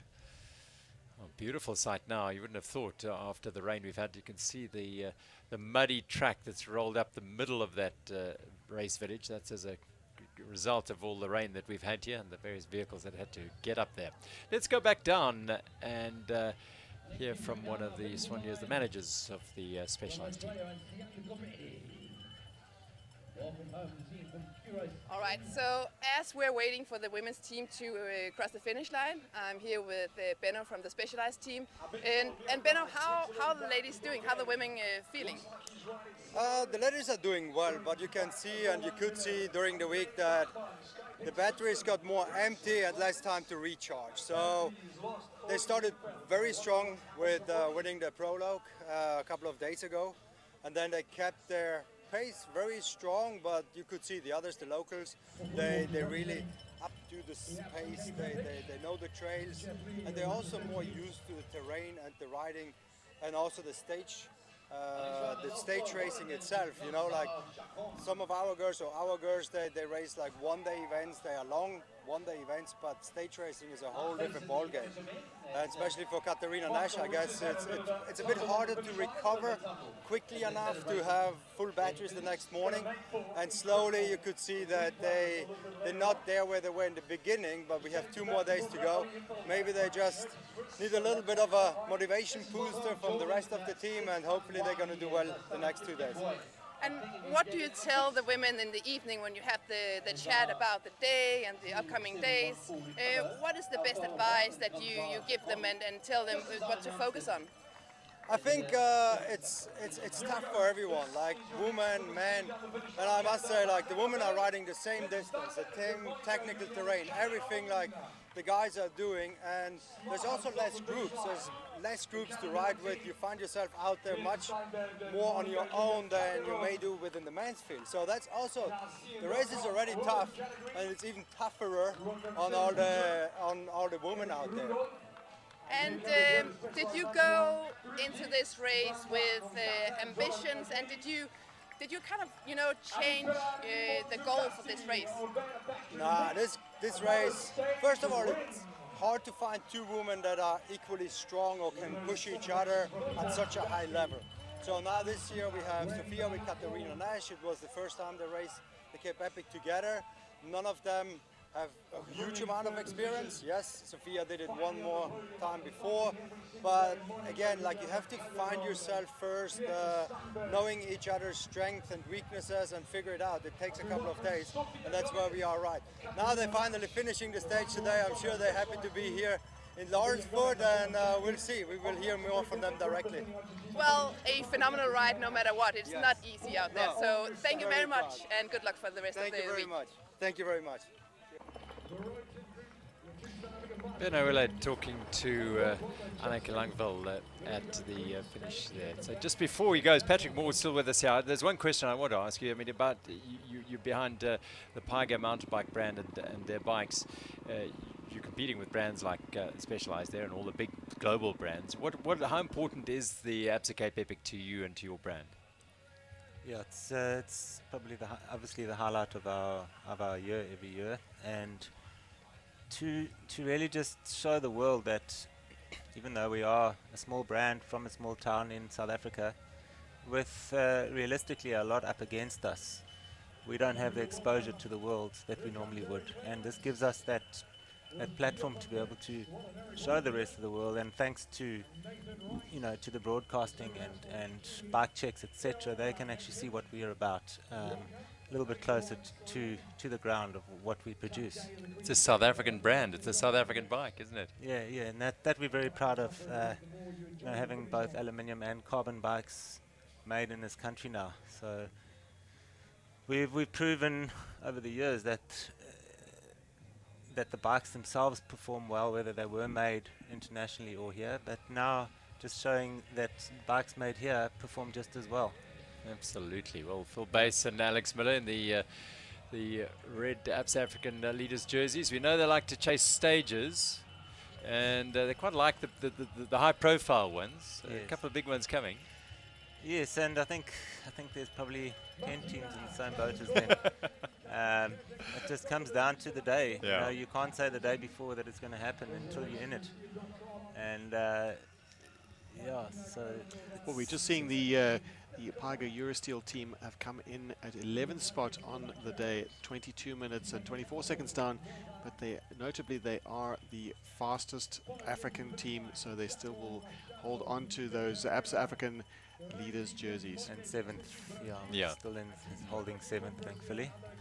It's a good profile for the team, and great performance by both those riders, Phil Bass and exciting young talent from Namibia, Alex Miller. So this is the scene here at Patrick. Thanks very much for joining us. Thanks for popping down. You're here for the week, or you just pop in today? Yeah, no, popped in 2 days ago and off on Monday. Cool. Yeah, thanks, Neil.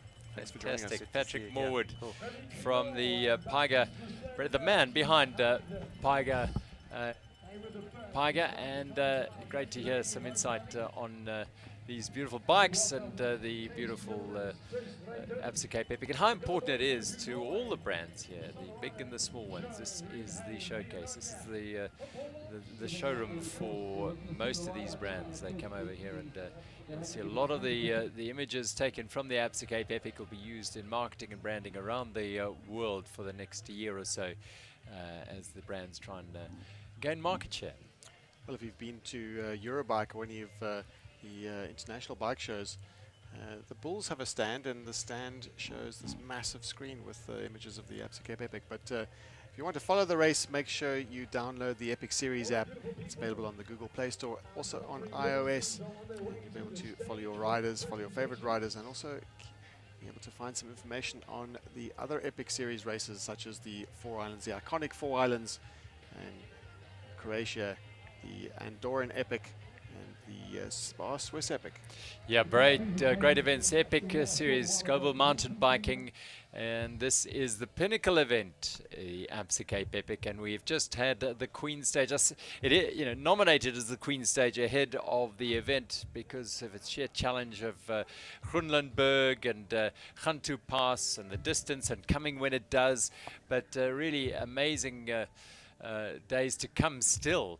The challenge around Lourensford tomorrow, a out and back loop from or in Lourensford, and then the final grand finale is by no stretch of the imagination a pushover. It really is a tough challenge. From here all the way to Val de Vie, they've got to get over the Helderberg Range, they've got to get over the Stellenbosch Mountains and the Bannock Range, and then to Val de Vie. So there's plenty of racing to come still. Tomorrow's challenge, 78 kilometers, 2,300 meters of climbing, and that'll tell you it's not an insignificant challenge, that is for sure. A lot of single track tomorrow. And we've talked about the stages being backloaded or front-loaded. This is the most evenly, you could say, the climbs are spread out evenly. So the challenge is pretty much from start to the finish. We've got a big climb up front, up to the 20-kilometer mark. And now we have the all-important women's podium. Yes, and delight for our third place. Like in the men's race, a new team on the podium.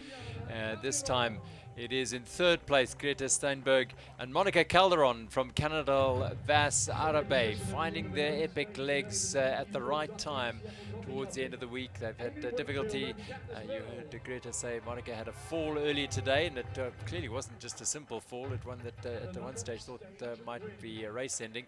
And then second place today, Candice Lill and Amy Wakefield, former champion of the marathon in South Africa, Amy, and the current champion, Candice, and the two current champions of Mauritius and Namibia in Kim Lecourt and Vera Lossa. There's such a great vibe between all these riders. It's so cool to see.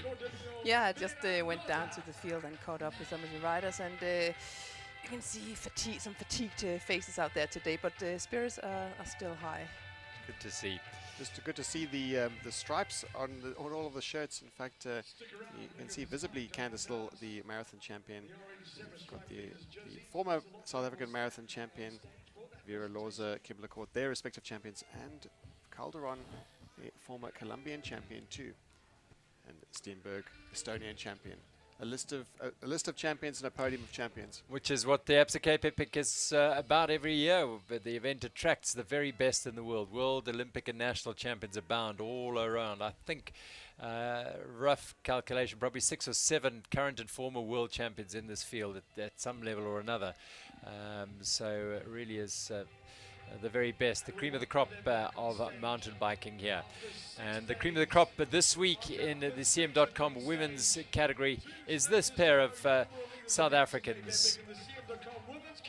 They are E4.net, Seattle Coffee Co., Amy Wakefield and Candice Lill continue to lead the race going into the weekend here at the Absa Cape Epic in 2023. It is a huge weekend that awaits these two. Some 15 years since an all South African women's pair won the race overall, so they could be on the brink of adding their names to that. There are only 2 team all South African pairs to have done it. Wakefield and Lill leading by 13 minutes and 53. You can bet Lecourt and Loza will have a say as this race progresses. 13 to say 14 minutes over 2 days, you feel is probably not going to be leaked by Wakefield and Lill, but we saw Wakefield today suffering, and she, by her own admission, had a really hard day today. Yeah, so it's it will be interesting to see in what direction she's kind of going, if she's kind of going a little bit downwards, and if she is at what speed. Gomez, Verfan and Nash, certainly we've seen them go the wrong direction towards the end of the race, as Benno so eloquently explained there. The battery's just not getting recharged in enough time. So they are 28 minutes down. Steenberg and Calderon, yeah, a long way back, but still they'll be delighted with their podium finish, and there's no reason to believe they can't repeat that at some stage in the days to come. So that's how it looks in the CM.com women's general classification here at the 19th edition of the Absa Cape Epic. Trails are beautiful today as Georg Egger and Lucas Baum stormed to a sensational victory, their first stage win of this year's race, and they did it in a typical fashion, aggressive on the serious climbs that counted, and they got away from the bunch behind them that included Nino Schütt and Andre Frischnecht and Matt Beers and Christopher Blevins. So they overturned the 1 minute and 11 second deficit they had to the yellow jerseys at the start of the day and come out at the other end in yellow and with a lead of 1 minute and 29. That is nothing going into 2 days of the Absa Cape Epic, and Beers and Blevins will be feeling they could still have a say in proceedings here. It'll have to be some crafty, clever, tactical racing, because they don't come much better, crafty or faster than Nino Schurter. And of course, Egger and Baum are the race defending champions. It's all there to play for over the next couple of days. Big gaps down to 4th, 5th, 6th and 7th, but the racing in amongst them will be pretty intense. Base and Miller will be eyeing out 6th place, and the Canada Vas Sarbe team not far ahead of them, Beaumartin and Munoz Moreno. So good racing to come here at the Absa Cape Epic. You know that. That's what it's been like for the last week. Docker and Boswell confirming them as the leaders in the amateur category over Munich and Smart. I fancy they may have taken some time back there, Munich and Smart, today, because I think they were 15 minutes down at the start of the day. And there's been a change in the NTT Masters.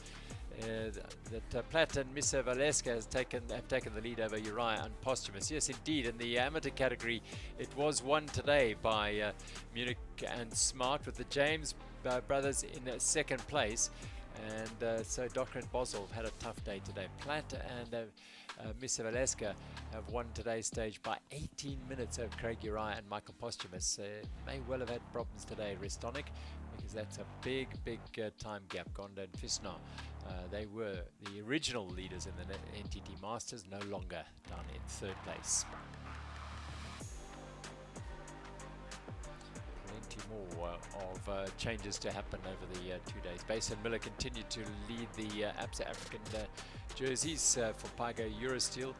Hubert and Dutoy in 2nd place by just under half an hour, and Arno Dutoy and Keegan Bontekoning 7 minutes behind them. That'll be a race going into Wellington and Paarl, because you know they are keen to finish on a high. The Hubert and Dutoy, they may well be hunting a stage win at some stage, in 22nd place overall at the moment, so they are a long way back on GC, but that's not their focus right now.